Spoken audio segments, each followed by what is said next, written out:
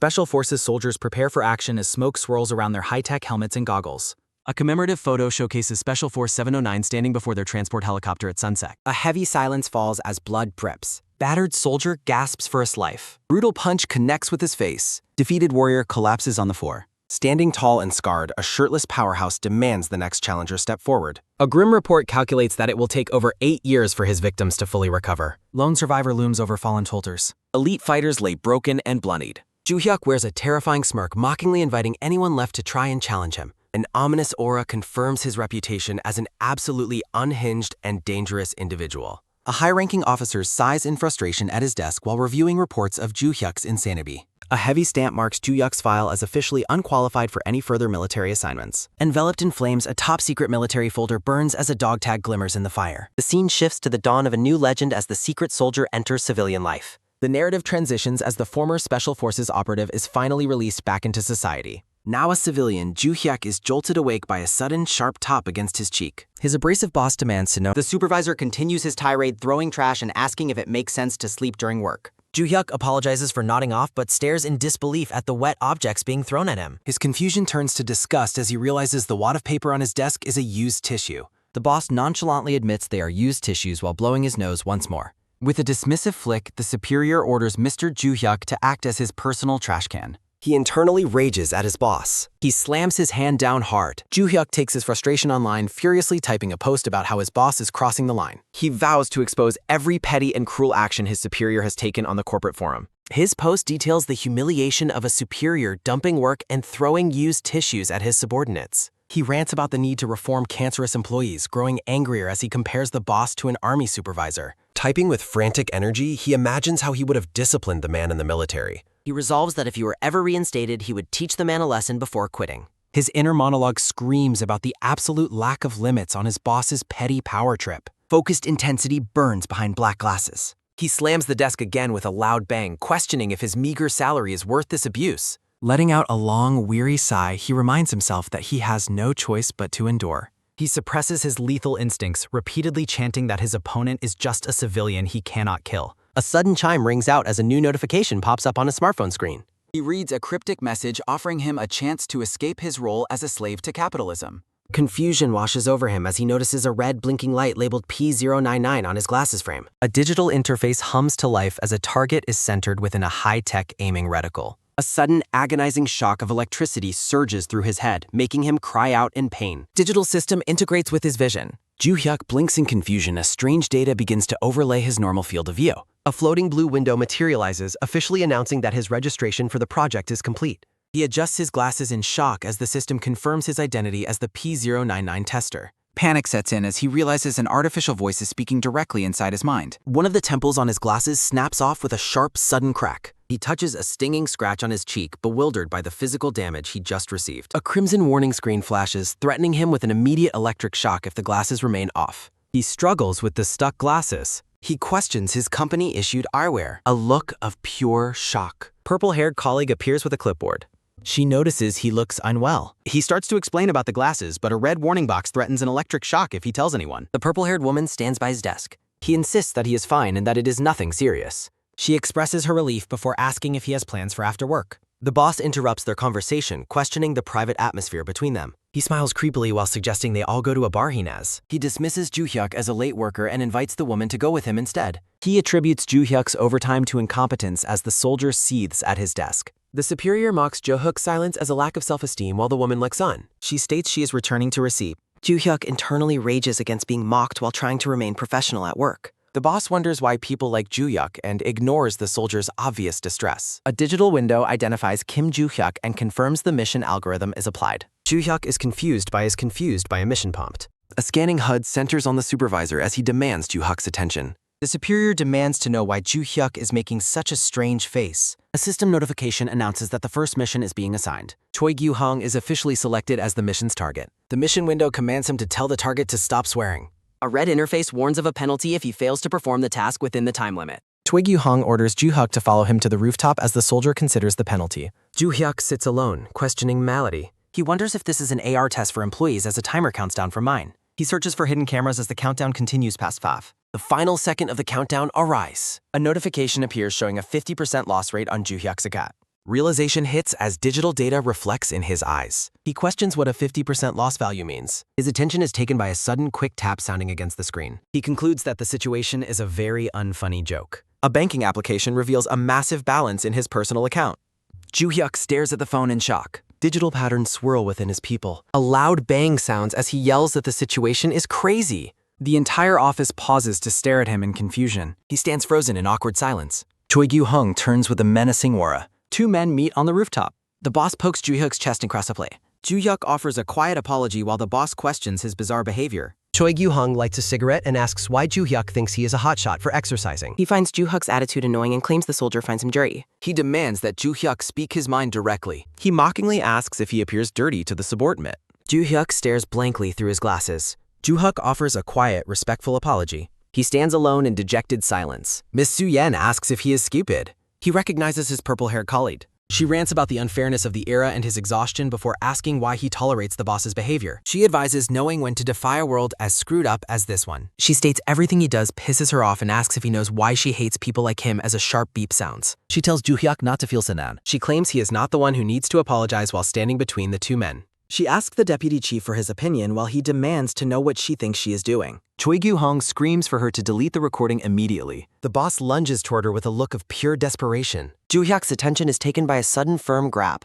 Joo-hyuk catches his arm as the boss is stunned, and he tells the pair that they must have lost their minds. The superior demands to be released immediately. The system detects the target's aggressive words and managers. Joo-hyuk tightens his grip as the mission is assigned. A mission window orders an Adam's apple strike. He warns that despite his patience, he has his limits. An intense, predatory gaze burns behind his onzas. The boss struggles against his grip with a sharp brink. The superior demands to know if he can handle the consequences. Joo-hyuk easily deflects the desperate punch with a firm thud. Joo-hyuk prepares a precise, lethal counterstrike. A heavy blow connects directly with the target's throat. Choi Gyu-hung gasps in sudden, agonizing pain. Joo-hyuk mutters a quiet, frustrated plea. The supervisor collapses with a heavy crash. Joo-hyuk asks Miss Su-yen for a favor while she asks for clarification on what he means. A blue aura confirms the mission is accomplished. Digital numbers signify a massive profit added to his assets. He realizes how the system works. The boss coughs and asks if he's insane for hitting his superior. A new level 2 mission begins immediately. He is commanded to knock out the target. Joo-hyuk looms over his fallen superior. He rolls up his sleeves with a terrifying smirk. The boss rages from the floor. He lunges forward for one final, desperate attack. Joo-hyuk moves with blinding, effortless speed. A terrifyingly gleeful expression splits his face. He delivers a crushing blow amidst an orange flare. He catches the boss in a firm chokehold. Joo-hyuk tightens the brutal grip as his victim struggles. The boss gasps as he begins losing consciousness. Joo-hyuk slams the man down hard. The soldier stands victoriously over his fallen victim. Golden coins signify a massive reward increase. Joo-hyuk stares in disbelief at the results. His digital assets continue to skyrocket upward. He smiles with intense anticipation, questioning if this is that. Tan shoes stand on floorboards. An interviewer asks if they can hear about his job application ambitions. He confidently claims an exceptional ability to complete tasks as an individual who flawlessly finishes everything assigned. He adjusts his tie while grinning, questioning if this is reality. A system window rewards him with a 35% bonus for revealing a team leader's wick. He is tasked with sprinkling soda on a director's orchid for a 36% reward. High-value prompts offer bonuses for staying overnight in the CEO's office and exposing a deputy manager's affair. Massive digital profits surge upward mopably. A sinister grin spreads across his face. A bank balance displays hundreds of millions. Golden currency notes float through the air. Joo-hyuk celebrates his sudden wealth. He laughs triumphantly on the rooftop. He is overwhelmed with manic joy. A drone hums loudly as it approaches. A small object drops from the BEF. He catches a black box with a sharp thud as a notification announces he passed the test. He questions the meaning of passing the test. He opens the box to find a golden loan ticket. A system notification announces that test passers will proceed to the main mission. He is ordered to gather 1 billion won within 7 days as he cries out in shock. A drone wears a terrifying mask. A red interface warns that all money will be refat. He sits dejected on his desk. He checks his phone and sees a notification stating they are short by 420 million. He wonders about the nature of the ticket. The back of the ticket explains it allows a loan of 100 million per use. He ponders the possibility of a lump. Frustrated by the lack of information, he admits he has no idea what the mission is about. He wonders if his company really manufactured his glasses while trying to identify their origin. He realizes there is no one to ask for help as he notices a colleague nearby. The colleague tries to sneak away. Joo-hyuk calls out to a manager as a sudden flare of energy signals his presence. The manager stops dead in his tracks. Joo Hyuk asks if the man just avoided his eyes, demanding he come closer immediately. The manager trembles, wondering if it is too late to pretend he didn't hear after avoiding Joo Hyuk recently. Joo Hyuk suddenly looms over the terrified man, causing him to scream as he announces he has a question. He covers the man's mouth with a firm grab as the manager makes muffled sounds. He orders the manager to answer his question quietly. He places a finger to his lips and asks if the man knows about the company's custom-made glosses. He asks if the man hasn't heard of them as the manager shakes his head frantically. Joo Hyuk activates his lie detector. The manager frantically insists that he really does not know anything. Joo Hyuk asks if he has ever seen similar glasses at the company. The man says no, leading Joo Hyuk to realize he was tricked into believing the company provided them. His attention is caught by a sudden chime. A wide grin splits his face as he decides he should leave work early today. A mission notification announces a game starting in 30 minutes with a 300 million reward. He sprints out of the office. Joo Hyuk announces he has something to attend to and tells his superior to handle the remaining work while the brown-haired boss protests that he already has plans for the day. Choi Gyu-hong threatens Joo Hyuk with overtime to avoid a physical strike, but the subordinate has already left as the boss cries out in frustration, calling the man a devil. The scene transitions to a massive quiet construction site under a dark, starry night sky. Tan shoes walk steadily across the cold concrete ground. Joo Hyuk stands in the middle of the site, questioning if he has arrived at the correct location. He adjusts his glasses and confirms this is the place indicated by his head.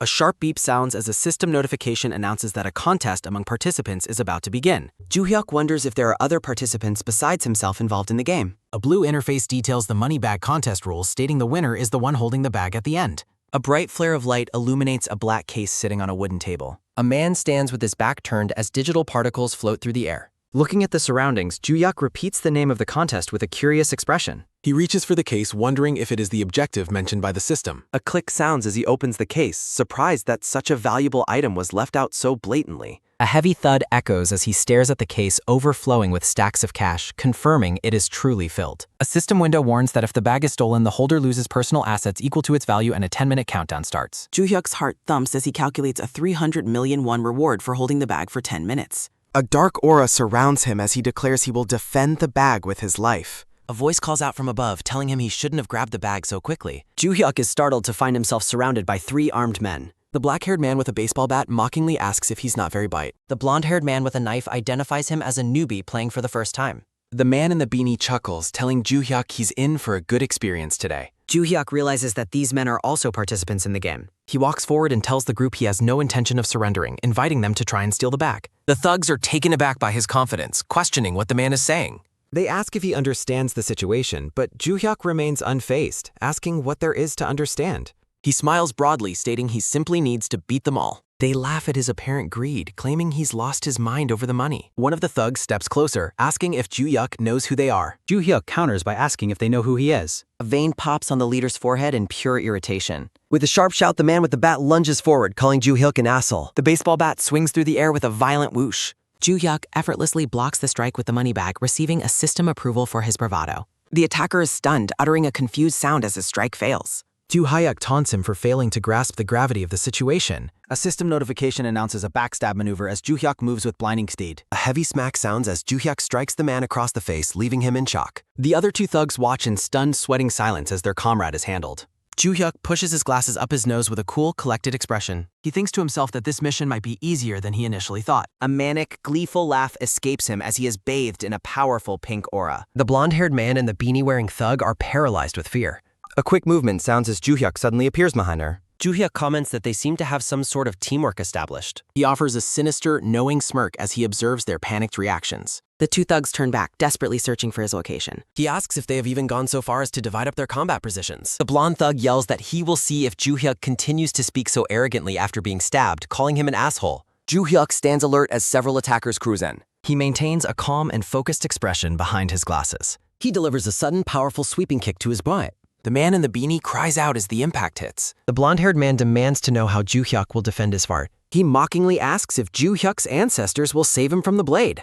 The attacker screams for him to die while lunging forward.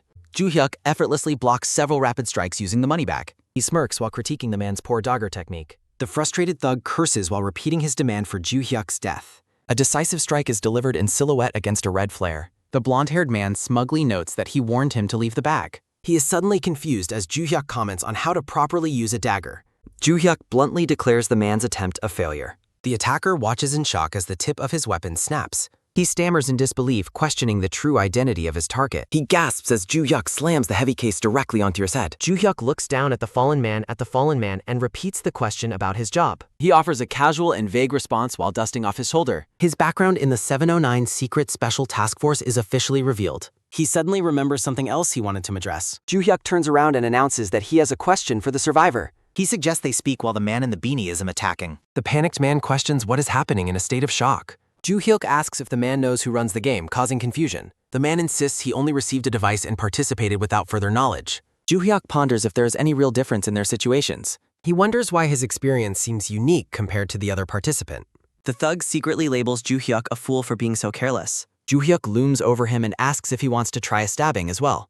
The man frantically denies his intent while Ju-hyuk mocks his hesitation. He promises to deliver a hit to the man anyway. Ju-hyuk prepares a powerful overhead swing with a heavy back. He delivers a crushing blow that leaves the man reeling. Ju-hyuk stands over the fallen men and calls them far too weak. He is suddenly alerted to a new presence nearby. The blonde-haired man screams about unfairness as a massive penalty is announced. He protests the rules as his debt reaches the 1 billion won limit. He begs for mercy as his wrist device begins to glow red. Ju-hyuk asks for an explanation of the strange events unfolding. The man groans and stumbles while clutching his head in agony. A strange and terrifying physical transformation begins to affect the man. He desperately whispers a plea for someone to save him. The man collapses lifelessly onto the cold concrete floor. Ju-hyuk suspects that this is a violent reaction to a drug. He worries that his own glasses might contain the same technology. He panics while realizing they prepared for every possible situation. A person blinded by money. A masked figure dragging a sack claims that everyone is the same. The newcomer menacingly declares that there is no way out now. The white-haired masked man explains that participants will either become incredibly rich or face a far darker fate. Completing the thought, the black-haired masked man warns they might lose everything, stating there is no other option.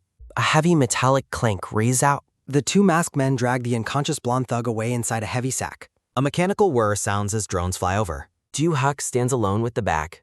Drone screens monitor Ju-hyuk's movements laugh. A system notification announces collecting P016 and dispatching P0117. The system confirms the player's bankruptcy. Ju-hyuk adjusts his glasses, wondering why the tasks felt easy and if the difficulty is about to spike. Hostile participants surround the solo man. A red window details 48 participants for the scramble, leading Ju-hyuk to comment that it seems like a lot. Silhouetted thugs hem Jumakin. A loud mechanical whir echoes nearby. The red timer counts down steadily. A tiger stalks through this now. A fierce, rumbling growl escapes the predator. Wolves gather on the snowy peak. Ju-hyuk offers a sharp grin, noting that things have certainly taken an interesting turn. Ju-hyuk walks toward his cross. Enveloped in a powerful purple aura, Ju-hyuk exclaims that it has been quite a while since his last warm-up. A nearby participant shouts that defeating Ju-hyuk is worth a reward of 300 million won. A quick flash sounds as the mob rushes forward while yelling to grab him. Ju-hyuk looks down with a manic glare, asking the thugs if they truly want to catch him. A sharp snap sounds as Ju-hyuk tightens his grip on the black briefcase. Several blunt smacks sound as he swings the heavy briefcase with overwhelming force. Another crushing thud sounds as the corner of the case impacts an opponent's head.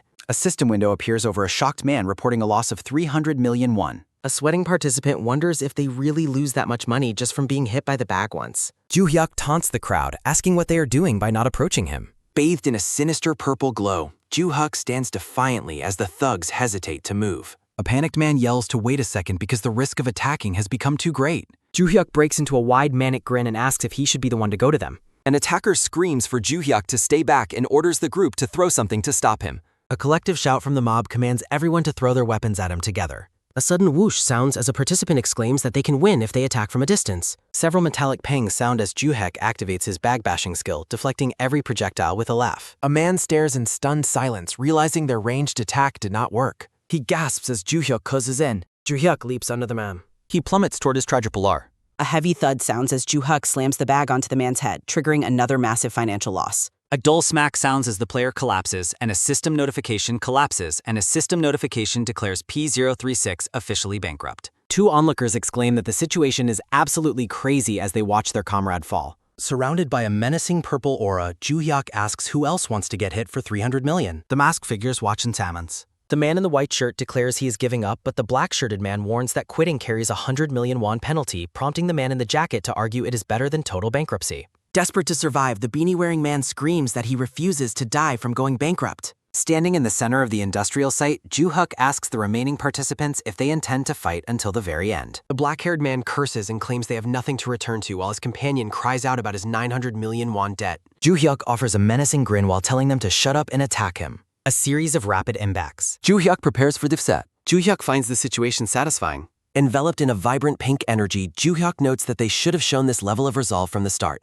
A sinister, toothy smile spreads. A powerful blow connects as an opponent lets out a pained scream of Quarka! A drone monitors the violent struggle. The white-haired masked man listens as another agonized "Arg!" rings out. A defeated participant gasps a final, choking "Kaok" as he falls. Ju-hyuk stands victoriously over the bloody heap of participants while holding one by the hair. The mission timer hits 0. A system window confirms mission success and the acquisition of 300 million won. Ju-hyuk smiles happily while suggesting he can easily replace whatever was damaged. The system announces that the winner has been decided and orders all other participants to leave. Ju-hyuk shoulders his hidey pies. Leaving behind a trail of blood and broken men, Ju-hyuk walks away from the fight. A shoe steps through the carnage. A mysterious woman observes the departure. Watching from the shadows, the dark-haired woman predicts that the participant will not last much longer. She turns to her companion and asks for his opinion on the matter. The silhouetted man agrees that while Ju-hyuk is talented, he attracts far too much attention to himself. Hostile, glowing red eyes watch from the darkness as Ju-hyuk walks away.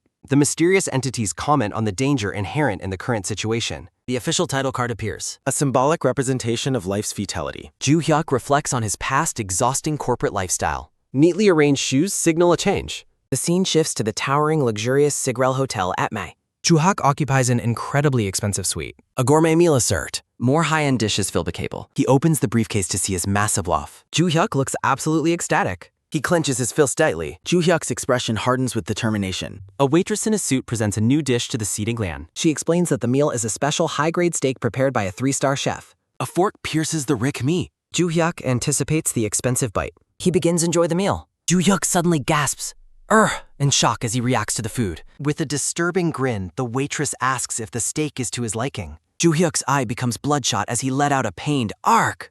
Despite his physical distress, Ju-hyuk drools and exclaims that the food is incredibly delicious. The woman pulls off her wig. The short-haired woman declares that he is truly reckless. The man with glasses casually greets them all heater. Surprised by his lack of reaction, she asks if he is really a participant and how he can be so careless. He claims to have known from the beginning, leaving the woman confused. He looks back and asks if the other person is there as well. The man asks if he intentionally allowed them to follow him. The gray-haired man finds it interesting that he already knew everything. While dining, the man explains they didn't seem dangerous despite following him. He admits he needed someone to answer his questions about the missions.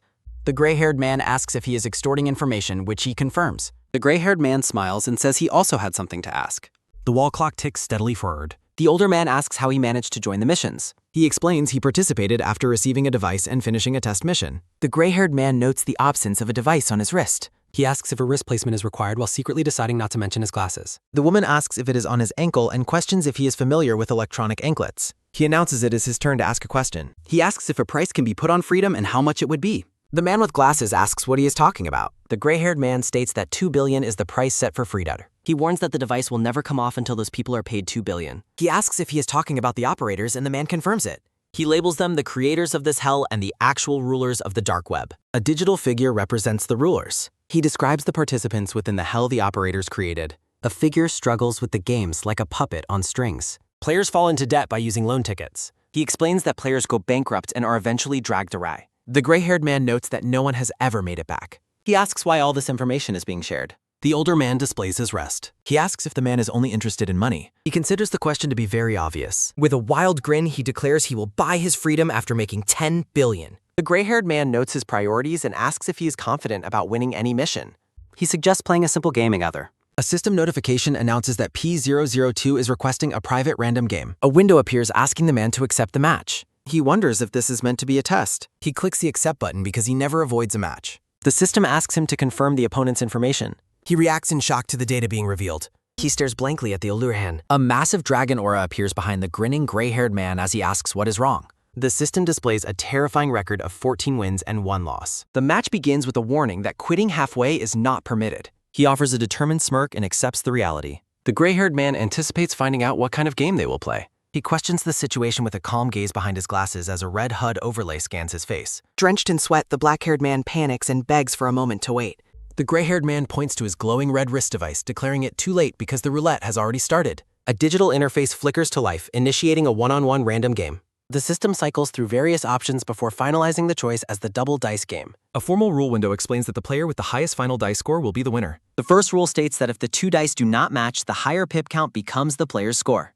The second rule explains that matching dice are multiplied together to calculate a much higher final score. A special final rule declares that any player rolling a 1 and a 6 will achieve an automatic victory. A heavy briefcase clicks open to reveal neat stacks of colored betting chips, dice, and cups. The short-haired woman explains that each chip is worth 10 million won and both players start with 88 chips. The gray-haired man appreciates the game's simplicity, explaining that white dice are revealed immediately while black dice stay hidden until after betting. The man in glasses asks if the game is purely based on luck, which the older man confirms. Noting his opponent's unnerving calm, the gray-haired man asks if he is truly confident in his luck. A wide, knowing smirk spreads across the face of the man with glasses. Recalling a moment of intense shock, the black-haired man tells his opponent to see his luck for himself. He remembers a lifetime of failure, including guessing poorly during exams and never getting a single lottery number right. He reflects on how he has never once benefited from luck throughout his entire life. A close-up on his eye captures his realization that his current massive fortune was not a result of natural luck. He wonders if his fortune will hold now that his circumstances have changed. Sitting across the table, the gray-haired man asks if his opponent is finally ready to begin.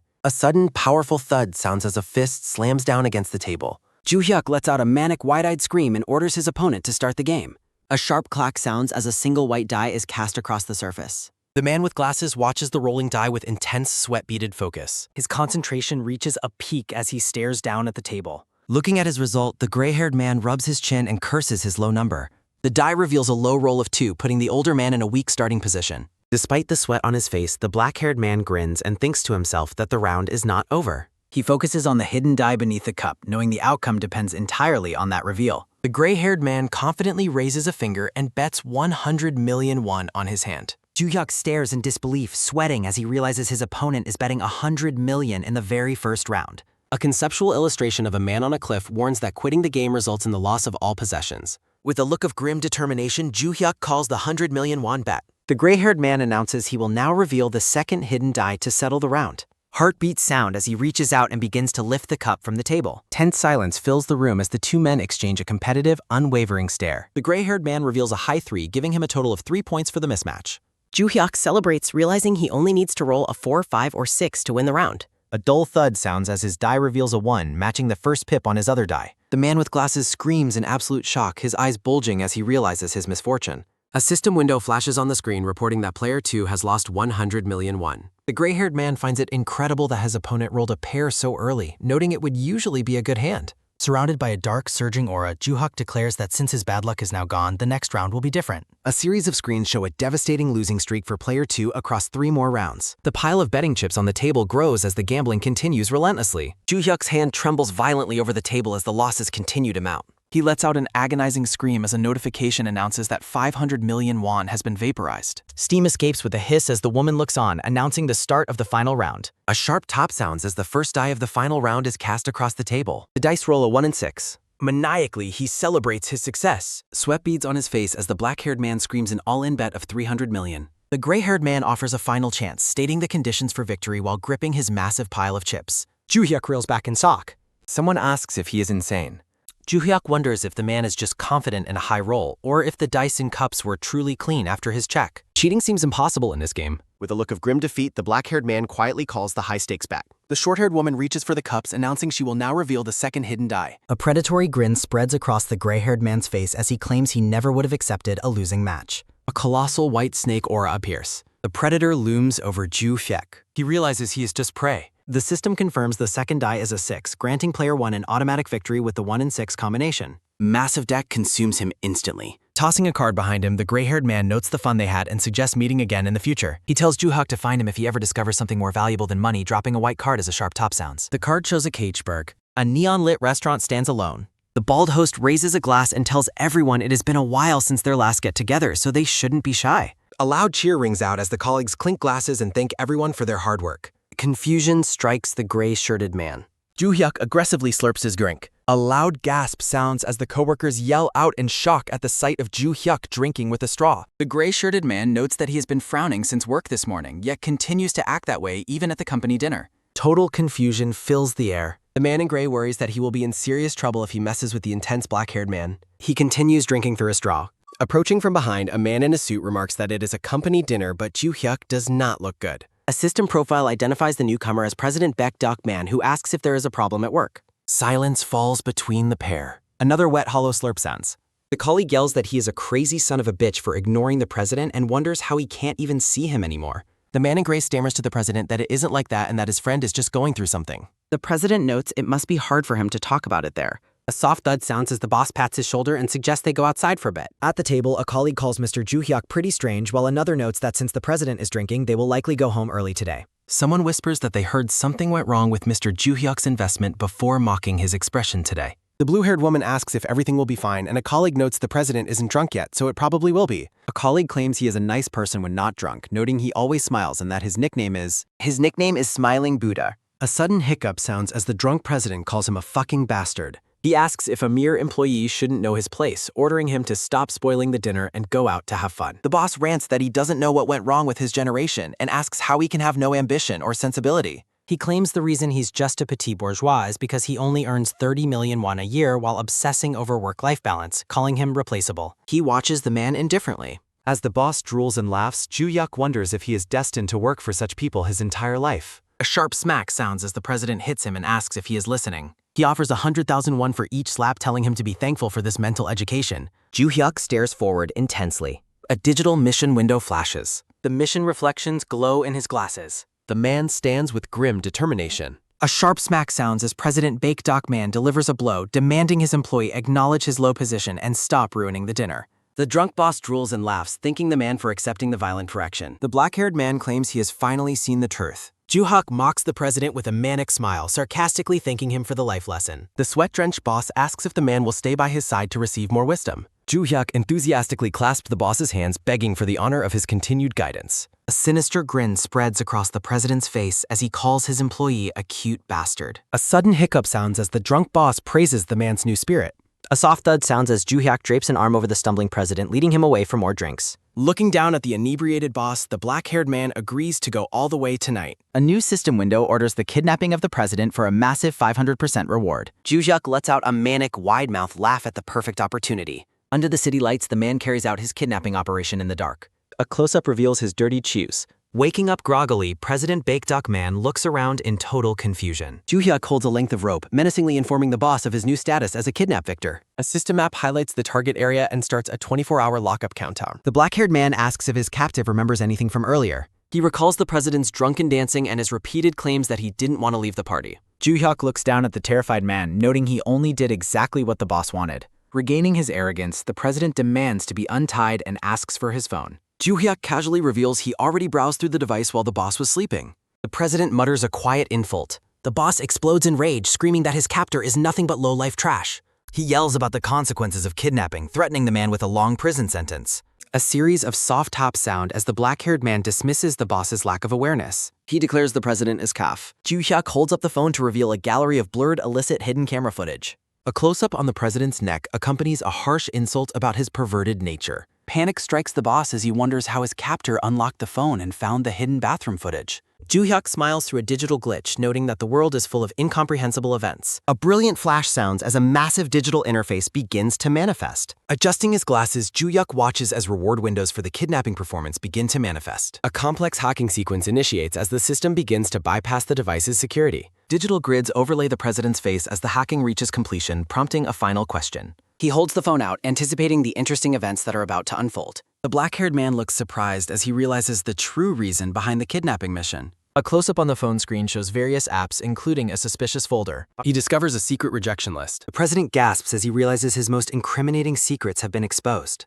Joo-hyuk looks down with a cold expression, preparing to ask one more question. He stares intensely and asks what the boss truly thinks about the value of a company employee. A predator's grin returns to the boss's face as he claims that dogs must always obey their masters. The president rants about how employees are destined for the bottom, claiming he was generous to even give them a chance. A sharp, loud crack sounds as the black-haired man crushes the smartphone in his bare hand. Joo-hyuk stares forward with cold mancini. A low chuckle escapes President Baekduk Man, who smugly asks if his employee is committing a crime and warns against making threats. A sudden, sharp grasp sounds as Joo Hyuk grabs the boss by the face, offering to pay 100,000 won for every slap he delivers. Winding up his hand, the black-haired man suggests that the victim should view this as part of his mental training. Panic consumes the boss as he screams a warning for the man not to dare touch a single hair on his head. A loud, echoing smack sounds as Joo Hyuk delivers a powerful blow with a manic expression. With a heavy crash, the chair topples over, sending the bound boss sprawling onto the hard floor. The battered face of the president lies pressed against the ground. Joo Hyuk questions whether having a little money actually grants someone the right to act with such arrogance. Standing over his fallen superior, the man in glasses asks if the boss finally admits he was at fault. A dull tap sounds as Joo Hyuk lifts the man's head, prompting the terrified president to beg for mercy and ask for his captor's goal, while Joo Hyuk begins to tell him he may not know the truth.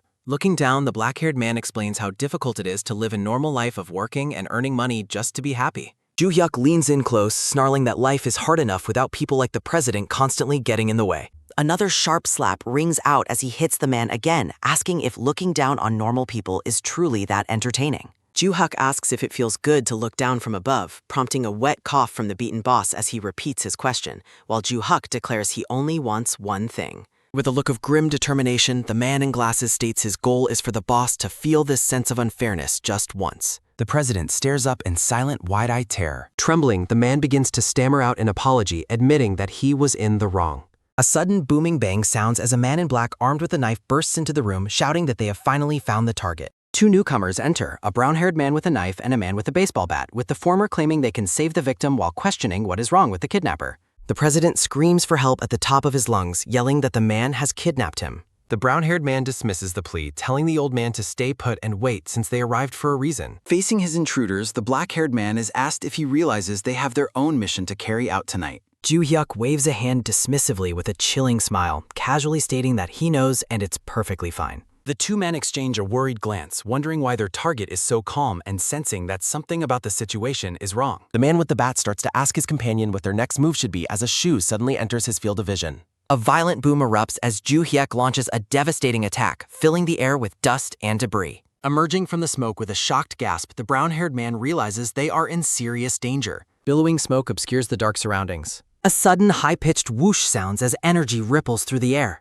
Glowing with a purple aura, Joo Hyuk strikes with supernatural speed, catching the intruder off guard. A series of quick taps sound as the black-haired man strikes the brown-haired man's forehead, causing him to cry out in pain. Moving like a blur, Joo Hyuk disarms the knife wielder and lands a flurry of blows that leave the intruders reeling in confusion. Within a mere 2 seconds, the black-haired man stands victorious over the unconscious forms of the two intruders as a heavy thump sounds. Sweating profusely, the president watches the display of violence with absolute horror. Letting out a manic laugh, Joo Hyuk delivers a final, bone-shattering crack to the man with the bat. The bound boss desperately curses his situation, realizing he needs to escape but finding the ropes too strong.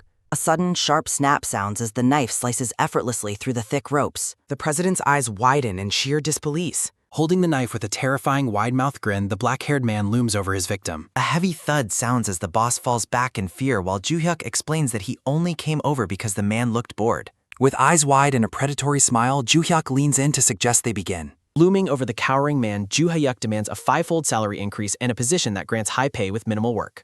A heavy rhythmic thud echoes as Joo Hyuk takes a slow, deliberate step toward the president. Leaning down, the black-haired man tells the boss that everything changes starting from now. Manic laughter fills the room as Joo Hyuk celebrates his twisted victory. Outside, a cold night settles over the imposing walls of the prison. A heavy, echoing thud sounds from behind a reinforced metal door within the facility. A prison guard peers through the bars of a cell, telling the inmate to endure for just one more day as another thud sounds. Checking his glowing red mission watch, the smiling guard promises that soon they will be able to run wild to their heart's content. A new system window appears, ordering the kidnapping of a first-degree felon and other criminals for a massive reward of 500 million won. A sudden heavy bang sounds as a massive, bald prisoner in a white tank top stands before a shattered observation window. A soft, dull tap sounds as the masked prisoner turns his head, revealing blood staining his scalp as he stares at the destruction. He glares forward with a look of pure, unbridled rage and bloodlust. A red-bordered system notification announces that the punishment game is about to begin. The scene shifts to credits for the series, featuring the black-haired man laughing maniacally while clutching stacks of cash. The credits continue, emphasizing the high-stakes world of greed and money-making. Sunlight glints off the glass exterior of a massive corporate skyscraper under a clear blue sky. Stepping into the office, the brown-haired deputy chief Choi stops in his tracks as a coworker expresses utter shock. Seeking an explanation for the commotion, Choi is urged by a sweating employee to look toward the president's office. The brown-haired man looks on with a confused and skeptical expression, questioning the reason for the sudden chaos. A cold sweat breaks out on Choi's face as his eyes widen in total horror at what he sees. Sitting in a massive, ornate throne-like chair, Ju-hyuk offers a cheerful greeting to everyone in the room. Standing beside the desk, a statue of Lady Justice accompanies a narration explaining that the president has issued a sudden order. Surrounded by question marks, Choi stands in stunned silence as the narration reveals that Ju-hyuk has been promoted to a special position. Well, that is certainly one way to get a corner office with a view. The brown-haired man stares in disbelief, wondering what on earth his subordinate could have possibly done to earn this. Looking into the luxurious space, Choi realizes the black-haired man now has his own personal office as a manic laugh sounds from within. Ju-hyuk begins to sing, happily declaring that he is looking forward to their future work together. Leaning forward with his face in shadow, the black-haired man decides it is time to set the small talk aside. Adjusting his glasses, Ju-hyuk explains that the device has completely revolutionized his understanding of how to make money. Digital screens visualize his finances, showing a massive debt of 880 million won being wiped clean as money falls. The man in glasses revels in a storm of falling currency, celebrating his sudden fortune. A blue system prompt asks to confirm the use of a loan ticket, and the user selects the affirmative option. Holding his phone, Ju-hyuk notes that he has managed to earn a staggering 500 million won in a single day. A bead of sweat rolls down his face as a red digital glitch flickers over one lens of his glasses. A new main mission window appears, ordering the man to make 1 billion won in 7 days with only 1 day remaining on the timer. A creepy jester-faced puppet appears, warning that all earned amounts will be completely reset if he fails the billion won goal. Panic strikes Ju-hyuk as his teeth chatter and he screams that he cannot allow his account to be wiped out.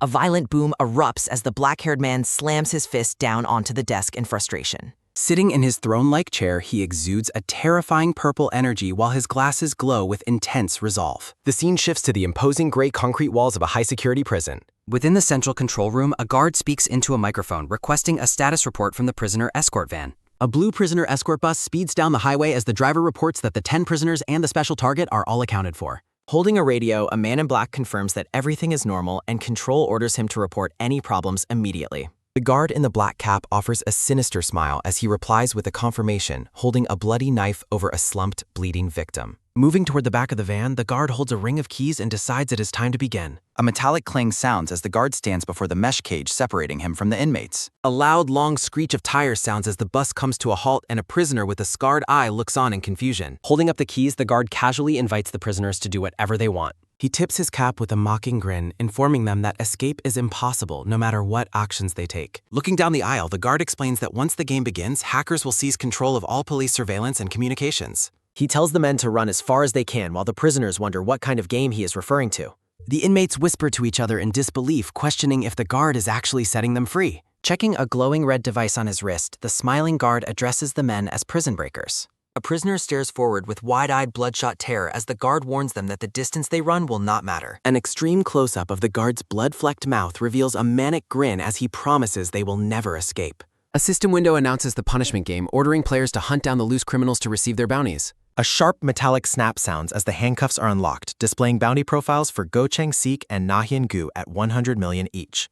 Other players with mission watches, including a woman with black hair and a man with a scarred face, smile in anticipation of the hunt. A final echoing snap rings out as the last set of shackles is removed, officially starting the hunt. A sudden, low click sounds as the scarred man scoffs at the situation. The bald man smiles menacingly as he decides to confront his target personally. The henchmen in blue jumpsuits smile with glowing red eyes while acknowledging their leader. One of the subordinates asks for their next course of action. The henchmen obey as the leader commands the group to prioritize retrieving the money they buried. The bald man clenches his fist while planning to contact a smuggling broker and flee Korea once the cash is secured. A blue bus drives along a forested highway at night. A black surveillance drone flies out of the scene. A tracking device on a man's wrist displays a map while he questions the destination of the targets. Two men in hoodies observe the targets, noting that a quiet environment will benefit their plan. A sudden, sharp click sounds as the hunter prepares his harpoon weapon. The hunter urges his team to move quickly before other participants can steal their kills. He notes that there are very few targets remaining for them time. A full moon hangs in the sky as 4 hours pass since the start of the punishment game. Silence falls over the dark countryside road as tension builds. The hunter screams for the running man to halt immediately. He fires his harpoon gun toward the fleeing target. A sudden sharp arg sounds as the harpoon pierces the man's leg. A sudden agonizing groan sounds as the victim collapses while the hunter calls him a crybaby. The hunter mocks the man on the ground, telling him he should have lived a better life. The hunter chuckles and suggests that picking off targets individually will keep the lookouts unaware. A red-haired man with a facial scar smirks, remarking that he was also secretly catching people one by one. He laughs at the hunter's persistence while grabbing his arm. The hunter is caught in a cold sweat of shock and confusion. The red-haired man demands to know who they are while the hunter desperately begs him to wait. The red-haired man shouts a final aggressive insult. He slashes the hunter down with a swift glow. A scarecrow stands alone in a field during the silent night. A severed hand lies abandoned on the dirt road. The red-haired man reports that he cleared out the nearby pests and mentions that Keechal was ambushed while on lookout duty. A bound prisoner fearfully asks how many people have been killed so far. The bald leader seizes the prisoner's head and dismisses his question. The prisoner realizes the true nature of those being hunted. He begins to state that the victims were the participants. The bald leader smirks and admits that keeping count of the deaths became too annoying for him. The prisoner collapses to the ground, dead and bloodied. The bald leader and his red-haired partner stand over a pile of mangled corpses. A sudden moment of shock and realization strikes the observers. The bald leader dismisses the carnage as they move on to their next objective. He stands confidently among the dead as the group continues their work. Several henchmen use shovels to dig deep holes in the dark field.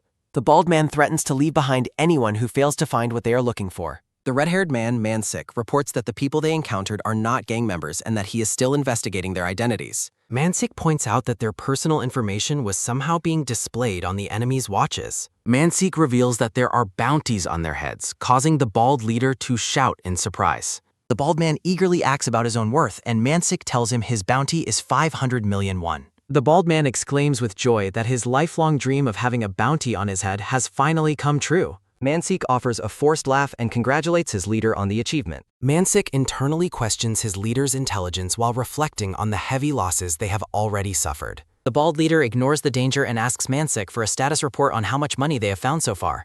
The man with reddish-brown hair reports finding 1.5 billion won, while his black-haired companion in the blue jumpsuit asks how many bundles remain. Buckets originally meant for paint are now stuffed to the brim with stacks of 50,000 won bills. Staring into a bloody red haze, the reddish-brown-haired man realizes the haul is even larger than he expected. Wearing a devious smirk, the inmate realizes he can earn a fortune just by taking advantage of a certain monster. Manic laughter echoes through the night air as a sudden, loud "coo-ha-ha-ha" sounds from this celebratory man.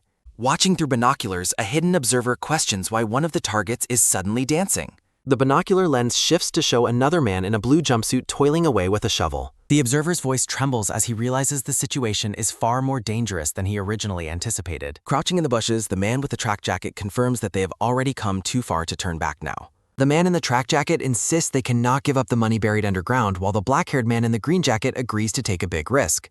Looking down at his glowing mission watch, the man in the brown cardigan expresses deep moral doubt about hunting humans like prey. A sudden, violent snap sounds as the man in the green jacket grabs the doubter's collar, demanding to know if he saw their criminal records. Against a blood-red backdrop, the man in the green jacket argues that the targets aren't human and lists their multi-million won bounties. A quick, sharp tap sounds as the leader slaps his subordinate's chest, ordering him to stick to the plan since their lives are also on the line. A heavy metallic click rings out as the brown-haired man readies a crossbow, suggesting they pick off targets from a safe distance. The hunter continues explaining that the most efficient way to win is to keep their distance and catch the targets one by one. Suddenly, a manic-looking man in glasses and a vest appears behind them, chillingly stating that he cannot allow them to do that. A sudden, high-pitched "Arr!" sounds as the hunter screams in sheer terror at the intruder's presence. A heavy, sudden thud sounds as Juhyuk looms over the group, casually telling the three hunters that there is no need to be on guard. Juhyuk maintains a terrifyingly calm expression while claiming to be just an ordinary office worker. I guess his business casual attire includes a tactical vest and a giant machete. Staring in stunned silence, the man in the green jacket repeats the intruder's ridiculous claim with utter disbelief. A sudden, sharp swish sounds as Juhyuk brandishes a massive machete, asking the group if they are also participants in the game. A soft metallic hiss sounds as the blade catches the light while the black-haired man claims to have a good plan for them. Reflecting his manic face in the steel of the blade, Juhyuk leans in with his tongue out to ask a terrifying question.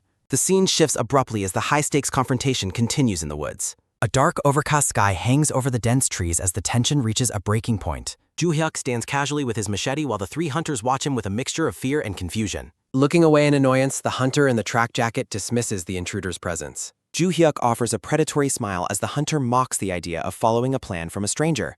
A sudden, heavy thud sounds as the brown-haired man aims his crossbow directly at Juhyuk, asking if they look like pushovers. The hunter issues a final ultimatum, ordering Ju-hyuk to leave before he counts to 3 or he will open fire. Ju-hyuk remains perfectly still, claiming he has already offered the best method while the hunter begins the count at 2. Screaming that Ju-hyuk should just die, the hunter reaches the count of 3 and pulls the trigger. A sudden, violent bang sounds as the crossbow bolt is launched through the air at high speed. Ju-hyuk's eyes widen slightly as he tracks the incoming projectile with supernatural focus. A sudden, sharp swish sounds as Ju-hyuk makes a blindingly fast movement to intercept the bolt. Shocked by a sudden movement, a large red question mark and exclamation point appear to mirror the hunter's confusion. The man in the green jacket and the man in the cardigan stare with wide-eyed horror at the impossible display of reflexes. A sudden, high-pitched gasp sounds as the man with the track jacket realizes his lethal shot has failed. A sudden, quick tap sounds as Ju-hyuk casually bats the flying bolt out of the air with his bare hand. Glancing at his hand, Ju-hyuk mocks the hunter by telling him he shouldn't have revealed exactly when he planned to shoot. Glowing with an intense purple aura, Ju-hyuk snaps the bolt in half and dismisses the group as mere amateurs.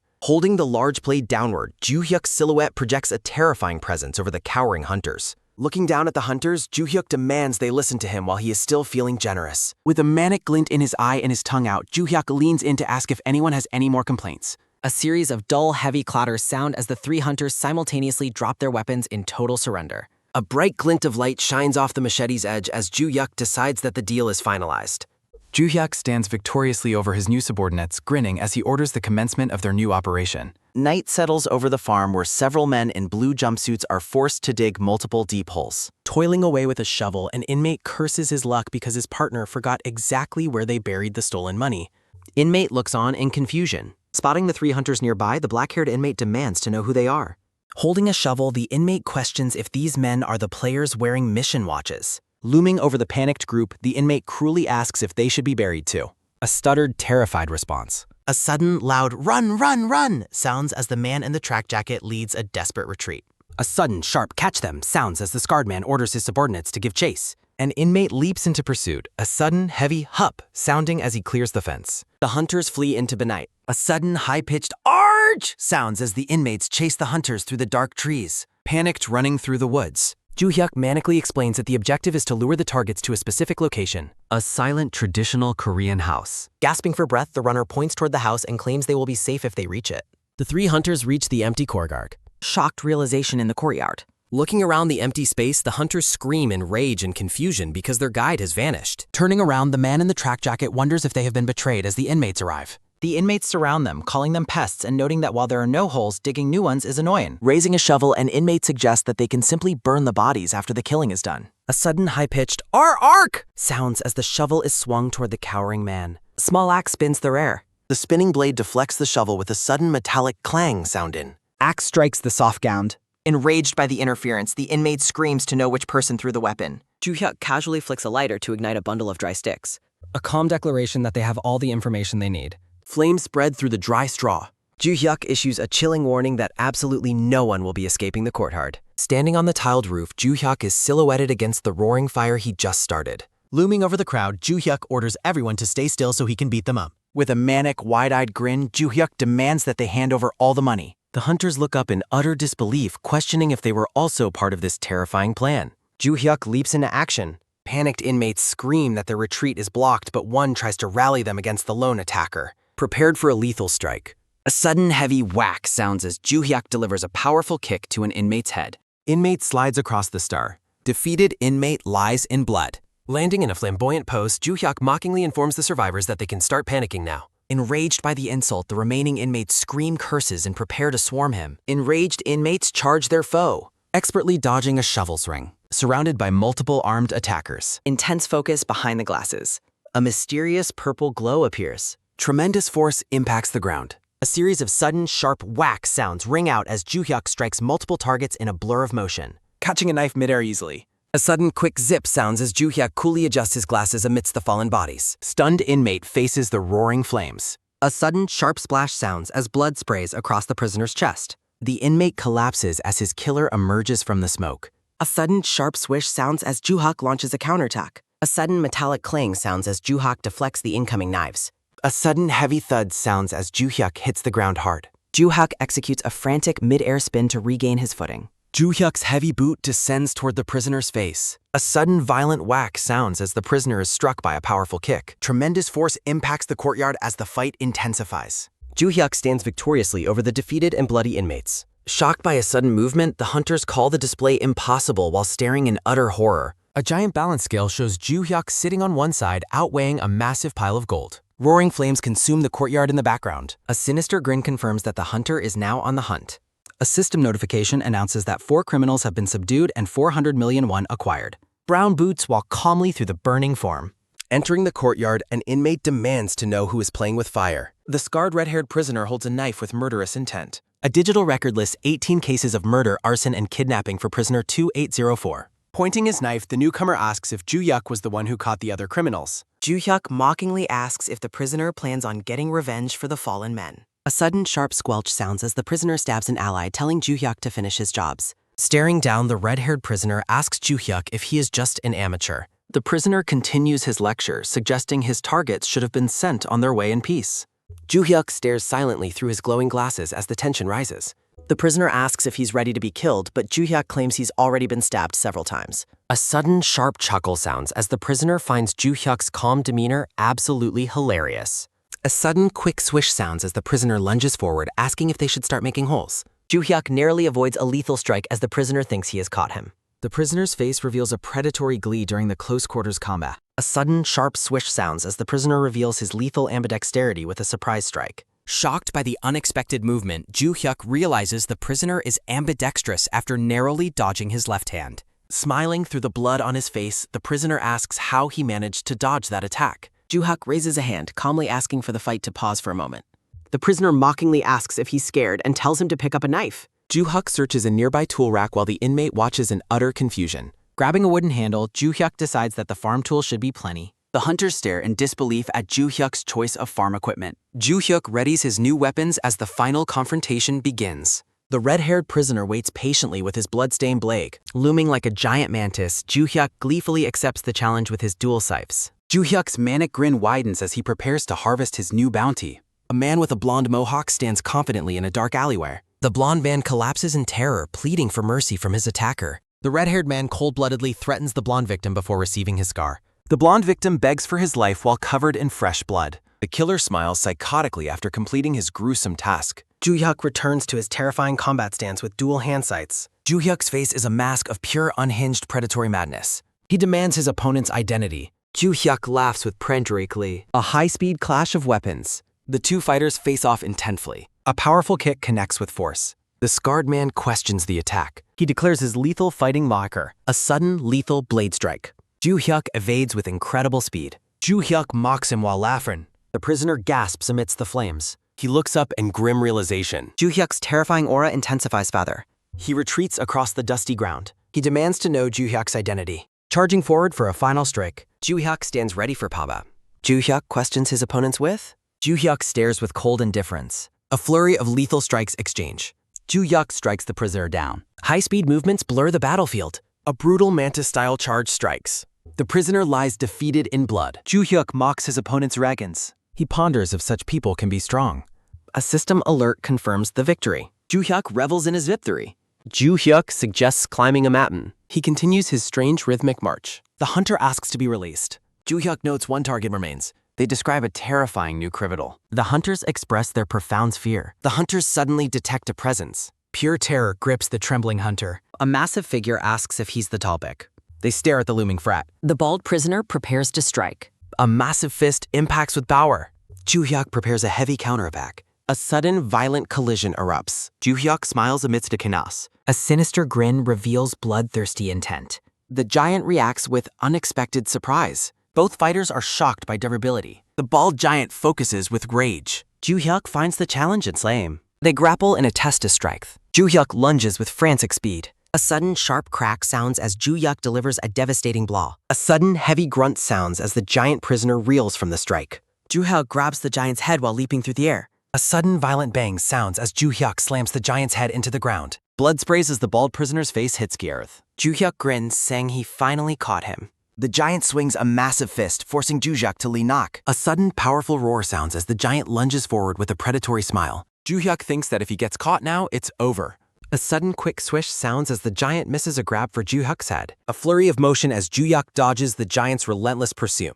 Ju Hyuk notes that as long as he avoids being caught, he can win. Beads of sweat roll down Ju Hyuk's focus face. A sudden low growl sounds as the giant braces himself, glowing with a strange white aura. The giant laughs psychotically as he prepares to charge. A sudden heavy crash sounds as the giant slams Ju-hyuk into the ground. Blood splatters from Ju-hyuk's mouth as he groans in pain. A sudden, sharp snap sounds as the giant lifts Ju-hyuk up by his waist. The giant laughs psychotically. A sudden, muffled grunt sounds as Ju-hyuk is crushed in a bear hug. Ju-hyuk grunts in pain while the giant mocks him, noting the weight difference makes catching him the end of the fight. The giant stares down with cold indifference, ordering Ju-hyuk to stop struggling. Ju-hyuk looks up at the giant's massive hand closing in. High levels of endorphins and adrenaline surge through Ju-hyuk's system. A series of sudden, sharp cracks sounds as Ju-hyuk twists the giant's neck, forcing a pained grab. The hunters stare in shock while Ju-hyuk offers a mock apology. Ju-hyuk claims his durability is because he is a bit special. Holding the giant by the throat, Ju-hyuk acknowledges the prisoner's own durability. Ju-hyuk grins maniacally and tells the prisoner to simply die. A sudden blinding flash sounds as Ju-hyuk prepares a finishing move. A sudden tremendous boom sounds as the giant's head is driven into the ground. The bald prisoner lies motionless, face down in a crater. A system notification confirms that criminal number 2804 has been subdued and 500 million won acquired. A drone hovers over the clearing where Ju-hyuk stands over the fallen prisoner. A system notification announces that all criminal hunting is officially completed. Ju-hyuk sighs, noting that his muscles will be sore again. Standing amidst the rubble, Ju-hyuk remarks that this reminds him of the old days. The hunters watch in disbelief, shocked that Ju-hyuk overwhelmed the weight difference with pure strength. A sudden low whisper sounds as the hunters begin plotting in secret. A sudden low whisper sounds as the hunters decide to take the buried money for themselves since Ju-hyuk doesn't know about it. The hunters approach Ju-hyuk with fake praise, asking him to leave the rest of the work to them. Ju-hyuk stares back silently, questioning their sudden offer to take over. A sudden sharp gulp sounds as the hunters wait nervously for his response. A sudden quick thwack sounds as a tranquilizer dart strikes Ju-hyuk's neck just as he begins to agree. Ju-hyuk looks down at the dart in shock, realizing it's a tranquilizer gun. A sudden quick zip sounds as 2 more darts strike the hunters in their necks. A sudden heavy thud sounds as the 3 hunters collapse to the ground simultaneously. Ju-hyuk quickly initiates a player scan as the drug begins to take effect. A sudden steady top sounds as a mysterious figure in white shoes approaches. A system notification reveals access denied as a masked man holding a handgun looms over them. Information scanning is strictly prohibited. Ju-hyuk demands the intruder's identity. A sudden heavy rattle sounds as silver chains coil around a massive hand. A colossal figure looms over the fallen Ju-hyuk. The masked man in the blue coat watches the scene from above. He promises that answers will be revealed later. The masked group retreats into the misty darkness. Ju-hyuk loses consciousness as blood drips from his mouth. A sudden heavy thud sounds as Ju-hyuk collapses onto the dusty ground. The masked man claims he is looking for something. Darkness takes hold as Ju-hyuk lies paralyzed. The system begins a high-speed data reorganization. A system notification registers Ju-hyuk in the rankings with a total asset value of 1.7 billion won. A brief transition reveals the project's contributors. Roaring flames consume the hallway of a desolate prison. A lone figure in yellow prisoner garb walks through the inferno. A sudden steady top sounds as bare soot-stained feet tread across the tile. The prisoner walks deeper into the smoke-filled corner. A boy with messy hair and hollow eyes stares blankly ahead. Several ghastly spectral prisoners ask the boy why he chose to run away by himself. Haunted by the voices, the boy's eyes glow with a faint pink light as he cries. A sudden, sharp gasp sounds as Ju-hyuk's eyes snap open. Bolting upright in his bed, Ju-hyuk wonders how he managed to return home. He notes that his memories of the encounter have been cut off. He recalls the brutal defeat of the giant and the moment the tranquilizer struck his neck. A digital glitch reveals a lingering image of the Omega masked man. A sudden, sharp throb sounds as Ju-hyuk groans, clutching his splitting head in agony. Hearing a voice, he wonders if the sounds are coming from his television. A news broadcast announces that all death row inmates are believed to have perished in a convoy bus fire. Ju-hyuk realizes that those responsible view cleaning up evidence as a simple task. He commands the system to check his account details. A system notification confirms his total assets are 1.7 billion won, proving the money is secure. Ju-hyuk commands the system to display his main mission status. A system notification declares his mission to collect 1 billion won a success, though future difficulty will increase alongside the rewards. A sudden, low sigh sounds as Ju-hyuk wonders if the situation truly ended without further issues. His fingers brush against a strange object on the back of his neck. Ju-hyuk stares in shock at the black device, questioning what it could be. A system notification detects a mission bomb and orders him to complete 5 chained missions for a mysterious reward. He discovers a mocking smiley face symbol on the device. A tiny, lethal explosive remains latched onto his skin. A system notification sets a 30-minute time limit for his first task alongside coworker Y. The scene shifts to a massive office skyscraper under a clear sky. A hand holds a cup of iced coffee outside the building. The blonde man relishes how great it was ordering Joo-hyuk to get his coffee, complaining that buying it himself is bothersome and considering teaching him another lesson about workplace hierarchy. A sudden rapid patter sounds as the man hears a strange noise and expresses confusion. A sudden heavy stomp sounds as Joo-hyuk sprints at full speed with a desperate, wide-eyed expression. A sudden quick zoom sounds as Joo-hyuk blurs past his coworker like a human bullet. The blonde man stands frozen in total disbelief as the coffee splashes. Watching Joo-hyuk vanish, the coworker laughs nervously and assumes he must have some incredibly urgent business to attend to. Quiet returns to the office corner. A sudden, steady tap sounds as Soo-yeon focuses intently on her computer work. Her eye widens in surprise as she notices something unexpected. Joo-hyuk suddenly leans over her desk with a wide, unsettling grin, wishing her a good morning and calling her name. Soo-yeon jumps back in her chair, shouting out Joo-hyuk's name in total shock. Joo-hyuk stands there sweating while Soo-yeon asks if something is wrong. Joo-hyuk realizes Soo-yeon is the coworker designated as Y and nervously claims he has an important job to do. Soo-yeon looks skeptical and asks what this important job related to her could be. A system notification appears setting a new mission to keep coworker Y within 3 meters for 6 hours. Joo-hyuk lies to her claiming he's been assigned to help with her heavy workload. He sweats while thinking about acting as natural as possible to complete his goal. Joo-hyuk tells Soo-yeon she should rest while Deputy Chief Choi takes over all of her responsibilities. Deputy Chief Choi looks stunned as Joo-hyuk announces he has arrived just in time. Joo-hyuk gives a creepy, sparkling wink as he asks the brown-haired man to help her. Deputy Chief Choi salutes with tears in his eyes, realizing his new promotion comes with a side of unpaid overtime. Joo-hyuk checks a chat with the president, whom he has blackmailed into providing bonuses and charity donations before declaring he will use the corporate card. Joo-hyuk flashes a sinister grin while holding the corporate card he stole from the president. Soo-yeon excitedly asks if she can choose their activities, and Joo-hyuk agrees as long as they stay together. Soo-yeon is visibly delighted by the unexpected break. The pair begins their day off with a peaceful picnic in a public park. A sudden, sharp crash sounds as Soo-yeon scores a strike at a bowling alley, shouting that ditching work makes the game more exciting. They continue their outing by visiting a quiet cinema together. Joo-hyuk eats popcorn while wondering if this counts as a date, noting the mission timer still has over an hour remaining. The scene shifts to an upscale dining establishment for their final stop. Soo-yeon beams with joy, comparing the day's fun to the time she ditched classes back in high school. She suddenly pauses, blushing as she asks if she went overboard with her excitement. Swirling her wine glass, Soo-yeon admits she has felt lost lately despite working so hard to live her life. She looks at Joo-hyuk and tells him she feels all right now because he took care of her today. With a warm, thankful smile, she expresses her genuine gratitude. Soo-yeon's eyes glaze over as she admits she is a bit tipsy and begins to confess a long-held feeling about Joo-hyuk. A system notification orders Joo-hyuk to make Soo-yeon laugh in under a minute, so he sticks 2 table knives in his mouth like tusks and calls himself a sea elephant. Soo-yeon stares back with a completely blank, stunned expression. She asks him what on earth he is doing while he maintains the ridiculous pose. A sudden, hearty laugh sounds as Soo-yeon bursts into giggles, asking if he is also drunk. The system confirms the mission is clear while Joo-hyuk reflects on his relief that the wine worked in his favor. Joo-hyuk grins manically as the bomb on the back of his neck glows with a bright light. A sudden, excited gasp sounds as Soo-yeon cheers for the arrival of the final course. The waiter holds a silver tray and announces they have prepared a special gift. The tray is revealed to contain a high-tech tracking device disguised as a watch. Joo-hyuk's face begins to glitch with digital static as he looks at the agam. A system notification orders Joo-hyuk to install the device on Soo-yeon and force her into the game within 1 hour. Soo-yeon marvels at the incredible smartwatch while Joo-hyuk looks on with a dark, troubled expression. Soo-yeon asks if the gift is truly for them, but Joo-hyuk tells her to wait. Joo-hyuk glares at the waiter and demands to know his true identity. Ghastly voices surround the waiter's shadowed face, commanding obedience and threatening death. Soo-yeon asks if something is wrong and if he is feeling all right. Joo-hyuk stands up from the table in the dimly lit restaurant. The 2 coworkers are depicted standing on opposite sides of a cosmic scale of justice. Joo-hyuk's face continues to glitch as he coldly claims that nothing is wrong. He looks down at his phone and tells her that he will see her home. The scene transitions to a quiet apartment building under the starry night sky. Soo-yeon lies fast asleep on her bed while the narration notes that she is now completely defenseless. Joo-hyuk stares forward with a cold, analytical gaze. Soo-yeon remains fast asleep, unaware of the impending danger. Joo-hyuk wonders what he is hesitating for as the weight of his situation sinks in. A system notification overlaying his vision promises that his secrets will be kept safe. A digital display identifies Joo-hyuk as participant 099. A mysterious voice claims to know Joo-hyuk will do whatever is necessary to survive and tells him there is no reason to be hypocritical. The voice mentions the masked man and observes that Joo-hyuk is just another participant living under the rules of capitalism. The system declares that humans are easy to control because they are the most selfish of animals.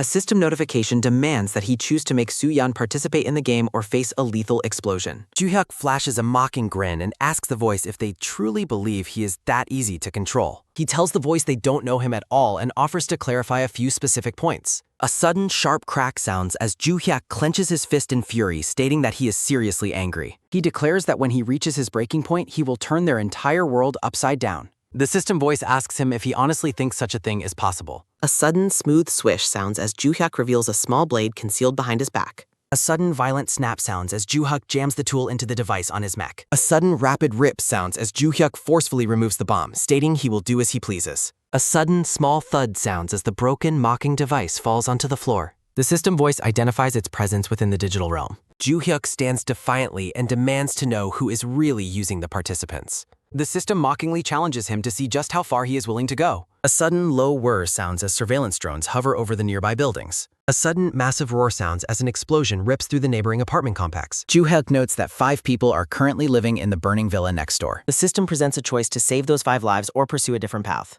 A digital map targets Soo-yeon's location with a lethal skull icon. A system notification issues a 30-minute mission to kill Soo-yeon at the villa for a 300 million won reward. Other participants receive an alternative objective to protect her life. Soo-yeon remains asleep as the system announces she is now the target of the participants. The Omega masked man watches from the shadows, anticipating the entertainment to follow. Joo-hyuk remains silent, his expression partially hidden by the darkness. A transition reveals the branding and details of the project's developers.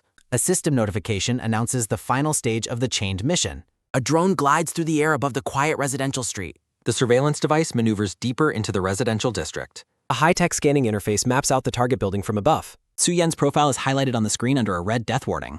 The system reiterates the mission to kill worker Y within 30 minutes for the multi-million won prize. Nearby participants check their devices, preparing for the next phase of the game. A system notification displays the conflicting order to protect Soo-yeon at all costs. The masked man demands that Joo-hyuk show them what he will do next. Joo-hyuk stares ahead with an intense, unwavering focus. The system voice notes the weight of the dilemma and tells him to think carefully before deciding. A sudden, smooth swish sounds as Joo-hyuk reaches for his smartphone to call for emergency services. A sudden, crackling buzz sounds as the screen glitches and the system declares that communication is impossible. The system mockingly reveals it has jammed all local signals, ensuring no help will come from the police or firefighters. Joo-hyuk mutters to himself, wondering if he must resort to an unconventional method. A sudden, deep inhale sounds as Joo-hyuk prepares to act. A sudden, earth-shaking shout sounds as Joo-hyuk screams fire at the top of his lungs to alert the neighbors. The system voice reacts with total shock and confusion at Joo-hyuk's unexpected move. Joo-hyuk screams fire with everything he has. The system voice tells Joo-hyuk to wait as he continues to shout. Local residents realize there is a fire and scramble to evacuate the premises. A sudden sharp gasp sounds as Soo-yeon wakes up in a complete panic. Joo-hyuk hurriedly pulls the blanket off Soo-yeon's bed to ease her.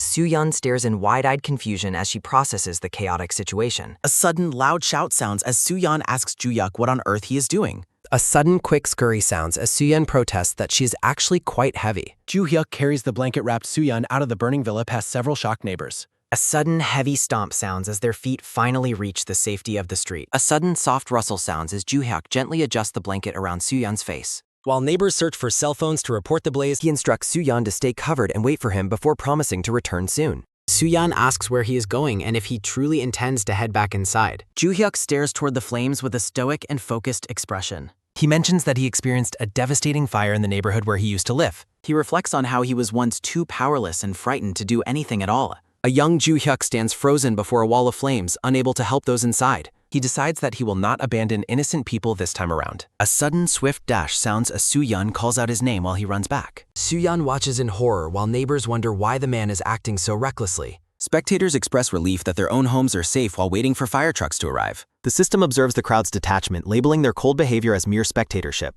People record the disaster on their phones, joking about whether they would risk their lives for money. A woman and man watch the unfolding tragedy with mixed anxiety and fascination. The raging inferno is reflected clearly in a witness's wide, stunned eye. The system ponders what happens if someone chooses a different path from the selfish crowd. A sudden, slow trudge sounds as footsteps emerge from the thick, black smoke. Joo-hyuk emerges from the villa carrying 4 unconscious survivors over his shoulders and arms. Soo-yeon gasps and covers her mouth as tears of relief stream down her face.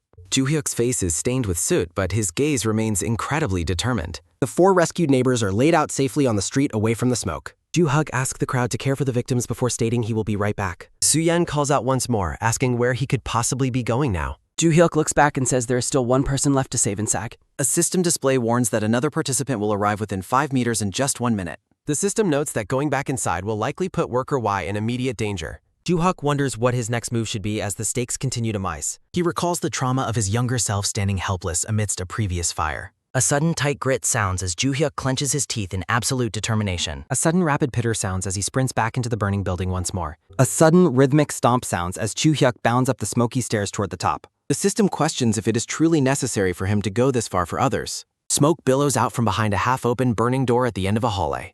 Joo-hyuk spots signs that someone was desperately trying to escape from within the room. A sudden, forceful kick sounds as he finds a victim while the system notes his rule-breaking choice. The Omega symbol appears as the system suggests Joo-hyuk must now face a penalty. The final victim lies motionless on the floor amidst the oppressive heat of the room. The system asks if he still intends to save the man while Joo-hyuk looks confused. A glitched system face offers Joo-hyuk 1 billion won to simply let the man die.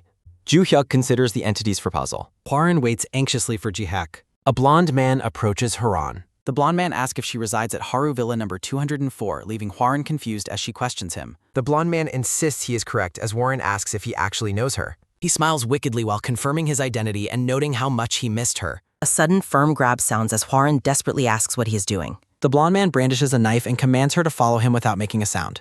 A tense standoff begins now. Haran is frozen in terror. A sudden heavy thud sounds as the assailant lunges forward with his blade. The blonde man gasps in surprise at the sudden appearance of smoke in a vehicle. Joo-hyuk emerges through his luck. A final warning is given. Joo-hyuk threatens the man with death if he dares to harbor. The sweating blonde man questions if Joo-hyuk is also a participant and asks if he is trying to steal his reward of 300 million won. He greedily insists that the prize money is his alone. A sudden sharp pull sounds as the man yanks Hwarin toward air. He prepares to strike again. The blade moves toward her. A flying shoe interrupts them. The assailant is struck squarely. He reels from the impact. The blonde man dismisses her attempts to resist as useless struggling. Haran is reaching her minute. A sudden, soft thud sounds as she drops to her knees in exhaustion. Joo-hyuk sprints toward Yadi. The killer smiles with madness. A heavy blow is landed. Joo-hyuk intercepts the man's arm. He catches the sharp blade. A sudden wet squelch sounds as Joo-hyuk asks the man if he had not been warned earlier. The lethal threat is repeated. The blonde man struggles in desperation while asking why he's unable to pull the knife away. He lets out a nervous laugh and asks if they should simply split the reward in half. Joo-hyuk towers over the coward. A sudden sharp crack sounds as Joo-hyuk delivers a powerful headbutt. A sudden heavy thud sounds followed by a clatter as the man falls and drops his knife. Joo-hyuk curses as the strain begins to take a toll. He struggles to speak while realizing he has inhaled too much smoke. Joo-hyuk staggers amidst the chaos. A sudden heavy thud sounds as Joo-hyuk collapses onto a limb. Haran cries out for Joo-hyuk while crawling toward his prone body. A sudden steady footstep sounds as Warren pleads for Joo-hyuk to come to his senses while a mysterious figure nears. A new stranger looms nearby.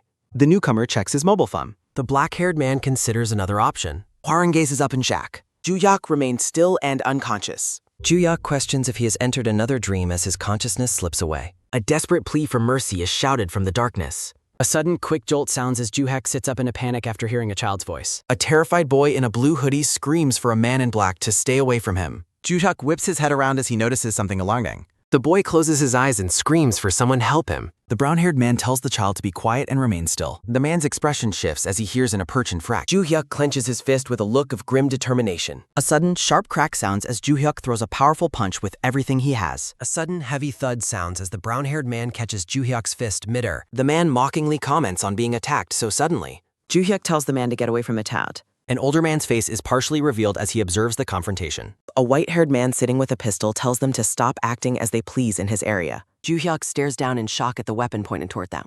The brown-haired man stands behind Joo-hyuk as the tension reaches a breaking point. The older man warns that acting recklessly is no different from digging one's own grave. Joo-hyuk glances back at the boy who is sobbing and shaking with fear. Joo-hyuk mutters a bitter insult under his breath as his anger boils over. The older man tells him that the boy's situation is none of his business. Joo-hyuk asks why they won't simply let the child go. The man questions why he is willing to go so far for a stranger right after waking up in an unknown place. Joo-hyuk states he is helping because the child asked for help, and he bluntly informs them that they both look exactly like criminals. The older man prepares to fire the gun. He grins widely and offers to act like a real criminal then. Joo-hyuk's eye wide with terror as he realizes what is about to happen. He screams for the boy to watch out while shielding him with his body. A sudden wet squirt sounds as a stream of liquid shoots from the barrel of the gun. A sudden splashy splat sounds as water douses Joo-hyuk's cess. The boy breaks into uncontrollable laughter while Joo-hyuk stands there, soaking wet and speechless. The kid laughs and tells Joo-hyuk that he totally fell for the acting. He continues to giggle, revealing the entire scenario was a ruse. Joo-hyuk stares blankly at the boy, unable to process the trick. He snaps in fury, calling the boy a brat as his patience vanishes. Joo-hyuk's eyes burn with intensity as he asks if the boy was on their side all along. He lifts the boy by his hoodie, asking if he should give him a lesson about life. The boy panics and screams for the men to talk to Joo-hyuk because his expression is too scary. The white-haired man tells Joo-hyuk to calm down so he can explain everything. The men observe that Joo-hyuk seems like a better person than they initially thought. Joo-hyuk demands to know who they are, while the older man apologizes for the trickery. The boy weeps that he thought he was going to die, while the man explains the child is under their protection. The two men stand together, their true identities finally coming to light. They reveal themselves as members of the Participant Liberation Group. The scene shifts to a peaceful cup of coffee with a heart shaped into the foam. Joo-hyuk sits at a table with the white-haired man who promises to be brief. He explains that Soo-yeon is safe in a hospital but has no memory of the previous night's events. He shows a picture of Soo-yeon resting in her hospital bed on his phone. He notes that the man standing with the boy is the one who saved Joo-hyuk and Soo-yen. The man is identified as Jin Jung-chul of the Liberation Group, who praises the kid's perfect performance. Joo-hyuk's focused eye stares forward intently. Joo-hyuk thanks the man for saving him before noting that it surely wasn't done for no reason. The white-haired man muses on the idea of a reason before noting that Joo-hyuk has already become a ranker whose assets will soon exceed 2 billion won. A system interface reveals Joo-hyuk is ranked 91st with assets totaling 1.7 billion. The white-haired man explains that as his rank goes up, he may become a target for other forces or rankers. He warns that there will be things he cannot handle alone, similar to his experience yesterday while rescuing neighbors. Joo-hyuk's soot-stained face reflects the intensity of his previous rescue mission. Joo-hyuk listens quietly to the warnings. The white-haired man leans in and announces that he has a proposal. He suggests that Joo-hyuk should become a member of their liberation group. He offers to give back all of the 800 million won that was previously taken from him. In return, the white-haired man states he will trust that Joo-hyuk will act for the same purpose. Joo-hyuk's steady gaze remains fixed on the man. Joo-hyuk flatly denies something with a dismissive expression. The white-haired man explains he will provide 400 million if a team game is cleared with a member, followed by the remaining amount later. He remarks that it is a good proposal since Joo-hyuk will likely continue playing the game anyway. Joo-hyuk processes the weight of the offer. A white cup sits on a matching saucer. The scene shifts to a luxurious hotel exterior featuring fountains. A refined place setting waits for a meal. Joo-hyuk sits alone at an elegant sushi counter. He activates a red light on his glasses. Joo-hyuk instructs the system to confirm his reward. A blue notification confirms that a chained mission is 5 out of 5 clear and offers a reward. The system provides a random item coupon for a random box to be delivered by drum. A holographic screen appears before Joo-hyuk as he receives an order. Joo-hyuk questions if he should be glad for surviving safely this time. His banking app displays a total asset amount of 1,700 million won. A chef in white attire meticulously prepares food. Chopsticks pick up a piece of fresh fish from McLeet. Joo-hyuk takes a large bite of sushi. He experiences the taste of a special omakase. He reflects on finally eating gourmet food that he previously only imagined through online videos. Various types of fresh sushi are displayed beautifully. Joo-hyuk basks in the glow of satisfaction. Narrative text asks what changed after winning the lottery. A blonde man in sunglasses claims he can eat whatever he wants without checking price tags and has fulfilled his dream of owning a house. He adds that he can do anything now that money is no longer a worry, making his life much easier. Joo-hyuk imagines himself as a wealthy man toasting with champagne amidst piles of gold coins. He sits triumphantly in a grand chair. The scene shifts to an abandoned school building serving as a game location. Several menacing participants wait inside the dark hallway. Two identical men with green hair watch the area.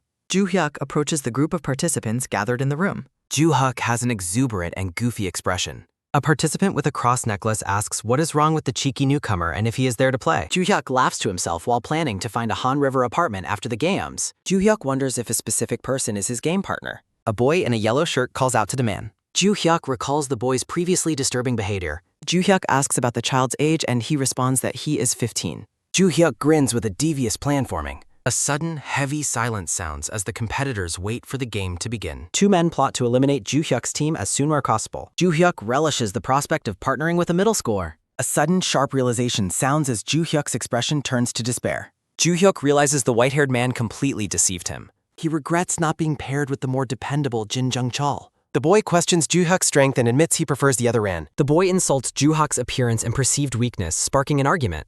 Joo-hyuk bluntly expresses his mutual dislike for the boy. The boy's hands tremble with visible fear. He expresses a desperate need to win this match. A sudden gentle tap sounds as Joo-hyuk offers reassurance by patting the child's head. The boy stares up in stunned silence. All participants gather in the field as the trial begins. A loudspeaker announces the objective to protect the king. The rules state that incapacitating the king leads to team elimination. The boy looks toward Joo-hyuk in a panic. A red light glows on the boy's wrist hacker. Joo-hyuk realizes they are being targeted by every other team. The countdown begins as the other participants close in. The boy realizes they are being ganged up on. A menacing, wide-grinning emblem appears. A sudden, aggressive dash sounds as two men attack the child. The boy screams in absolute terror. He begins to realize his perspective has suddenly shifted. Joo-hyuk has hoisted the boy onto his shoulders. The attackers are surprised by Joo-hyuk's sudden burst of speed. An opponent notes that their formation reveals the boy's identity as the king. The men laugh at the ridiculous sight of their solitary formation. The man with the cross necklace explains the danger of being the target. A sudden, sharp tug sounds as the terrified boy pulls Joo-hyuk's hair. Joo-hyuk takes on a terrifying, multi-armed demonic warrior. The boy flails wildly while Joo-hyuk tries to maintain order. The man with the cross necklace decides to end the match quickly. He suddenly stops as he notices another threat. He turns his anger toward the green-haired twins. The twins mock the idea of backstabbing while the other team retaliates. A fight breaks out between the rival teams. The two teams engage in a fierce confrontation. A sudden, quick slap sounds as the boy celebrates the infighting by hitting Joo-hyuk. A man in a red shirt sneaks up behind him. Joo-hyuk tells the boy to brace his legs and stand. The boy is confused by the sudden instruction. A sudden, violent rush sounds as Joo-hyuk prepares to act. A sudden, sharp creak sounds as Joo-hyuk grips the boy's shoe canlings. A sudden, powerful whoosh sounds as Joo-hyuk launches the boy into the air. Joo-hyuk delivers a powerful split kick to two charging opponents. A sudden, loud smack sounds as both boots connect with their target's faces. Joo-hyuk catches the boy's foot firmly midair with one hand. Joo-hyuk proudly holds the child aloft while proclaiming their victory to the others. The boy stares in utter disbelief at the strange and impressive situation. Joo-hyuk gently sets the boy down and tells him to wait while he finishes. Joo-hyuk instructs the boy to take cover behind his back for safety. A sudden, blood-curdling scream sounds from across the dark field. A green-haired man brutally gouges an opponent's eyes despite his desperate pleas. A sudden, sharp shriek sounds as the victim begs for mercy from his attacker. The green-haired man wears a sickening grin, admitting his enjoyment of the violence. A sudden, agonizing wail sounds as the blinded man clutches his bleeding face. The green-haired twin spits blood from his mouth with a cold, detached expression. A sudden, wet thud sounds as a severed piece of flesh hits the ground. The green-haired twin holds his victim by the hair, revealing he bit off the man's nose. The bloody victim vows to kill them both for the brutal mutilation.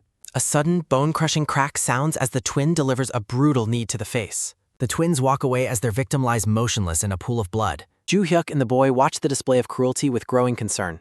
The two identical green-haired twins stand together, radiating a menacing presence. Narrative text describes the extreme cruelty witnessed in the shadows of the school building. Joo-hyuk and the boy begin moving away from the gruesome scene together. A loudspeaker announces the end of the first game and a brief intermission. The announcement confirms the second game will take place inside the gymnasium. Joo-hyuk and the boys stand ready as they face the twins in the gym. Joo-hyuk questions the boy's motivation for continuing, but the child remains determined. Joo-hyuk contemplates why such a fearful child would push himself so far. A man wearing a yellow smiley face mask makes a grand entrance into the gym. The masked man, identified as Puppet, addresses the remaining participants. Joo-hyuk notes that this is yet another unfamiliar and dangerous figure. Puppet congratulates the teams on their speed and success in the first round. He points to a digital screen as he prepares to reveal the second game's rules. Question mark cards burst forth from a virtual box on the display screen. The competitors listen intently as the high-stakes atmosphere in the gym thickens. The screen explains that teams will receive cards depicting specific body parts. The rules dictate that teams must attack the specific part shown on their card.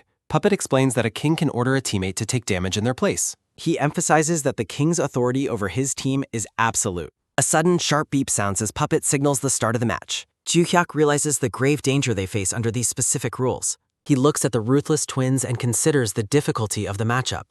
Joo-hyuk suggests withdrawing for safety, but the boy adamantly refuses. Joo-hyuk asks if the child has any strategy for the upcoming trial. The boy reveals a sinister grin as his tracker identifies him as the king. Joo-hyuk reacts with shock to the boy's sudden change in the mirror. Joo-hyuk stands heavily bloodied as the toll of the games begins to show. Puppet reiterates the start of the game with an unnerving masked smile. Joo-hyuk begins to process the horrifying implication of the boy's status. He asks if the boy intends to use him as a human shield until he dies. The boy coldly admits he will do whatever is necessary to win. A sudden, slow glide sounds as a hand descends toward the flinching Hori. A sudden, soft thud sounds as Joo-hyuk pats the boy's head, acknowledging the heavy burden the child is carrying. The boy stares up in stunned silence at the unexpected gesture. In a memory, a bruised woman kneels and reassures Suho that she is all right. The messy room remains quiet as Suho asks what she means by being all right. The woman pulls Suho into a hug and asks if he is injured anywhere. She explains that a new job will clear their debts in 2 years, so he shouldn't worry. The bruised woman smiles brightly while promising to protect him. Back in the present, a tearful Suho reiterates his desperate need to win this match. He cries out with renewed determination. Joo-hyuk tells the boy that he doesn't need to be ordered around. Joo-hyuk turns away, stating that adults must take on such responsibilities while Suho watches in awe. Puppet explains that teams can decide who attacks or defends and can switch roles at any time. A sudden, sharp beep sounds as Puppet uses a remote to begin the selection process. A sudden, bright flash sounds as 2 question mark cards spin on the display. The first card reveals Team 1 will attack with their fists as the green-haired twin prepares himself. The second card shows Team 2 must defend their torso as Joo-hyuk braces for the hag. The green-haired twin wears a wicked, eager grin. A sudden, heavy thud sounds as the twin delivers a powerful punch to Joo-hyuk's stomach. Narrative text explains that a strike to the liver causes pain beyond imagination. Joo-hyuk winces in agony, acknowledging that his opponent certainly knows how to strike. Puppet announces a role switch for the next round of the trial.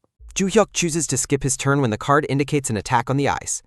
The twin smirks as the card requires him to defend it here. A sudden quick whoosh sounds as Joo-hyuk launches a stick. A bloody Joo-hyuk skips another turn when the cards suggest a hand attacking a nose. The green-haired twin delivers a brutal kick to Joo-hyuk's face as dictated by the defense card. Joo-hyuk stares intensely as the cards show a lip-based confrontation. He descends into a state of manic obsession, repeatedly demanding to hit his opponent just once. The second green-haired twin steps in, claiming he will take over since his brother is struggling.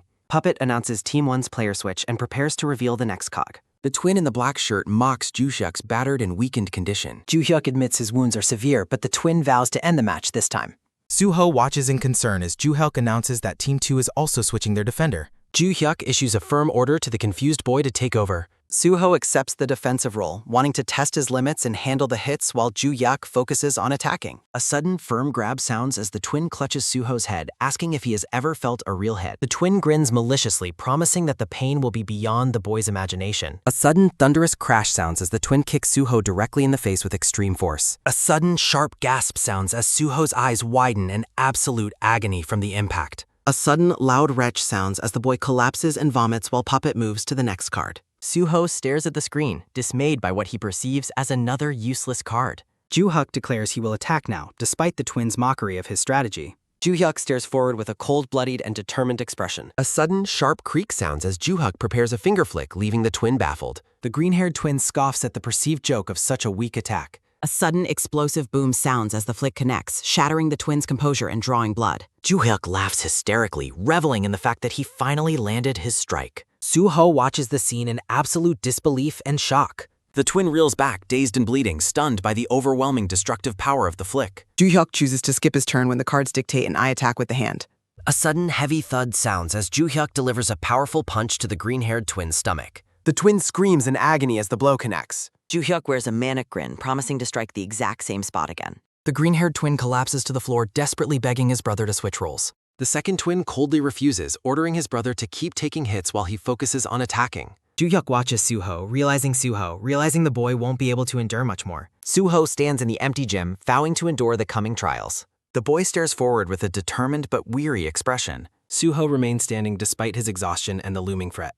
A sudden, thunderous thud sounds as a foot slams into the boy's chest. Suho is knocked backwards, sliding across the gym floor from the impact. The boy looks down at the ground, his body battered and bruised. Suho struggles back to his feet, refusing to stay down. The green-haired twin screams in frustration, demanding the boy give up before he gets hit again. Joo-hyuk smiles confidently as he prepares to unveil his lucky punch. The green-haired twin stares in stunned silence at the sudden change in atmosphere. A sudden, explosive boom sounds as Joo-hyuk delivers a devastating punch to his opponent's face. A sudden, powerful whoosh sounds as the twin is sent flying backward through the air. A sudden, bone-crushing crash sounds as the twin's head slams into his brother's. A sudden, heavy thud sounds as the two identical twins fall to the ground in a heap. The green-haired twins remain unconscious, blood pooling around them after the brutal collision. Joo-hyuk stands bloodied in the middle of the gym, asking if his move was legal. Puppet looks on, confirming that Joo-hyuk's actions didn't violate any rules. Suho celebrates with relief, asking if they have truly secured their victory. Joo-hyuk asks if the boy is all right, and Suho admits the pain is bearable before questioning his plan.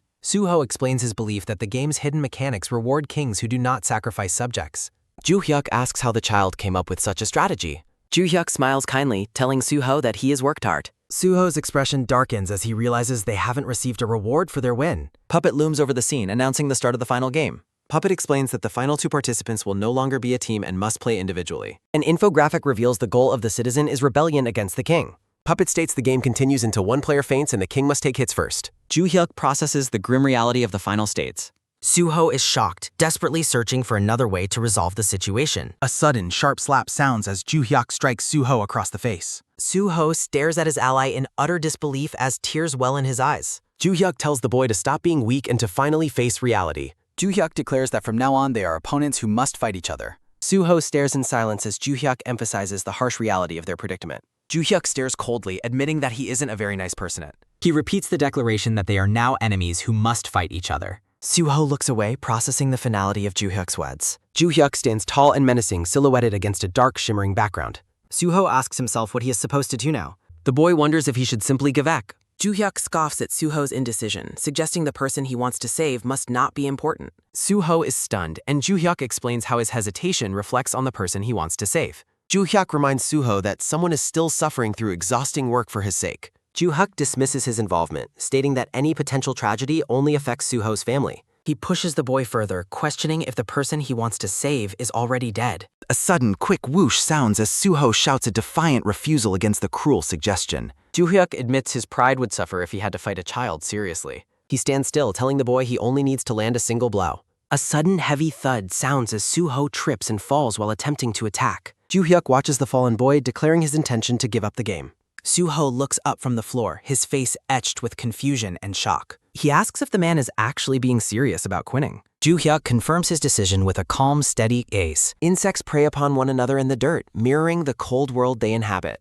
Soo-ho's grief boils over into a desperate, tearful outcry. The boy lashes out with a kick that Joo-hyuk makes no effort to avoid. Soo-ho grits his teeth, his expression a mixture of physical pain and emotional turmoil. Narrative text explains that strength can be used to protect those who are cherished. Soo-ho finds a spark of determination within his exhausted body. He prepares one final honest strike against his eye. A sudden, sharp thud sounds as Soo-ho lands a kick while the text urges him never to yield. Joo-hyuk smiles, noting that the boy can succeed when he truly applies himself. Soo-ho hangs his head, finally drained of all his strength. Joo-hyuk rests a hand on the boy's shoulder, formally yielding the rebellion. Night settles over the school gym as the final results are prepared. A medicine cabinet sits open, stocked with various bandages and treatments. A sudden, light tap sounds as Joo-hyuk applies a bandage while Soo-ho winces. The brown-haired man asks if the winnings weren't enough, but Soo-ho questions his role. The man jokes about real social workers hearing them before asking about Joo-hyuk's cry. Soo-ho reveals his 700 million winnings and asks about the man in glasses. A system notification shows Joo-hyuk lost 200 million, leaving him with a massive 1.4 billion asset. The contact man laughs at the lost money while Joo-hyuk mourns the unspent funds. The white-haired man asks if the loss was intentional, and Joo-hyuk admits things just happened. He thanks Joo-hyuk, noting that Soo-ho can finally be freed soon.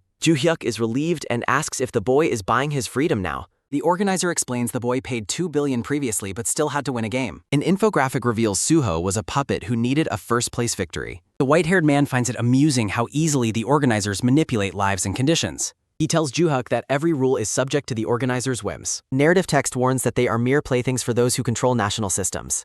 The white-haired man encourages Joo-hyuk to remember that he saved a life today. He offers to pay Joo-hyuk's 400 million in various forms, including gold bars. Joo-hyuk's interest is piqued by the mention of cinematic pulp bars. He enthusiastically requests the gold bars as his payment. 5 gleaming gold bars are presented, shining with a brilliant luster. Joo-hyuk calculates their immense value with sweat beading on his forehead. He declares his financial therapy a success with a wide, greedy grin. The contact man scoffs at Joo-hyuk's greed while Soo-ho watches in silence. Joo-hyuk bites down on a gold bar, reveling in its metaphorical sweetness. He dances joyfully with his prize as the contact man praises Soo-ho's performance. The man asks if Soo-ho truly considers Joo-hyuk a good person. Joo-hyuk cheers for Soo-ho's hard work while clutching his wealth. The man promises they will find the missing girl soon so Soo-ho can be a child again. Joo-hyuk smiles with quiet satisfaction. Soo-ho waves goodbye to Joo-hyuk. Joo-hyuk stands beside the white-haired man. Joo-hyuk admits his greed for money, and the white-haired man acknowledges his transparency. The white-haired man expects future collaboration and bids Joo-hyuk farewell as he walks away. Joo-hyuk is confused by the parting words but tells the old man to take care of himself. 6 days pass over the city skyline. A luxury car speeds through the night as a sudden loud whoosh sounds. Valets await the expensive car's arrival. Jung-hyuk steps out looking refined. Joo-hyuk holds his car keys confidently. Smooth jazz melodies fill the upscale bar. Joo-hyuk relaxes as jazz music plays. Joo-hyuk reflects on the 1.4 billion currently in his bank account. Narrative text notes his gold bars are worth 400 million while he sits at the bar. A sudden, sharp clack sounds as Joo-hyuk sets down his brass. Joo-hyuk savors the sweetness of the alcohol. A sudden rhythmic click-clack sounds as high-heeled sandals approach. Joo-hyuk notices a presence behind him. A black-haired woman in a red dress greets Joo-hyuk. The woman in red smiles warmly. She playfully asks if he was waiting for her. Narrative text explains that Joo-hyuk has met a knowledgeable and attractive woman from the upper class. Narrative text details how he appreciates her unpretentious smile, which makes him question her interest in him. Narrative text notes her bad drinking habit as she asks if he is falling for her. Joo-hyuk asks for a pardon in surprise, and she asks if he simply hasn't noticed her intent. She decides to make her intentions clear. She pulls his tie and states that she is too drunk to go home alone. She gazes at him while asking for a ride home. A transitional collage reflects on the journey and wealth gained. The woman leans into Joo-hyuk's space. She smirks while closing the distance. Joo-hyuk looks up at the massive apartment dollar. He asks if this is her house and notes that the apartments are worth billions each. The woman in red confirms that he is correct. She bids him farewell, but a sudden thunderous boom sounds from the sky. A sudden heavy splash sounds as rain drenches both of them instantly. She reaches out and takes Joo-hyuk's hand. She asks if he will stay until the rain finally stops. Joo-hyuk stands frozen in a wang. Joo-hyuk lies back in a gaze. He stares upward with wide, shocked eyes. Joo-hyuk tries to excuse himself, stating that she is far too drunk. The woman looks down at him expectantly. She smirks and insists that she is definitely not drunk. She leans in close and tells him to take off his glasses. A sudden sharp snap sounds as Joo-hyuk firmly catches her wrist. She cries out in sudden surprise and pain. The woman falls back onto the bag. She asks if he is actually into this kind of behavior. Joo-hyuk asks the woman to stop joking around. His eyes widen in genuine shock. The woman pleads for help to forget everything. Joo-hyuk realizes she has finally fallen asleep. A sudden heavy hiss sounds as rain falls. Sunlight hits the side of an apartment building. Joo-hyuk explains that he began contacting the woman after that day. While a man begs to turn himself in, Joo-hyuk tells him to learn to be human first. Joo-hyuk kills time watching videos and eating snaps. He reflects on leaving work early for dates while the woman mentions making a reservation. The two walk down a path that might. They stroll casually under the night sky. Joo-hyuk gazes ahead where the call. A sinister digital presence flickers in the dark. System prompts detail missions to recruit or kill office worker Y for a large reward. Joo-hyuk and the woman continue their nightly walk. The black-haired woman suddenly asks if he will go out with her. Joo-hyuk reflects on being shaken by her unexpected proposal. Joo-hyuk refuses her offer while wondering if he has developed feelings for her. The woman is stunned and accuses him of lying. She asks why he would reject a pretty and rich woman like herself. Joo-hyuk offers a final thanks as he turns to leave. The woman asks if he really intends to end things so abruptly. She warns him that his ordinary life is about to become hell. A sudden rhythmic click-clack sounds as his shoes hit ground. Joo-hyuk walks away with a grim look. The woman curses as a system notice confirms a 300 million won deduction for mission failure. Joo-hyuk breaks out in a nervous sweat. A failed mission notification reveals her goal was to form a secret relationship with him. She asks if he has realized that she is also a special participant. She asks if he is shocked by their similarities and how long he has been clan. The system announces a new mission to kill participant P009. A sudden heavy hiss sounds as the woman begins her assault. Sharp red knives whistle through the air towards Joo-hyuk. A sudden sharp whoosh sounds as Joo-hyuk narrowly dodges the throwing knives. The woman smirks, impressed that he managed to avoid our attack. Joo-hyuk realizes fighting her barehanded will be extremely difficult. A sudden rhythmic thud sounds as Joo-hyuk sprints into the woods. The woman watches him flee, wondering if he wants to play CAG. Joo-hyuk mutters a command to use his random item exchange voucher. The tall grass sways in the quiet forest. A sudden heavy crunch sounds as the woman steps forward. She asks if Joo-hyuk received training while stalking him through his chase. She disappears into the dark, misty forest. She laughs, claiming she might fall for him if he proves to be stronger. A sudden heavy thud sounds as she strikes at the nearby bushes. She realizes too late that her target is not where she expected. Joo-hyuk catches her off guard by pelting her with stones from the shadows. A sudden quick clatter sounds as she deflects the stones with her knights. The woman gasps in shock at his unexpected resourcefulness. Joo-hyuk's purple eye glows with intensity as his opponent ponders the true extent of his strength. The black-haired woman in red demands to know his next move as her dagger is blocked. A sudden sharp clatter sounds as she realizes her blade cannot pierce his anti-cut gloves. Joo-hyuk calmly prepares for battle by adjusting his specialized high-tech gloves. An empty delivery box marked with a mysterious logo sits abandoned on the forest floor. The woman leaps gracefully through the air to create distance between them. She smiles with genuine amusement, finding his resilience interesting. A system notification confirms that Joo-hyuk's user recognition is complete and his special features are ready. A sudden heavy crackle sounds as Joo-hyuk activates a 50,000-volt taser shock through his gloves. The woman is stunned by the surge of electricity as Joo-hyuk prepares to ask a question. She dismisses his inquiry as a given while questioning why he would even bother asking. Sparks of blue electricity dance across the surface of the high-tech gloves. Joo-hyuk lets out a manic, wide-mouthed laugh as the electrical power intensifies.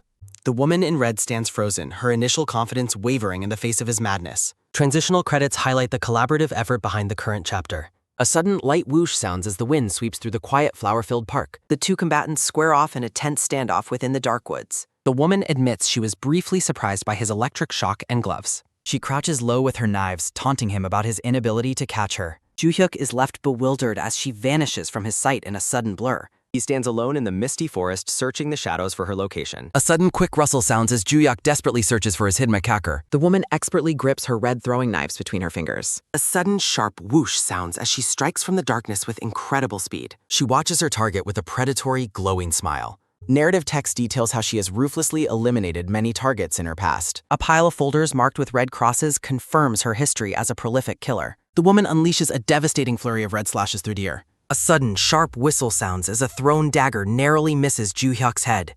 Ju-hyuk reacts with lightning speed to block the incoming attack with his armored hands. She is visibly shaken by his inhuman reaction time and calls his skill crazy. Ju-hyuk mockingly displays the caught daggers, asking if this is truly the extent of her technique. He continues to dance through her onslaught with effortless precision. A sudden, heavy thud sounds as the woman kicks off a tree to reposition herself. She looks at him with a twisted expression of joy and rising excitement. Ju-hyuk challenges her to continue, claiming that throwing her weapons is now entirely useless. The woman walks toward him, asking if he is intentionally trying to provoke her. She charges forward again with a fierce determination in her eyes. A sudden heavy whoosh sounds as Ju-hyuk throws a powerful counterpunch. The woman ducks beneath his swing and lunges at his exposed midsection. A sudden sharp whistle sounds as a blade streaks past Ju-hyuk's sis. A sudden sharp clang sounds as Ju-hyuk blocks her rapid strikes while realizing a single mistake will be fatal. Ju-hyuk's eyes narrow behind his glasses as he decides it is time for a new approach. A sudden heavy crunch sounds as he firmly catches the red blade in his gloved palm. The woman instantly releases the hilt of the weapon to prepare a different strike. A sudden heavy boom sounds as she lands a powerful punch directly into Ju-hyuk's chest. Ju-hyuk reels from the impact, realizing she anticipated his move and that things could have ended much worse. A sudden quick rustle sounds as they both reset their positions on the dry grass. Having seen his true capability, the woman demands to know his identity. She smiles broadly, admitting she is having too much fun to kill him just yet. Ju-hyuk asks why she is not attacking, notes she looks bored, and suggests making a bet while the black-haired woman questions what kind of bet. She explains that if he wins, she will give him her apartment worth 2.6 billion won. She continues by stating that in return, if she wins, he must become her slaves. The woman asks what he says to her offer, tells him to think of it as a game, and adds that he can surrender as well. A sudden sharp chill sounds as the woman breaks out in a nervous sweat. Ju-hyuk lets out a manic, wide-mouthed laugh as his eyes glow. A sudden quick zip sounds as he disappears from her sight in a blur. He reappears behind her with a terrifying smile. The woman gasps while realizing she could not follow his movements. A sudden thunderous blast sounds as Ju-hyuk strikes the ground with an electrical surge. A sudden sharp crackle sounds from his high-tech glove as blue energy sparks. Ju-hyuk remarks on getting his own home in an apartment in Seoul while his expression shifts into a sinister, shadowy grin. A sudden sharp chill sounds as the woman realizes fear is the one emotion a killer should avoid most. A sudden quick zip sounds as she leaps back to evade while throwing 3 red daggers. A vision of a professional hitman armed with a pistol and a knife appears. A sudden rhythmic clatter sounds as Ju-hyuk uses his gloved hands to expertly deflect the incoming daggers. The black-haired woman watches in disbelief as her assault fails. A sudden heavy snap sounds as Ju-hyuk closes the distance between them instantly. She blushes deeply while thinking she has finally found the mysterious individual known as Y. A sudden heavy crackle sounds as Ju-hyuk laughs hysterically while electricity dances between his hands. A sudden heavy thump sounds as she is gripped by the power and asks if she should surrender. A sudden heavy crackle sounds as Ju-hyuk insists there is no such thing. A sudden thunderous scream sounds as a massive surge of blue electricity completely engulfs the woman. A sudden bright flash sounds as she stares up with a dazed expression. The woman asks what he is talking about. A sudden heavy thump sounds as Ju-hyuk declares it is his house now while she reacts with a simple exclamation. Ju-hyuk stands over her while laughing dismissively. She states she understands and agrees to hand over the title to the apartment. She mentions there is one condition while Ju-hyuk asks what she is trying to pull. Close-up of the woman's eye as she begins to state a requirement. Ju-hyuk looks completely bewildered by her demand. He asks about her condition while she notes they did not write a betting contract and suggests it is better than pretending nothing happened. She suggests that if they stay together, they can share info and she can help him with the game, calling it a partnership. Ju-hyuk asks why he should trust her while she notes the apartment price has risen to 3 billion won. Surrounded by a floral aura, Ju-hyuk calmly proposes that they live together. The woman smiles and asks if they should write a cohabitation agreement.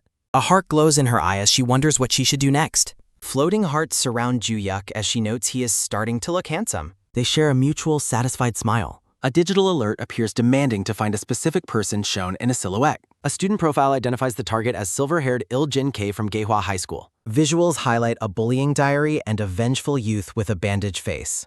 The black-haired youth smiles with a dark intent. A student cries as someone steps firmly on his face. News reports detail tragic stories of school violence, suicide notes, and victims receiving daily psychiatric treatment. A group of bullies grabs a nerdy-looking student by the 10. The system commands him to obey the orders of the silver-haired Iljin Ke. Ju-hyuk disguises himself as a nerdy student with freckles and a backpack. Wearing his old uniform, Ju-hyuk walks into an alley to confront 3 waiting bullies. A sudden, heavy crash sounds as the freckled nerdy student falls to the floor while screaming in pain. A blue-patterned wallet sits abandoned on the ground near the bully's feet. The blonde bully asks what is wrong with the boy while the black-haired bully mocks him for smelling like a loser. Holding the blue wallet, the blonde bully asks if he is rich while Ju-hyuk remains sour. The silver-haired Kang Ji-tae smiles while noting that the student appeared all on his own. Ju-hyuk's eye glows red as he thinks about how he was looking for them too. 4 students stand in a quiet alleyway during a tense confrontation. Ju-hyuk wonders if he should be glad or worried as the plan progresses smoothly while letting out a heavy sigh. A sudden sharp grab sounds as the black-haired bully asks why he sighed. The blonde notes how relaxed he is and questions if he thinks he is a main character. The blonde bully raises his hand while stating the student needs a beating to understand the situation. Ju-hyuk begs them not to hit him while privately resolving to do his best at acting. He holds out a stack of cash while promising to give them money. Ju-hyuk screams hysterically for them not to hit him because he is scared. The blonde bully flinches in surprise, thinks that the scream scared him, and tells the boy it is all right. The black-haired bully claims they won't kill him, demands his phone number, and warns of the consequences if he fails to show up later. Ju-hyuk trembles while agreeing that yes. He stares ahead with a focused expression while holding his smartphone. The black-haired bully suggests heading out to get drunk using the stolen money. Kang Ji-tae agrees and mentions that they need to introduce their new friend. A rooftop apartment stands quiet under the dim evening light of the city. Kang Ji-tae suggests calling girls over, but the black-haired bully refuses and claims he is not that low. The black-haired bully calls someone heartless before noticing something unexpected.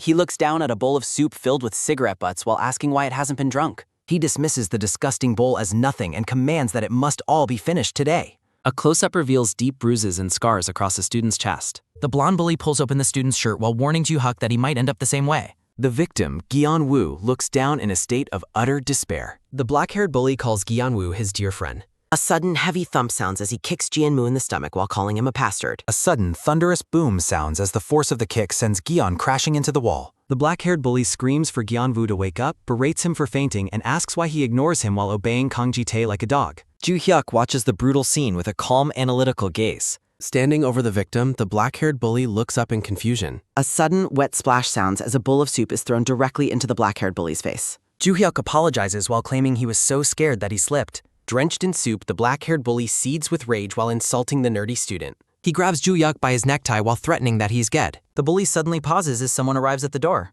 Kang Ji-tae checks his phone while telling Jin-hyuk that today is important and they need to wrap things up. The black-haired Jin-hyuk realizes the time is up while Ju-hyuk promises to prepare immediately. Ju-hyuk narrows his eyes behind his glasses while confirming that Kang Ji-tae is the target. Jin-hyuk notes that the target is coming and he can hear footsteps. A man enters the apartment while announcing that he's Ho. The man is stunned to see the bully sitting around a birthday cake with Gi-yeon-woo while Jin-hyuk offers a nervous greeting. The man asks if they are friends while Kang Ji-tae explains they are throwing a birthday party. The father apologizes to Gi-yeon-woo for not bringing a cake, but Kang Ji-tae dismisses the concern and says they already took care of it. Kang Ji-tae stares intensely at Gun-woo while asking if they didn't have a great time together.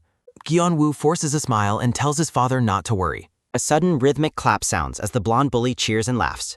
Ju-hyuk observes the 3-tiered pink and white birthday cake with a single lit candle.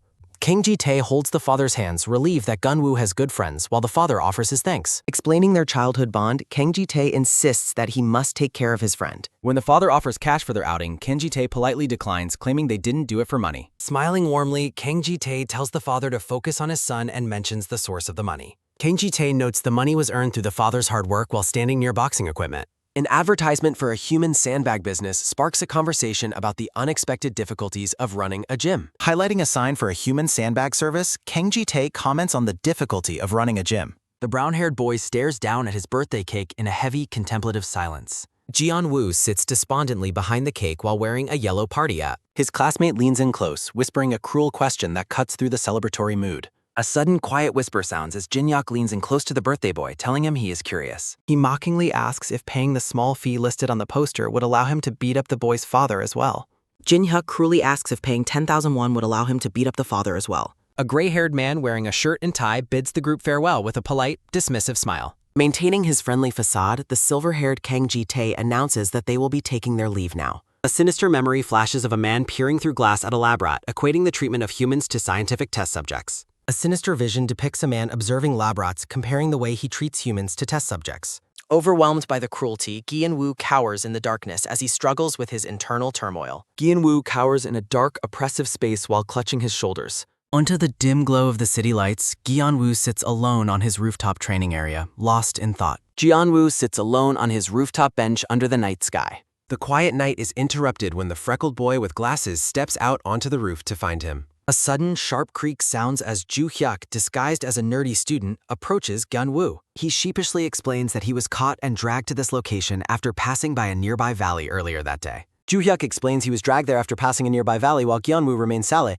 Gi-woo listens with a somber expression as the boy remarks that surrendering is the only option once Ji-tae catches someone. Gi-woo remarks that getting caught is the best course of action after being targeted by Ji-tae. The newcomer warns him that Ji-tae is relentless, never stopping until he finds a weakness to exploit and force unconditional obedience. He warns that Ji-tae will find and exploit any weakness until total unconditional obedience is achieved. He looks Ji-woo in the eye and bluntly asks what kind of weakness the bully has found to hold on him. Ju-hyuk asks what specific weakness Gi-woo has that keeps him bound to the bullies. Turning his back, Gi-woo reveals that Ji-tae discovered his family was struggling to cover mounting hospital expenses. Gi-woo explains that Ji-tae discovered his family's medical debt and spoke to his father, the hospital director. He explains how Ji-tae manipulated the situation by having his father, the hospital director, provide free care until they could save for surgery. He reveals this resulted in free hospitalization for his mother until they can afford her surgery. Looking dejected, Gi-woo admits that enduring the constant bullying is a sacrifice he makes entirely for his mother's sake. With a weary expression, Gi-woo admits that enduring the bullying is for his mother's sake.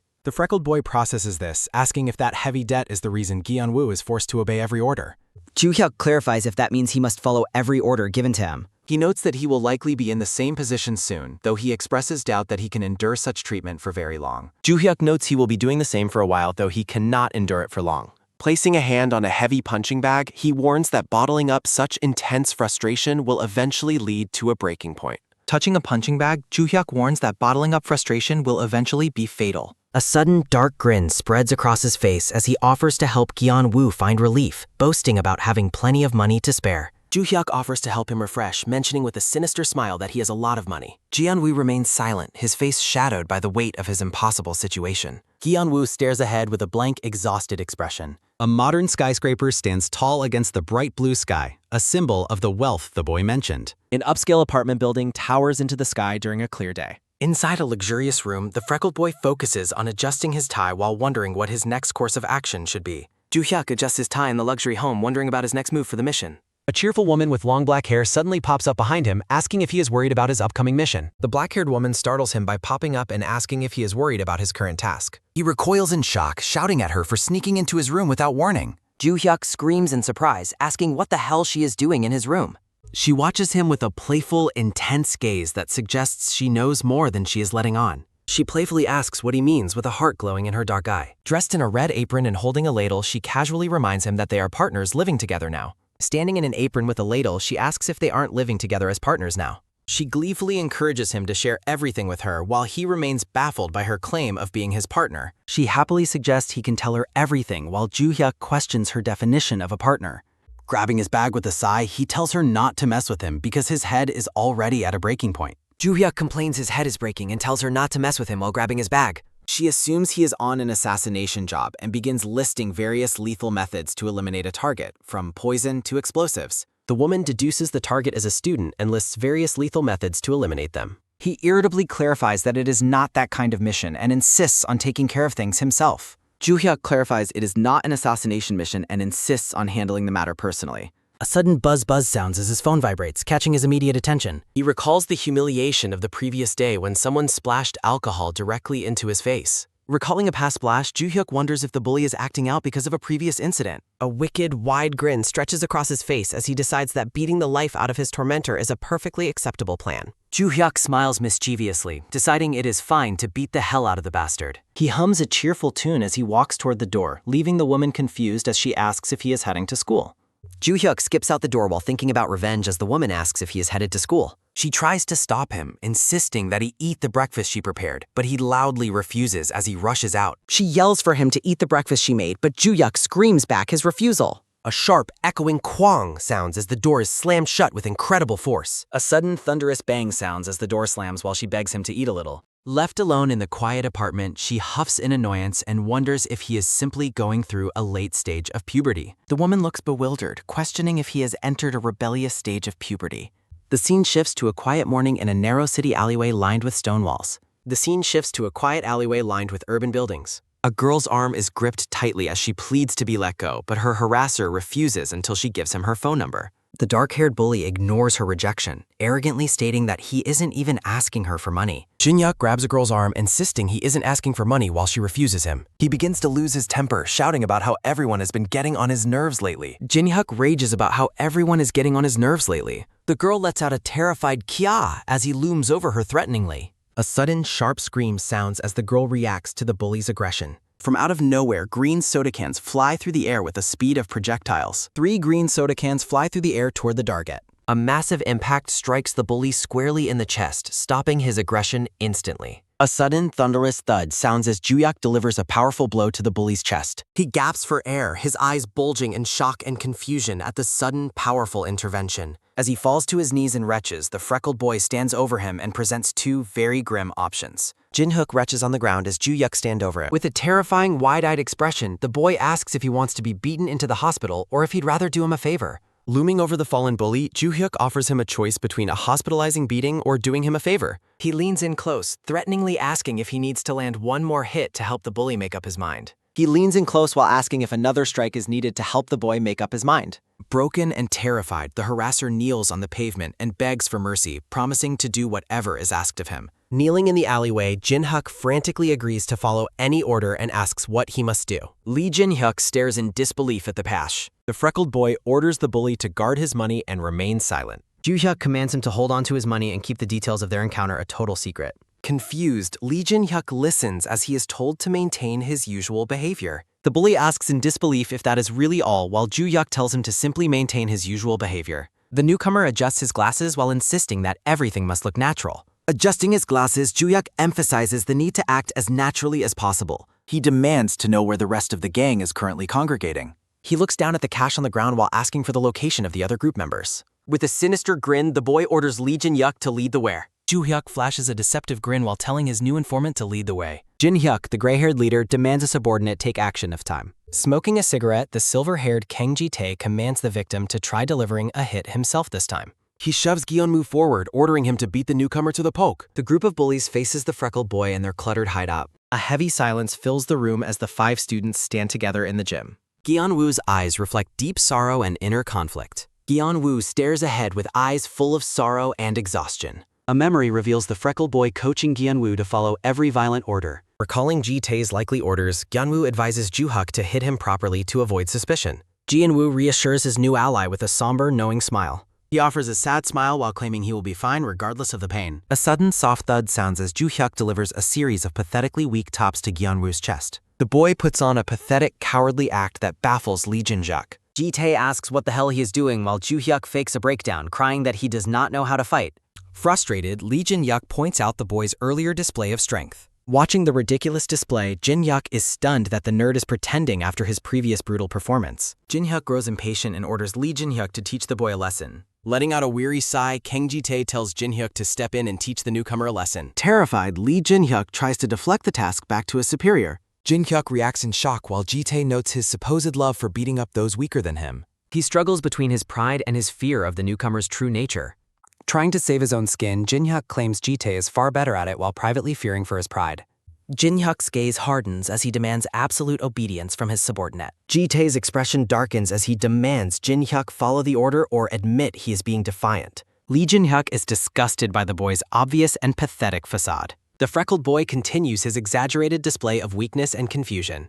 A sudden, loud gasp sounds as Ju-hyuk acts out in hysterical panic. He loudly accuses Lee Jin-hyuk of breaking a secret deal to protect him. He screams that Jin-hyuk promised never to hit him if he provided money behind Kang Ji-tae's back. Lee Jin-hyuk is blindsided by the false and incriminating accusations. The newcomer frames the bully for insulting their leader's power behind his back. Ju-hyuk continues his act, claiming Jin-hyuk called Ji-tae nothing special and told him not to worry. He hysterically demands his money back from the confused and panicked bully. Grabbing Jin-hyuk by the shirt, Ju-hyuk calls him a liar and loudly demands his money back. The black-haired bully panics and asks what is wrong with him while trying to silence the mention of the money. A flurry of cash erupts into the air as a sudden splash on air. A sudden, sharp rustle sounds as a massive stack of cash is thrown into the air. Kang Ji-tae watches the money fall with a cold, suspicious gaze. The blonde-haired boy watches the money rain down in absolute shock. Jin-hyuk concludes that Lee Jin-hyuk has been embezzling funds in secret.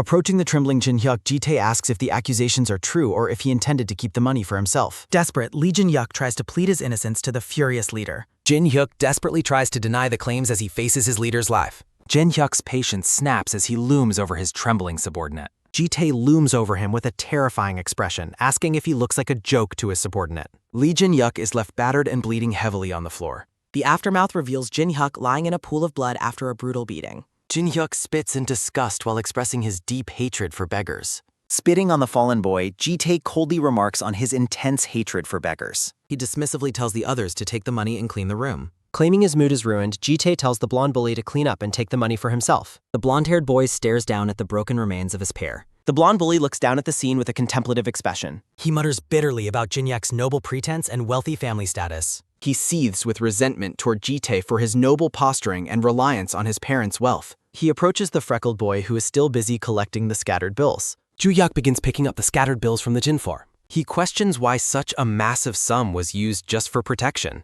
The blonde bully asks if he truly gave Jin-hyuk all that ID. The blonde boy counts the stack and notes it exceeds 3 million won. Noting the total exceeds 3 million won, he asks if it was really paid just for protection. Drooling with greed, he boasts about being able to win against Jin-hyuk. He grins greedily while claiming he is superior and could even defeat Kang Ji-tae. The freckled boy offers the cash as an initial down payment for his help. Ju-hyuk looks up in feigned surprise and offers the current money as a down payment. He promises an additional 5 million once the job is finished. He promises an additional 5 million won once the job is finished. A wicked red glint appears in his eyes as he asks for a favor. A sudden quiet hiss sounds as Ju-hyuk smiles sinisterly while asking for a favor. The scene shifts to a peaceful morning on a park bench. The scene shifts to the bright daylight of a city park. A refreshing hiss sounds as a cold soda can is popped open.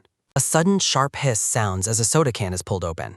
The freckled boy drinks deeply with a satisfied gulping sound. Ji-woo drinks deeply from the soda can while sitting on a park bench. Ji-woo sighs as he stares out at the bright morning landscape. He exhales a long breath of relief after finishing his drink. The two sit together as the freckled boy finally breaks the silence. Ju-hyuk sits beside him while preparing to speak. He points toward the tan bag Gi-woo is clutching with trembling hands. He looks at the bag Gi-woo is holding and asks about its habits. He casually reveals the bag contains the money for his mother's surgery. Ju-hyuk reveals with a calm expression that the bag contains the fee for his mother's surgery. Ji-woo stares in shock at the bag overflowing with stacks of cash. Ji-woo stares in shock at the bag overflowing with cash. He panics at the sight of the impossible amount of money before him. Jun-woo frantically questions what is happening and asks for a moment. Gi-woo asks why he's giving such a large sum to someone he just met. Confused, Gi-woo asks why he is receiving this money from someone he just met. The freckled boy explains he's a wealthy golden spoon who sold a gold bar. Ju-hyuk grins, claiming he is simply a wealthy golden spoon who sold a gold bar. Ji-woo asks if that's the real reason for the gift. Ji-woo looks at him sideways, doubting if that is the real reason. The boy replies that his true motivation is actually quite simple. Sitting together on the bench, Ju-hyuk prepares to explain his simple motivation. He tells Gi-woo he's amazing for surviving alone in the dark. Ju-hyuk calls Gi-woo admirable for surviving alone in the dark for so long. He notes that life never consists of only bad things happening. Drinking his soda, Ju-hyuk notes he wants to prove life isn't only bad things. He urges Gi-woo to move his mother to a better hospital for treatment. Ju-hyuk insists on getting Gi-woo's mother better treatment at a superior hospital. Gi-woo cries as the heavy burden finally begins to lift. The freckled boy promises to listen to his entire story. Leaning in, Ju-hyuk offers to listen to his whole story and asks for everything. A single tear falls as Gi-woo begins to open up about his past. Condensation beads on a cold soda can. Gi-woo hesitates as he starts to tell his secret truth. The scene shifts to 2 days later. 2 days pass as the scene shifts to the Choi Do-san boxing term. Trophies and boxing belts are displayed. Lee Jin-hyuk enters the empty boxing gym. A sudden sharp creak sounds as the blonde bully pushes through the door. He grumbles about being summoned but wants the promised money. Checking his phone, the bully wonders why he was called there but eyes the money. A message from loser gives the location for a fader. A text message from a loser requests a favor at a specific gym location. The freckled boy greets him from behind a punching bag. Popping out from behind a heavy bag, Ju-hyuk welcomes the arriving bully. The blonde bully asks why he was called to this gym. The blonde bully rudely demands to know why he was summoned to the gym. The boy offers 5 million won for a simple sparring match. Ju-hyuk casually proposes a spar with a 5 million won prize for a victory. Lee Jin-hyuk questions the random request before agreeing. The bully laughs at the easy request and asks who the sparring partner is. The boy points toward the ring to reveal the sparring partner. Ju-hyuk reveals the partner is the person hidden behind the blue punching bag. Lee Jin-hyuk stares in disbelief at the opponent. The blonde bully stands frozen in pure disbelief at who he sees. He laughs hysterically at the sight of their regular sandbag. He mocks Gi-woo for thinking he could learn boxing. Mocking Jian-woo, the bully laughs about him learning boxing with a loser. He agrees to the fight solely for the easy pash. He can't wait to strike Jeon-woo's face again. Grinning maliciously, the bully asks if hitting his face is allowed and says he cannot wait.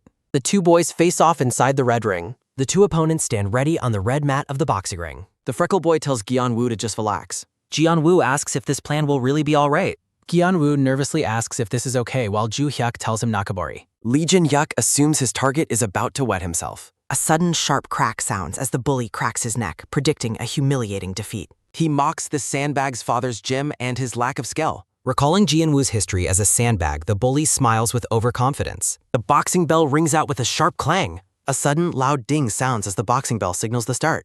Lee Jin-hyuk lunges forward with incredible speed. A sudden quick patter sounds as the blonde bully charges across the ring. He throws a powerful punch he calls a nosebreaker. The bully throws a punch he calls a nosebreaker with a wide grin. Jeon-woo effortlessly avoids the incoming strike. Jeon-woo remains completely calm as the strike nears his face. The attacker pauses in total shock. The blonde bully is stunned as his target simply isn't there anymore. He is stunned that Jeon-woo actually dodged. With a blank expression, Jeon-woo easily dodges the aggressive swing. He shouts in anger and attacks again with fury. Cursing his opponent, the blonde bully continues his frantic, uncoordinated assault. Jeon-woo dances around every single desperate swing. Lee Jin-hyuk is left gasping for air. A sudden heavy wheeze sounds as the bully begins to lose his breath. He struggles to maintain his aggressive stance. Doubled over, the blonde bully struggles to maintain his aggressive posture. They stand on opposite sides of the ring. The spark continues with Jeon-woo remaining untouched while his opponent tires out. The boy watches as his plan begins to unfold. Joo-hyuk observes, noting the bully must be shocked by the sudden change in dynamics. He reflects on Jeon-woo's ability to withstand many hits. Joo-hyuk realizes Jeon-woo possesses a body built to withstand extreme punishment. A memory shows the scars and bruises on Jeon-woo's torso. A vision of Jeon-woo's bruised torso reveals he was remarkably strong from the beginning. A poster advertises the cruel human sandbag service. A sign details the price for using a human sandbag at the gym. The boy observes the training session with a smile. Joo-hyuk reflects on the details Jeon-woo shared about his father's gym. Torn and mangled sandbags lie across the floor. Several blue punching bags lie torn and destroyed on the ground. A fierce determination burns in Jeon-woo's eyes. Jeon-woo's eyes burn with a new, quiet sense of determination.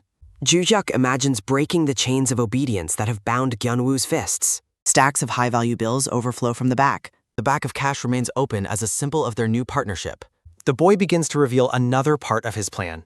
Jeon-woo grips his drink while preparing to reveal the start of his troubles. He remembers trying to save someone. A flashback reveals Jeon-woo bloodied after successfully intervening in a violent robbery. Blood drips from a trembling hand. A bloody hand rests in the foreground, serving as a grim reminder of a violent past. He confesses that realizing his fists could kill someone made him terrified of using them. Jeon-woo stares at his hands with a look of pure terror, recalling the moment he realized his fists could be lethal. He admits to being afraid ever since. Gripping a green soda can, Jeon-woo admits that he has been terrified of using his hands ever since the incident. The freckled boy offers to help the traumatized fighter move past his fear. Joo-hyuk looks up with a curious expression and asks if he should help Jeon-woo overcome this lingering trauma. Jeon-woo skeptically asks how such a thing could be possible. Looking skeptical and exhausted, Jeon-woo asks exactly how he plans to achieve such a thing. A quick swoosh sounding as the boy pulls a red instructor cap over his eyes. A sudden soft rustle sounds as Joo-hyuk pulls a red instructor cap low over his eyes to adopt a new persona.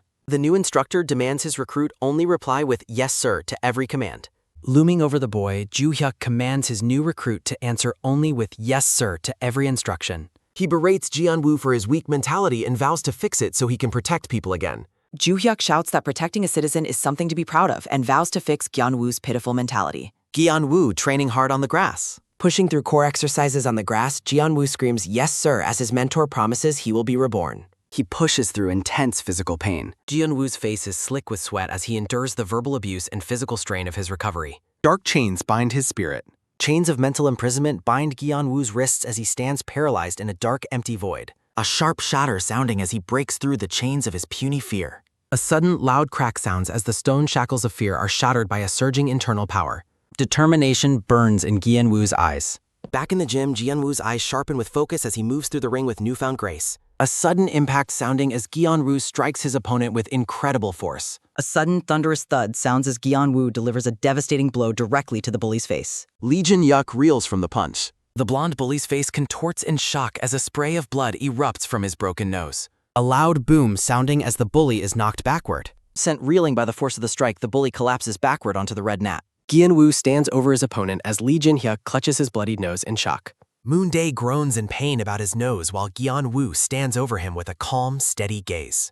Tears fall as he declares his resolution to start boxing again. A single tear of relief falls as Gian-woo finally finds the resolve to embrace boxing once again. He thanks the boy with glasses. Standing together in the ring, Gian-woo looks at Joo-hyuk and offers a simple, heartfelt thanks. Jin-hyuk explains that he followed Moon-dae after noticing his strange behavior. A sinister smirk spreads across Kang Ji-tae's face as he reveals he followed Moon-dae to the gym. The gray-haired boy enters the gym and asks if they are having fun. The silver-haired leader leans against the doorframe, asking if they are having all the fun without him. He mocks the boxing gym for being a terrible place and addresses the fighter as Kang Ji-tae. Looking around with disdain, Ji-tae remarks that the gym is just as pathetic as he remembers it being years ago.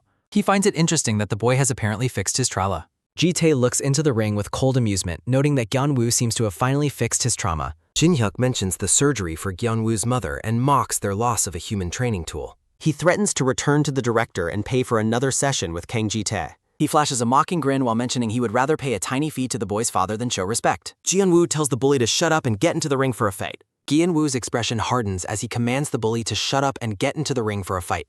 Jin-hyuk looks shocked about Atanj. Kang Ji-tae's eyes widen in surprised amusement at the sudden, aggressive challenge from his former victim. Gian-woo demands an holshimit.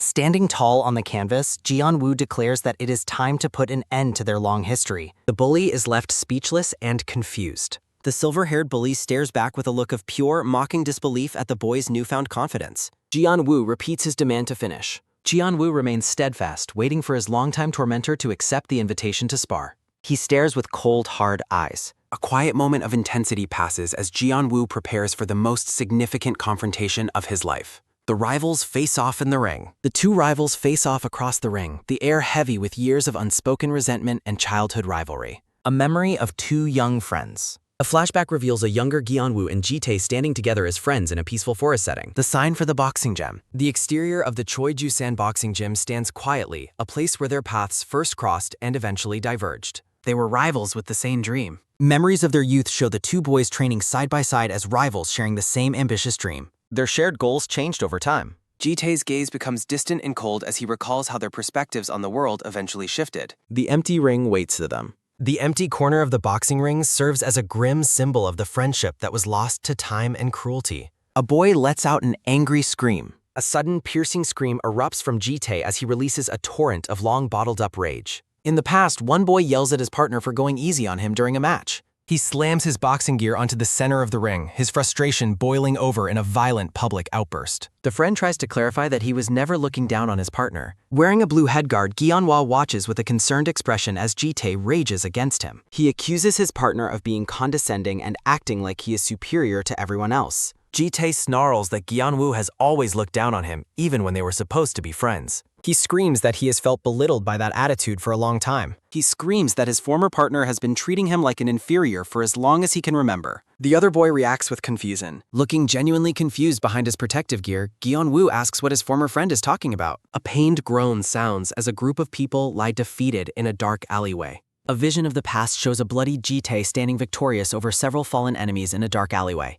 Jin-hyuk stands alone in the dark. Wiping blood from his mouth, Ji-tae's eyes reflect a soul that has fully embraced a path of senseless violence. Students praise the strength of someone who has learned how to box effectively. His subordinates offer sycophantic praise, claiming no one at school could possibly match his fighting prowess. They ask about the son of the director who owns the boxing gym. The bullies discuss how Ji-yeon-woo's father owns the gym and how the supposed loser used to be a boxer himself. Jin-hyuk reflects on the name Choi Gun-woo. They conclude that Ji-yeon-woo likely quit boxing because of a specific past incident. They wonder why he quit, suspecting a specific incident broke his spirit and forced him into a life of obedience. The flashback reveals the night Gi-yeon-woo intervened in a robbery only to be sued for excessive self-defense. A memory reveals a man in a black suit standing over a defeated robber. As the narration explains, he was sued for excessive self-defense, causing his mother to collapse and the family boxing gym to close. Ji-tae recalls learning that Gi-yeon-woo's mother collapsed during the legal battle, leading to the gym's eventual closure. The gray-haired boy and his friends mock the idea of learning how to box while walking down a street. A wicked, wide grin stretches across Ji-tae's face as he admits he finds pure happiness in Gi-yeon-woo's misfortune. A sinister grin spreads across Jin-hyuk's face as he notes that another person's misfortune brings him the greatest happiness.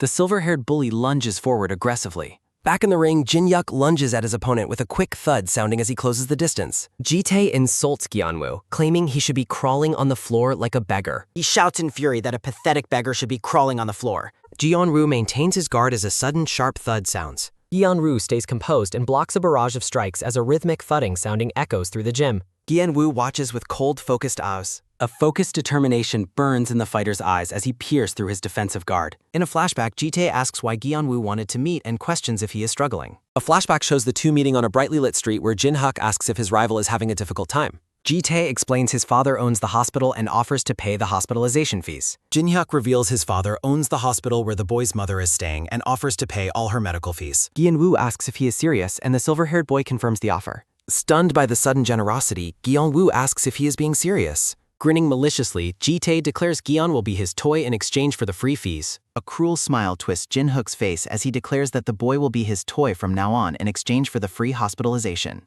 Gyeonwoo stands frozen in silent, bewildered shock. The weight of the dehumanizing bargain leaves the young boxer speechless. Ji-tae states he summoned him for a simple test and warns that disobedience cancels their deal. In another memory, a masked Jin-hyuk explains he has called his victim for a test and threatens to revoke the medical aid if he ever disobeys. The bully walks away through the crowded street.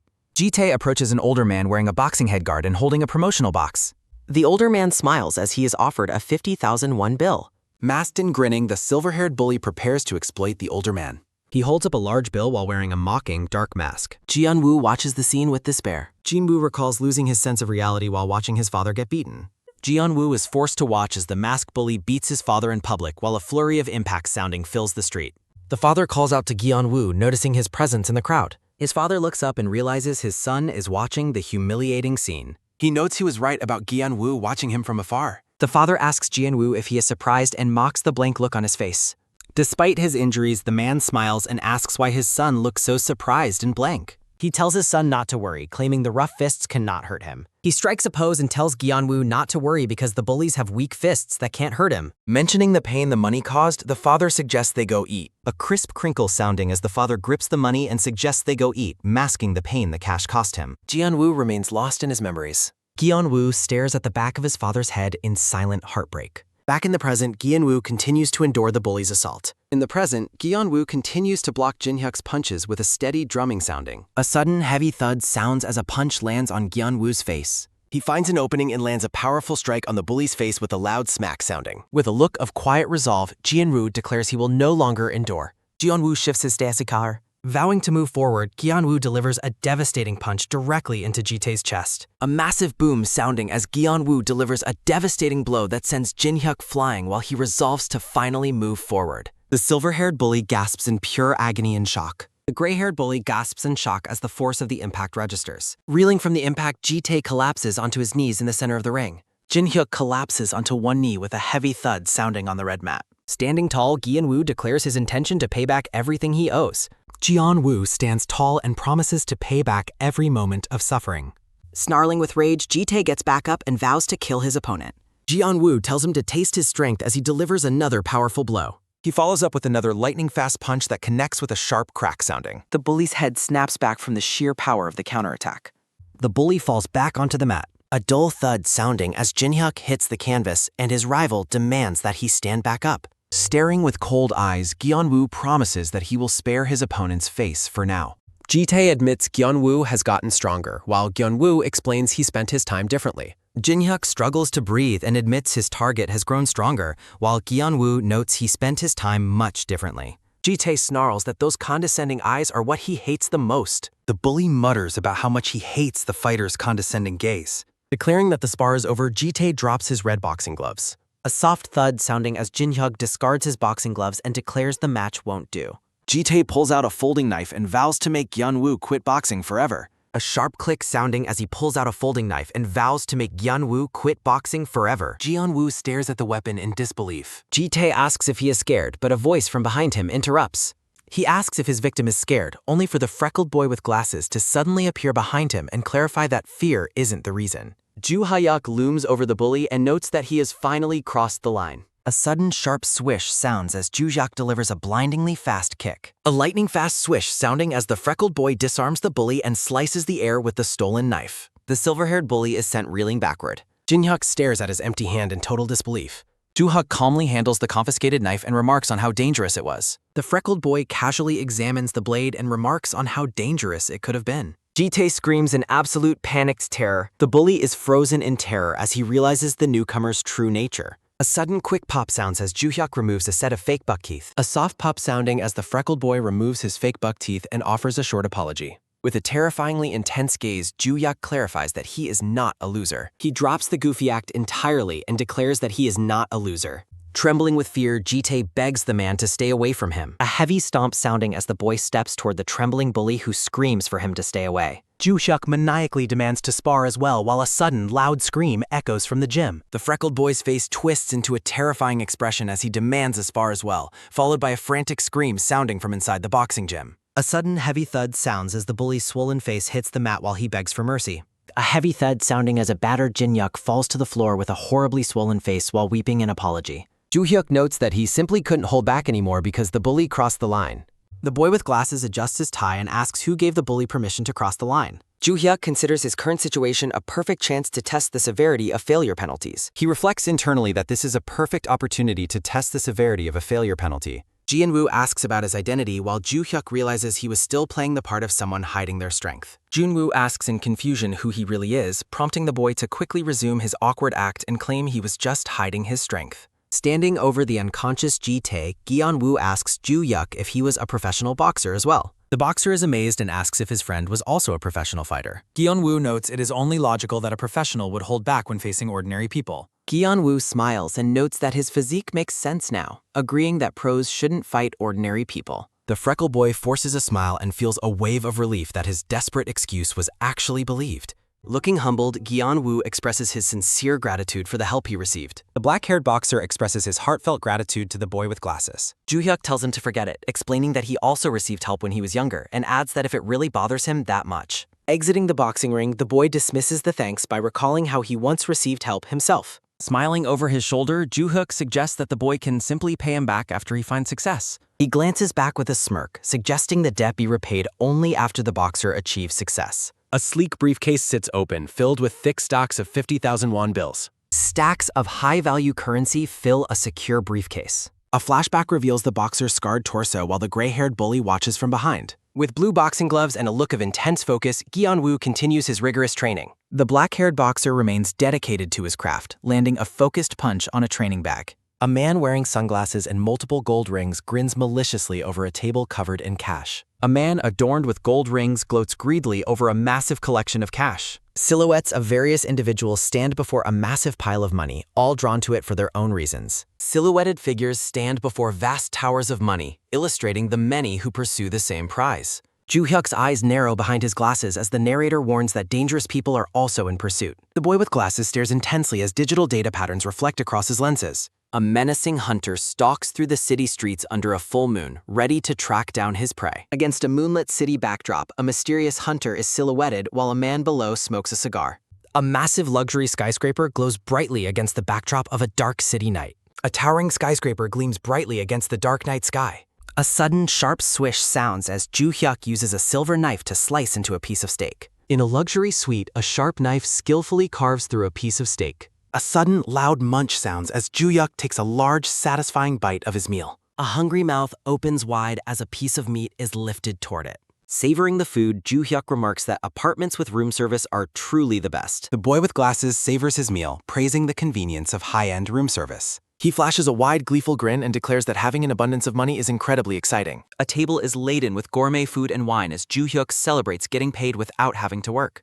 A lavish table is set with gourmet dishes, wine, and salad. Ju-hyuk throws his arms wide in joy, declaring that this lifestyle is the absolute best. He cheers for his fortunate life, thrilled to be getting paid without needing to work. Smiling warmly, he notes that he will soon have 100 billion won for retirement and just needs to finish safely. With a blissful smile, he dreams of his safe retirement once he secures his massive goal. A sudden look of pure, wide-eyed shock washes over Ju-hyuk's face. His peaceful dinner is suddenly interrupted by a jarring moment of alarm. A sudden, loud clang sounds as Ju-hyuk uses his hand to deflect a projectile aimed at his head. A sudden, sharp clashing sounding as the boy blocks a lethal weapon aimed at his head. A sudden, sharp whiz sounds as a red and black blade spins to the air. A swift, blurring swish sounding as the attacker continues their aggressive assault. A sudden, heavy thud sounds as the combat knife embeds itself deep into the wooden table. A heavy thud sounding as a black and red blade is driven deep into the wooden table. Ju-hyuk glares toward the balcony with a look of intense, cold focus. The boy stares back with cold, alert eyes at his mysterious assailer. A woman with long black hair and glowing red eyes smiles, noting how full of life he is. A long-haired woman with a mole beneath her eye smiles while complimenting his vitality. The woman claims she is seeing the results of her training, but Ju-hyuk asks if she considers a daily assassination attempt to be training. Standing across the room, she explains that the sudden assassination attempt was merely a part of her training.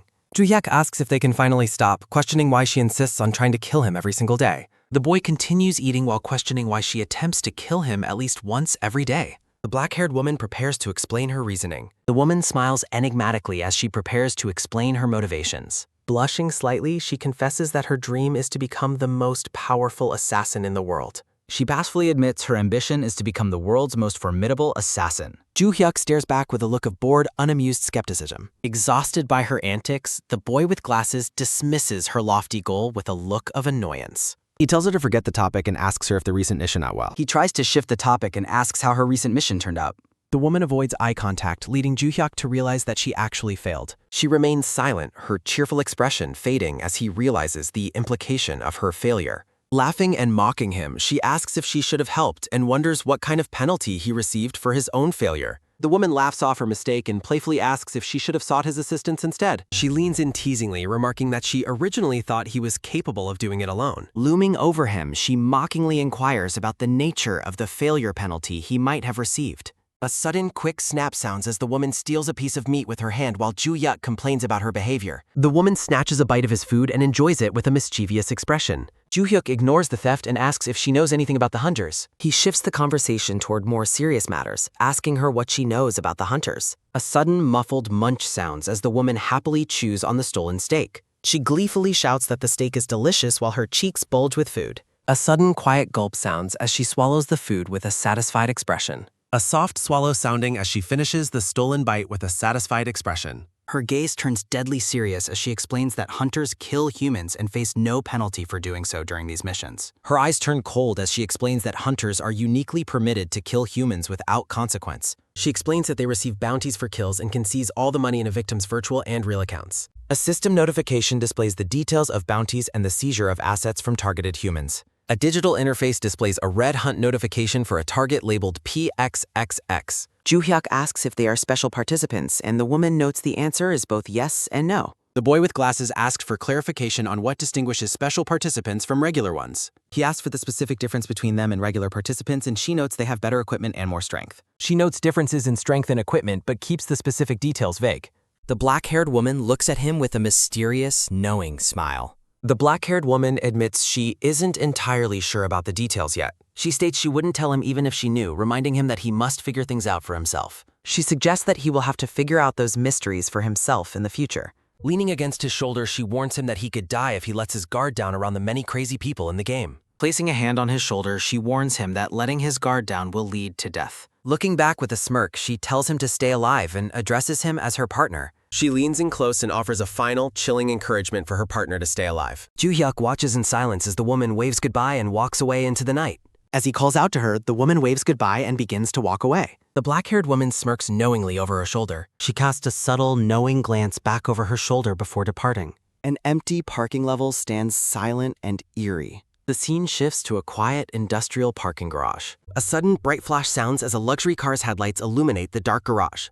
A bright flash sounding as the headlights of a luxury car illuminate the dark garage. Sitting behind the wheel, the man with glasses laughs mockingly while telling his passenger to give in. The boy with glasses laughs heartily as he takes the wheel of his high-end vehicle.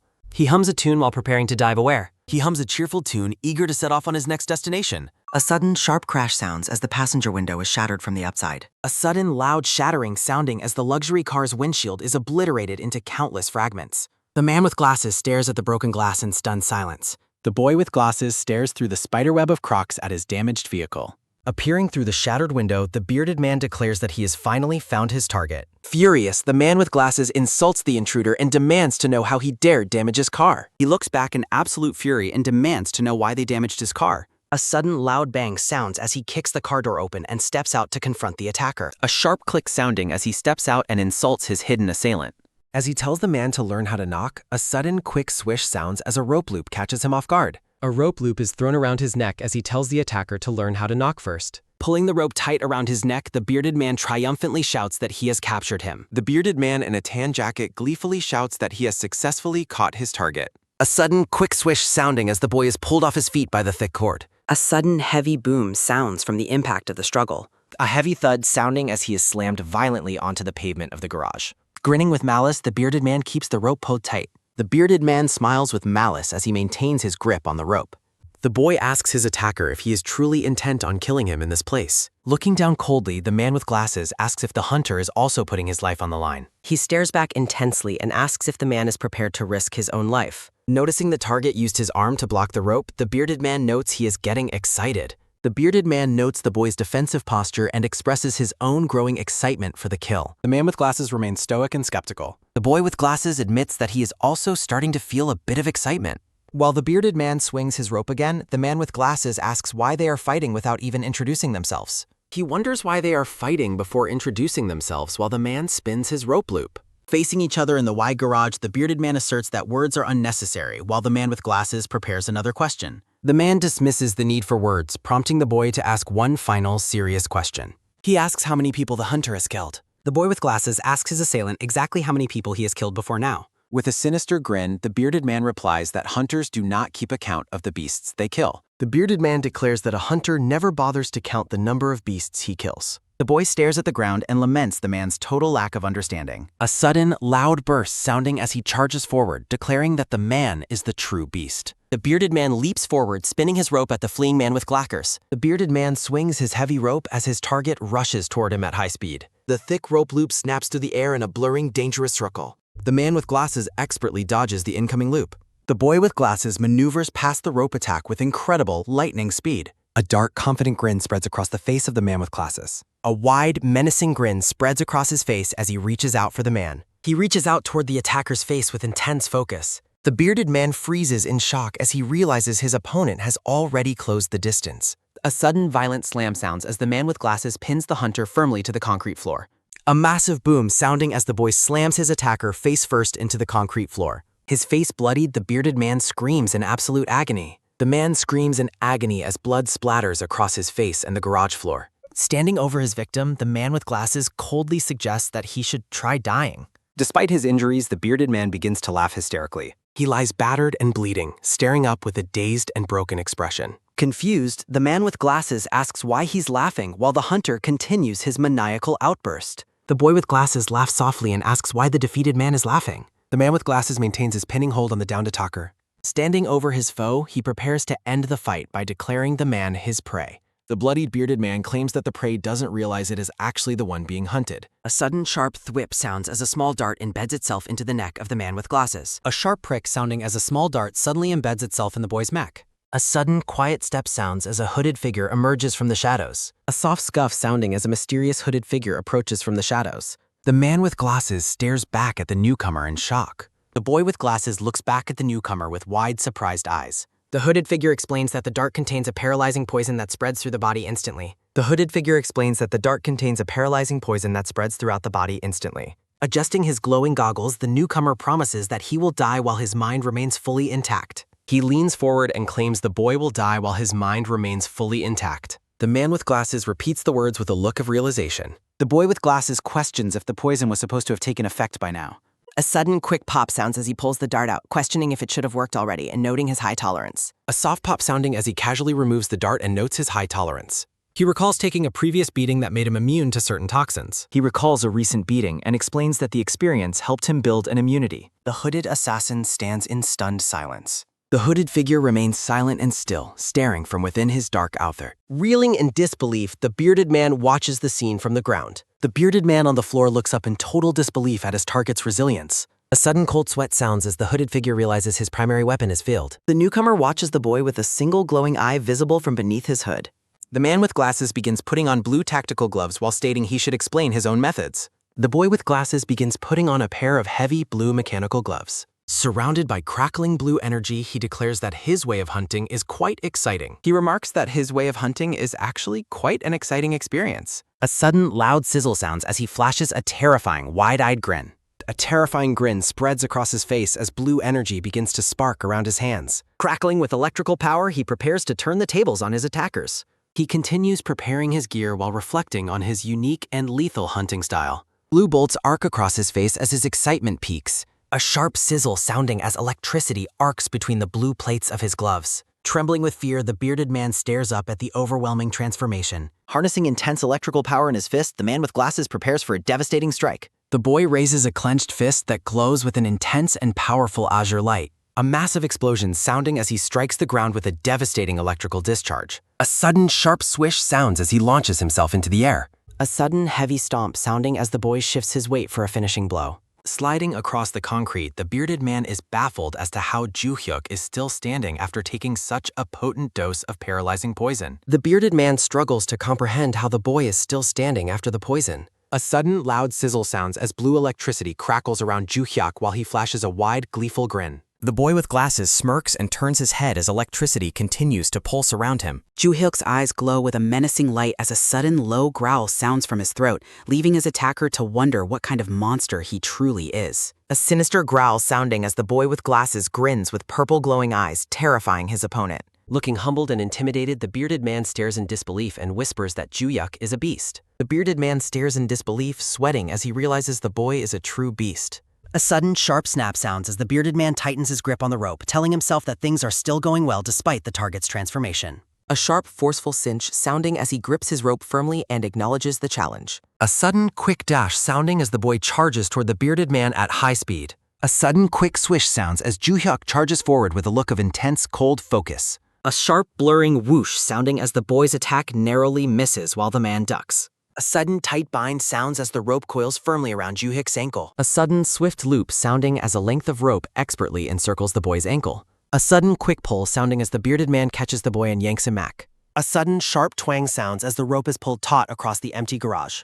A sharp tight snap sounding as the rope is pulled taut across the garage floor. Flashing a dark, confident grin, the bearded man declares that he has finally caught his pred. The man smiles maliciously as he declares he has successfully caught his target.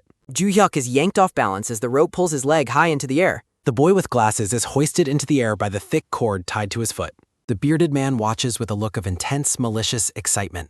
Surprised exclamation marks appear as the bearded man realizes his captive is already planning a counterattack. The bearded man is startled by the boy's sudden proximity as his target closes the distance. A sudden, loud bang sounds as Ju-hyuk shouts his attack name and delivers a devastating two-footed dropkick. A massive, heavy impact sounding as the boy execute a devastating dropkick with a loud shout. The force of the blow connects squarely with the bearded man's face. The boy's shoes slam violently into the bearded man's bloodied face with incredible power. A sudden, sharp swish sounds as the hunter is sent spiraling backward through the air. A sudden, sharp swish sounding as the man is thrown backward by the force of the kick. A sudden, heavy thud sounds as the bearded man crashes violently onto the concrete floor. A heavy, echoing thud sounding as the bearded man hits the pavement of the garage. A sudden, quiet step sounds as Ju-hyuk walks away with a look of bored indifference. A soft, rhythmic tap sounding as the boy with glasses walks calmly away from his defeated foe. Ju-hyuk remains calm as 3 poison darts strike his neck, followed by sudden, sharp exclamation marks. A sudden, quiet puff sounds as the impacts register against Ju-hyuk's skin.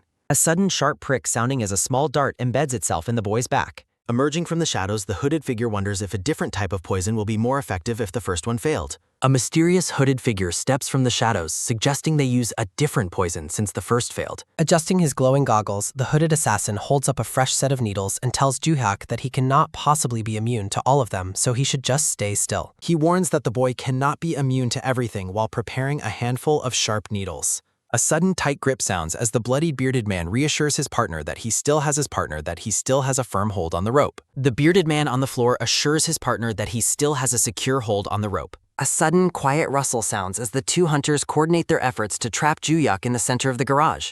A low, quiet rustle sounding as the two opponents remain at a distance in the industrial garage. The hooded figure explains that while they hit the target with poison needles, his partner will use the rope to keep him wrapped up and immobile. The hooded figure outlines their strategy to paralyze and bind the target before he can escape. A large black and red spider waits patiently at the center of its intricate web. A menacing black and red spider waits patiently within its intricate web. Ju-hyuk finds himself metaphorically trapped, bound in layers of white silk and rendered completely paralyzed. The boy with glasses is depicted as completely restrained and unable to move by his attackers. Ju-hyuk stares back with a look of unamused skepticism, holding the needles between his fingers and asking what they will do since he wasn't actually stung. The boy catches the flying needles and asks what they will do if their poison fails to sting him. Stunned silence falls as both attackers realize the darts were caught before they could pierce his skin. The bearded man looks on in total shock as the target reveals he caught the projectiles in midair. With a smirk, Joo-hyuk explains that their strategy was far too obvious and just required a bit of attention to counter. He dismisses their coordinated attack as obvious and claims he only needed to pay a bit of attention. Joo-hyuk shows off his speed, revealing that he snatched the needles just inches from his throat. The needles fall harmlessly away from his neck as he looks on with a cold expression. He casually notes that living with a dangerous killer has made him quite accustomed to such predictable assassination attempts. The boy with glasses mentions that living with a strange killer has made him accustomed to such attempts. Joo-hyuk looks down coldly at the man holding the rope and asks if he happens to be immune to his own partner's poison. The bearded man questions if the boy is truly immune to toxins while maintaining his grip on the rope. A sudden, quick swish sounds as Joo-hyuk prepares to fling the needles back, suggesting that they swap places as the hunted. A sudden, loud burst sounding as the boy with glasses rushes forward to swap places with his attacker. The bearded man screams in terror as the poison darts fly toward him at high speed. The bearded man shouts in surprise as the poisoned needles fly past him at high speed. Joo-hyuk leaps forward toward the panicked hunter who can only offer a confused mumble. The bearded man is stunned as the boy leaps over him with incredible agility. A sudden, violent slam sounds as Joo-hyuk delivers a powerful punch that crushes the bearded man's spirit. A massive, heavy crack sounding as the boy's fist connects violently with the man's face. Joo-hyuk expertly vaults over the fallen hunter while still holding onto the rope. The two combatants are thrown into a chaotic struggle as they are both pulled off their feet. A sudden, sharp clack sounds as the rope catches in a groove on the parking structure. A sudden, quick snap sounds as the line is pulled perfectly taut. A sharp, quick snap sounding as the boy's blue mechanical glove seizes the rope. A sudden, heavy boom sounds as Joo-hyuk uses the leverage to swing around the pillar. A massive, deafening boom sounding as the boy slams his foe into the concrete with a discharge. Joo-hyuk's focus shifts toward the hooded figure attempting to hide behind a nearby car. The boy with glasses turns his cold attention toward the remaining hooded attacker. Realizing the situation has reversed, the hooded assassin begins to retreat further into the darkness. A sudden sharp whiz sounds as a loop of rope flies through the air, catching the fleeing assassin around the waist. A sudden swift swish sounding as the rope is flung toward the shadow in the corner. A sudden sharp twang sounds as Joo-hyuk pulls the rope tight, securing his second target. A sudden pained cry sounds as the hooded figure is yanked backward with overwhelming force. The hooded attacker cries out in pain as they are snagged and pulled by the cord. A sudden, loud bang sounds as Joo-hyuk slams his electrified fist into the ground to end the struggle. A massive, explosive boom sounding as a powerful electrical strike hits the garage floor. A sudden, sharp crack sounds as the assassin's goggles shatter and he lets out a scream of absolute agony. A sudden, quick swish sounds as the impact sends the hooded figure tumbling helplessly across the floor. A sudden, sharp crack sounding as the hooded figure is yanked backward by the rope. A sudden, quiet step sounds as Joo-hyuk approaches his defeated prey with a cold, triumphant gaze. Flashing a terrifying grin, the man with glasses asks his attacker how it feels to be the one being hunted and if the experience is thrilling. The boy with glasses asks his assailant if the experience of being the prey is truly thrilling. Reeling from the counterattack, the bloodied bearded man asks for his opponent's identity, but the man with glasses remains stoically silent. The defeated man asks for the boy's identity while the boy stares back in silence. Standing tall with his blue tactical gloves ready, the man with glasses demands to know the location of the other hunter. The boy with glasses asserts his dominance and demands to know the location of the other hunter. With a sinister, blood-streaked grin, the bearded man warns his captor to be careful as the person he's looking for is famous among hunters. The man laughs while warning the boy about a famous hunter who is far more dangerous. The bearded man claims that while his target is strong, he won't survive the next encounter because they were mere trappers compared to the true hunter. He explains that they are merely trappers compared to the lethal strength of their superior. Grabbing the fallen hunter's head as blue electricity crackles around them, the man with glasses mockingly asks if he's being serious. A sharp, sudden sizzle sounding as the boy with glasses prepares to finish the interrogation. Looking down with cold indifference, the man with glasses calls his opponent a mere snack and orders him to sleep while a sudden pained cry sounds. He tells the man he is just a snack before putting him to sleep with a painful jolt. Standing alone in the garage with his two attackers incapacitated on the floor, the man with glasses notes that he's actually looking forward to the next fight. The boy with glasses admits he is looking forward to meeting the famous hunter his prey mentioned. The boy with glasses suspects his location is being shared with another hunter. Exuding a dark and confident energy, the man with glasses stands ready for whatever challenge comes next. He stands confidently in his white shirt. The scene shifts abruptly to the sprawling exterior of a massive weathered industrial plant under a clear blue sky. The industrial facility looms in the distance. Inside a vast, empty, and dimly lit warehouse, the man with glasses sits patiently on a lone chair, waiting for his new opponent. He waits patiently inside the empty warehouse. Wearing a sinister and expectant grin, he admits that he is genuinely excited to see who will arrive. He grins, eager to see who his next opponent will be. As various brutal weapons are displayed, he wonders aloud what kind of gear they use and how they prefer to fight. He wonders about his enemy's choice of weaponry and combat style. He stares at the warehouse door, hoping for someone interesting. A sudden, sharp realization strikes his face. A mysterious figure wearing a long, dark coat and a black turtleneck emerges slowly from the shadows of the warehouse. A tall figure in a coat enters. The newcomer's face is revealed, showing intense white glowing eyes and a distinct star-shaped scar across the bridge of his nose. The newcomer has glowing eyes and a star scar. A hazy memory of a dark smoke-filled room lined with metal cell blocks flashes through the mind of the man with glasses. A faint, distorted memory begins to surface. In a flashback, a young boy with a star-shaped scar on his nose looks around in shock as an inferno rages behind him. In a flashback, a young boy stares ahead. Another young person with weary eyes and long dark hair is seen wearing a matching yellow jumpsuit in the same grim facility. Another young boy looks down with sorrow. Intense flames lick against heavy iron doors as the facility is consumed by a violent fire. Raging flames consume a barred facility door. A solitary figure in a yellow jumpsuit stands motionless before a massive wall of fire and thick smoke. A boy stands amidst the burning gulving. The figure walks slowly through a burning corridor past rows of iron bars as embers float through the air. He walks through the fire-engulfed corridors. Back in the present, the man with glasses breaks into a cold sweat and looks on in absolute shock, whispering a question of disbelief. Sweating in shock, the boy with glasses asks how the man is there. As the mysterious man with the scar approaches, the man with glasses realizes he remembers that specific mark clearly. He recognizes the star scar and identifies the man as Cha Tae-won. He calls out the name Cha Tae-won and identifies himself as Kim Joo-hyuk, hoping for a sign of recognition. He desperately identifies himself as Kim Joo-hyuk to the silent newcomer. A sudden, sharp clack sounds as Cha Tae-won levels a large revolver and coldly declares that he has no idea who the other man is. A sharp, quick click sounding as the man levels a revolver at him. Kim Joo-hyuk stares back, completely stunned and unable to process the rejection. A sudden, loud bang sounds as a shot is fired, echoing through the industrial plant. A sudden, loud bang sounding through the warehouse. The boy with glasses gasps in disbelief. Knocked to the floor and gasping for air, Kim Joo-hyuk is baffled as to why his old friend tried to kill him and why he is using a gun during a hunt. Slumped against a barrel, he questions why the man used a gun during a hunt. He realizes the ammunition was non-lethal, intended only to incapacitate. Tae-won stands far across the warehouse floor, maintaining his distance while Joo-hyuk sits slumped against a metal barrel. The two men face off across the room. Joo-hyuk asks if he has lost his memory and desperately suggests that they should try to talk things out. He asks if the man has forgotten him and suggests they talk. A heavy, somber silence falls between them. Joo-hyuk hardens his gaze, looking at his former companion with a mix of sorrow and determination. He watches his old acquaintance with intensity. A flashback shows a younger Kim Joo-hyuk looking wide-eyed and surprised in his tattered yellow jumpsuit. Flashback, the young boy with the scar looks up. Young Tae-won, covered in bruises and dirt, looks at his friend with relief and thanks God that he managed to survive. Tae-won expresses relief that his companion survived the ordeal.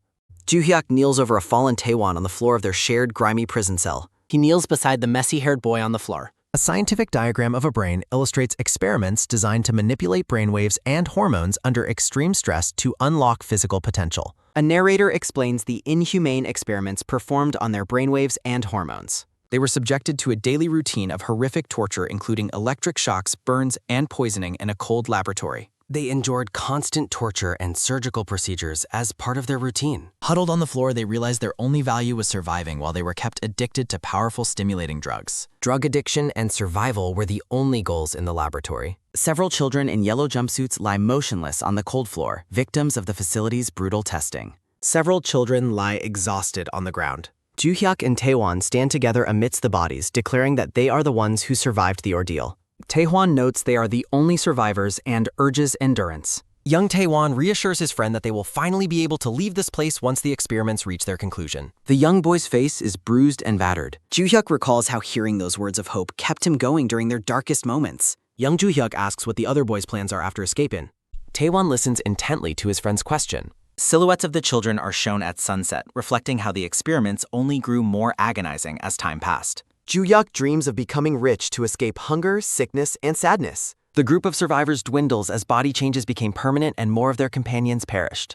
Determination shines within his young, focused eyes. Realizing they are the only two left, Tae-won urges Joo-hyuk to hang on just a little bit longer until the end. As the experiments worsened, the group suffered terrible side effects. Permanent changes claimed lives until only a few remained. Tae-won asks what his friend plans to do once they are finally free from the facility. Taewon tells Joo-hyuk they're the final two survivors. Taewon looks up dreamily, saying he wants to return to the place his mother left him and hear the sound of the waves again. He turns the same question back toward Joo-hyuk, curious about his future. Young Joo-hyuk closes his eyes in exhaustion. With a look of simple desire, Joo-hyuk declares that his primary goal is to become incredibly rich. Taewon turns the question back toward his friend. He explains that wealth means never having to endure hunger, sickness, or the sadness that comes with being powerless. He waits for the boy's ultimate goal. Joo-hyuk looks up with a glimmer of hope, certain that he will eventually find his mother waiting for him somewhere out there. He explains his singular goal is to find his mother. The scarred young man smiles gently. Joo-hyuk smiles, finding comfort in his friend's hope. Young Taewon suggests that they go see the sea together once they are finally free. They plan to visit the sea together once they are free. The two boys in orange suits stand in their room as one speaks. He pauses to consider their future. A boy reaches for the window while telling his friend to close his eyes and listen to the breaking waves. Reaching out toward the ceiling, young Taewon tells his friend to close his eyes and imagine hearing the sound of the crashing waves. Young Joo-hyuk closes his eyes, trying to lose himself in the peaceful mental image. He imagines himself standing on a beach looking at the blue wire. A lone figure stands on a beach. A dark wave crashes as he reflects on the sound of their shared end. Waves crash violently against the shore as the narrator notes it was the same sound they heard at the end of their ordeal. A sudden, sharp splash sounding as gasoline is poured onto the floor. A sudden, quick splash sounds as a flammable liquid is poured all over the wooden floor. A sudden, heavy stomp sounding as a guard steps into the flammable liquid. A sudden, heavy squelch sounds as a black combat boot steps firmly into the puddle of fuel. A man stands at the end of the hall and orders the guards to dispose of the specimens and recover only the sample data. Men in gray uniforms douse the corridor in gasoline while a silhouetted figure orders them to destroy all the specimens and salvage only the data. Two lit lighters fall through the air toward the gasoline. Lit lighters ignite the fuel-soaked floor. A sudden, massive boom sounding as a silhouetted man says goodbye to the failures. With a cold and dismissive expression, the silhouetted man says goodbye to his failures as a sudden, violent roar sounds. The silhouetted man tells his team to leave the burning building. The arsonists prepare to depart, leaving the facility to be consumed by the inferno. Terrified screams for help echo through the corridors of the burning facility. Piteous cries for help echo through the burning prison as the flames spread. Young Joo-hyuk watches the fire spread in utter shock and confusion. Young Joo-hyuk looks on in horror. He laments their situation as he realizes they might not survive after all. Sweating and terrified, the young boy despairs because he truly believed they were going to survive. Taewon yells at his friend to wake up and move. Young Taewon urgently shouts at Kim Joo-hyuk to wake up and focus. A sharp, heavy snap sounding as Taewon pries at a barrier with a piece of wood. A sudden, sharp snap sounds as Taewon uses his bare hands to break through a wooden panel. Taewon explains he stole a device to make an escape route and urges the smaller boy to go first. Taewon explains that he stole a torture device to carve out an escape route and insists that Joo-hyuk, being smaller, should go through it first. Joo-hyuk hesitates as flames surround him in the hallway. Young Joo-hyuk huddles near the fires. Joo-hyuk looks back at his friend through the narrow opening. He looks back with deep hesitation. Taewon gives a sad smile and tells his friend to just go.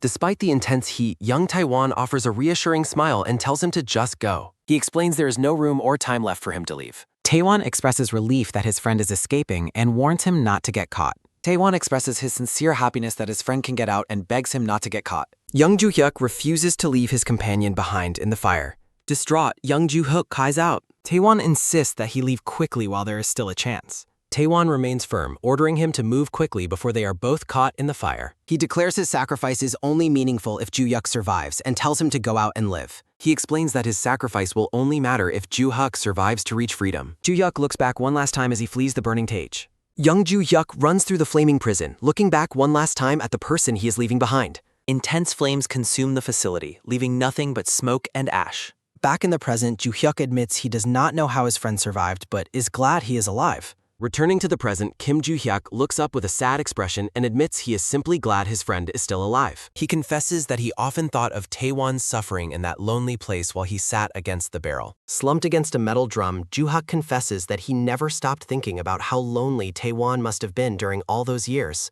Taewon demands to know what he is talking about while leveling his gun. Cha Tae-hwan looks back coldly and declares that his first priority is to force his former friend to recover his memory. Joo-hyuk admits they are past the point of apologies or gratitude since they are not in a position to talk. Looking down, Joo-hyuk notes that since they are currently enemies, there is no point in exchanging apologies or gratitude. He explains the only way to find out the truth is to subdue his friend and apologizes in advance. Joo-hyuk explains that subduing his opponent is the only way to uncover the truth and offers a formal apology for the violence to come. Taewon maintains his aim, ready to fire at his former friend. Taewon maintains his distance and keeps his large revolver aimed directly at his target. A sudden quick whoosh sounding as Ju-hyuk moves with blinding speed. A sudden sharp whiz sounds as a bullet narrowly misses a metal barrel.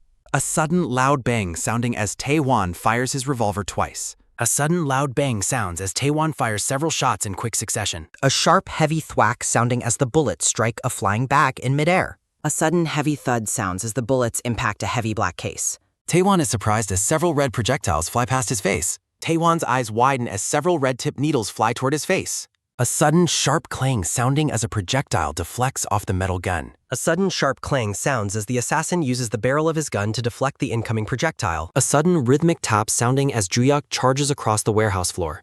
A sudden rapid patter sounds as Ju-hyuk dashes across the floor. He closes the distance with a desperate high-speed lunge toward the shooter. A sharp, quick click sounding as Taewon prepares his weapon for another shot. A sudden sharp metallic click sounds as Taewon prepares to pull the trigger again. A sudden loud bang sounding as a shot echoes through the rafters. A sudden loud bang sounds as another shot rings through the rafters of the warehouse. Ju-hyuk seizes Taewon's arm, forcing the gun away from his body. Ju-hyuk lunges forward and grabs Taewon's arm, forcing the gun upward to prevent a point-blank shot. He laments the unfortunate circumstances of their reunion. Ju-hyuk winces in pain and admits that he truly didn't want their long-awaited meeting to end in a life-or-death struggle. A brief memory of the two boys holding hands flashes through his mind. A brief memory of the two boys holding hands in their shared prison cell flashes through his mind. A sudden loud buzz sounding as he grips Taewon's wrist with his electric glove and apologizes. He tells his old friend to finally get some rest. A massive sharp sizzle sounding as a powerful electrical current surges through Taewon. A sudden violent crackle sounds as blue electricity surges through Ju-hyuk's hand and into his opponent. Taewon is overcome with shock as the blue energy paralyzes him.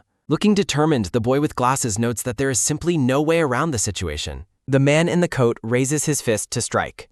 A massive explosive boom sounding as the boy with glasses unleashes a powerful electrical discharge. A sudden sharp crack sounds as Ju-hyuk delivers a powerful electrified blow to Taewon's chest. With blood dripping from his mouth, the boy with glasses states they will just have to fight until one of them falls. With glowing red eyes and blood on his lip, Ju-hyuk determines that they will have to continue fighting until one of them is completely defeated. A sudden sharp click sounding as the man in the coat attempts to use his weapon. A sudden quick snap sounds as Ju-hyuk uses his blue tactical gloves to seize control of the silver revolver. A massive explosive boom sounding as the boy's electric strike forces the man back and disarms him. A sudden heavy boom sounds as a massive electrical discharge knocks Taewon backward. A sudden rhythmic top sounding as the man's silver revolver falls and slides across the warehouse floor. The man notes the boy has been training, and the boy asks if he has been working as a mercenary or something. Taewon notes that Ju-hyuk has been training hard, while Ju-hyuk asks if his friend spent his time away as a professional mercenary. The man with the star scar bluntly states that he does not know anyone as ugly as the boy. Insulted, the boy claims he is as pretty as the man and argues that he would remember the man's ugliness if they had met. Taewon jokes about their looks, prompting Ju-hyuk's utter confusion and a blunt insult regarding his companion's appearance. A sudden sharp realization strikes the boy's face. A sudden sharp snap sounds as Ju-hyuk's glasses squint. The boy smiles and tells the man he needs memory therapy, promising to apologize for his actions later. Ju-hyuk suggests his opponent needs memory therapy and mockingly apologizes for the violence he is about to inflict. A red system interface displays a silhouette and orders the user to hunt a specific target to survive. A terminal order demands on. The man with the star scar levels his revolver once more. Taewon aims his larger loher. Taewon's inner thoughts reveal he has abandoned his forgotten past. He admits he has never achieved a future he admired. He prepares his weapon for another shot. The silver revolver gleams ominously. Sweating, the boy with glasses calls out to Cha Taewon. Ju-hyuk whispers the ninja on. Ju-hyuk deflects the gun hand artwork. He looks on as the man prepares to attack. Ju-hyuk stares with intense focus. Taewon looks back with emptiness. A sudden loud bang sounding as the two clash in a high-speed melee. A sudden heavy boom sounds as they exchange high-speed blows. A sudden quick buzz sounding as the boy prepares an electric strike. Ju-hyuk's tactical glutted wakes. A sudden massive boom sounding as the boy throws a powerful electrical punch. A sudden violent bang sounds as an electrified punch lands. Taewon blocks the electrified strike. Standing apart, the boy asks the man if he remembers how they once had to duel to test their strength. Ju-hyuk recalls their past duels intended to test the power gap between experimental subjects and asks if the memory remains. The man in the coat looks away and claims he does not remember anything. Taewon repeats that he remembers nothing. Ju-hyuk suggests that repeating the same kind of fight will eventually help his friend regain his memories. A sudden quick click sounding as the man draws a curved knife and warns the boy he will be dead soon. Taewon dismisses the sentiment and claims his opponent will be dead before any such memories return. The boy with glasses stares back and says they will see about that. Ju-hyuk responds with defiant skepticism. A sudden quick whoosh sounding as the man lunges forward with his blade. A sudden quick whoosh sounds as Taewon lunges forward. A sudden sharp clang sounding as the man's knife strikes the boy's blue mechanical glove. Sparks fly during the clash. Ju-hyuk notes the assassin's extreme precision. A sudden loud bang sounding as the two engage in a frantic close-quarters struggle. The combatants exchange rout applause. A sudden rhythmic swish sounding as the man spins his curved knife with expertise. A sudden sharp whir sounds as the karambit blade spins. A massive heavy crack sounding as the boy's electrical defense meets the man's attack. A sudden heavy thud sounds as they grapple for dominance. The boy with glasses is impressed by the man's lethal speed. Ju-hyuk reacts with brief stochast. A sudden sharp clang sounding as the man's blade and the boy's glove collide again. The boy looks at his blue glove and notes that one's own hands can be very effective. Ju-hyuk observes the unique utility of hands. He grins confidently while asserting that his hands can be a very good weapon. Ju-hyuk grins and explains that sometimes a person's own hands can be a very good weapon. A sudden rhythmic tap sounding as they continue their intense battle. Blue energy trails fill the warehouse. The man with the star scar notes that the boy's fighting style is ignorant but risky enough to be dangerous. Taewon calls the fighting style ignorant. A sudden quick whoosh sounding as the man performs a handstand kick. Taewon notes it is also risky. A sudden quick tap sounding as his hand contacts the floor for leverage. A sudden quick tap sounds as he balances on one hand. A massive explosive boom sounding as the man's kick connects squarely with the boy's face. A sudden sharp crack sounds as a kick connects. The boy with glasses staggers back from the impact of the blow. Ju-hyuk stumbles from Yoon-bat. A sudden sharp click sounding as the man readies his knife for a follow-up. Taewon readies his karambit. A sudden quick whoosh sounding as the man closes the distance once more. A sudden quick flash sounds as the two combatants collide. The boy with glasses is shocked as the blade approaches his mech. Taewon pins the blade to Ju-hyuk's strap. He stares in wide-eyed disbelief at the lethal efficiency of his opponent. Ju-hyuk's eye dilates in focus. A sudden sharp click sounding as the man seizes the boy's arm and tells him he has caught him. A sudden heavy clack sounds as Ju-hyuk declares that he has finally caught his target. The boy with glasses grins manically as he taps into his hysterical strength. Ju-hyuk taps into hysterical strength. A massive, deafening boom sounding as the boy lands a devastating punch to the man's chest. A sudden violent bang sounds as an electrified fist strikes Taewon's chest. A massive, explosive boom sounding as the man is sent flying backward by the force of the strike. A sudden, massive roar sounds as a shockwave erupts through the building. Taewon expresses a moment of realization. With his eyes glowing a menacing red, the man asks if the boy has the same physical constitution as him. With eyes glowing red, Taewon asks if Ju-hyuk possesses the same experimental constitution as himself. He admits they have a connection but asserts that he does not care about his past. He stares forward coldly while stating he is already unhappy enough. Taewon admits he is already unhappy. A sleek drone hovers above. A drone watches from above. Taewon stands silently waiting. Taewon stands in the shadows. The drone sensors glow braymy. The surveillance drone remains aptus. Former friends face off again. Ju-hyuk and Cha Taewon face each other across the wreckage. Ju-hyuk reminisces that the Taewon he once knew was stronger than anyone else, someone who could find hope in the midst of despair. Ju-hyuk speaks of the strength his friend once found in despair. Taewon remains utterly unmoved by the sentiment. A sudden loud bang sounding as Taewon strikes Ju-hyuk. A sudden violent bang sounds as Taewon lands a heavy blow. Ju-hyuk recovers with a grimace. Ju-hyuk reels from the force of the strike. Ju-hyuk lands a powerful counterattack. Ju-hyuk counters with a swift punch from his blue tactical glove. Taewon strikes with brutal force. Taewon retaliates with a fierce close-range attack. Ju-hyuk staggers from Yoon-bat. Ju-hyuk's eyes widen as he struggles to peep back. He prepares another electric strike. Ju-hyuk drives an electrified fist directly into his opponent's chest. As the two trade blows, the narrator observes that there is a unique strength in living through despair. They exchange blows while Ju-hyuk reflects on their mutual despair. Ju-hyuk reminds his former friend that they were in the same laboratory and served as guinea pigs for the same experiment. Ju-hyuk reveals they were both subjects in the same cruel experiment. Taewon claims he does not understand his past and tells Ju-hyuk that he clearly does not seem to understand the present situation. Taewon claims that his opponent is trapped in the past. He asks if Ju-hyuk truly believes they were turned into hunting machines for this game from the very beginning. The assassin questions if they were simply built for this game. Ju-hyuk is shocked on Yukwame. Ju-hyuk stares back with a look of pure confusion. A sudden sharp beep sounding as a signal emits. A sudden sharp bleep sounds as the assassin's jaw sets sternly. A sudden loud screech sounding as a red system alert announces that all ongoing missions at the location will be cancelled. A hovering drone cancels all ongoing missions in the immediate area. A sudden, heavy thud sounding as the drone repeatedly orders them to disperse immediately. A sudden, low thud sounds as the drone orders immediate dispersal. A sudden, sharp splash sounding as thick purple smoke fills the area. A sudden, heavy hiss sounds as a smoke grenade covers the floor. Ju-hyuk is shocked by the sudden mission cancellation and wonders what is happening. Ju-hyuk reacts with shock to the sudden mission cancellation. Taewon assumes the game administrators have intervened and tells his friend that there is no longer a point in fighting. Taewon observes that the game administrators have intervened. A sudden, quick whirl sounding as Taewon turns and walks away despite Ju-hyuk's desperate call for him to wait. Taewon turns away while Ju-hyuk desperately calls for In to wait. Reaching into the smoke, Ju-hyuk shouts that he is not finished yet. Ju-hyuk declares that he is not finished with their confrontation. He stands alone in the haze. He stands alone as the thick smoke begins to surround him. A sudden electronic hum sounding as the drone hovers. A sudden sharp whir sounds as the surveillance drone hovers overhead. Ju-hyuk remains still as smoke hits. A man stands before monitor rolls. A mysterious figure in a long coat watches from a control room.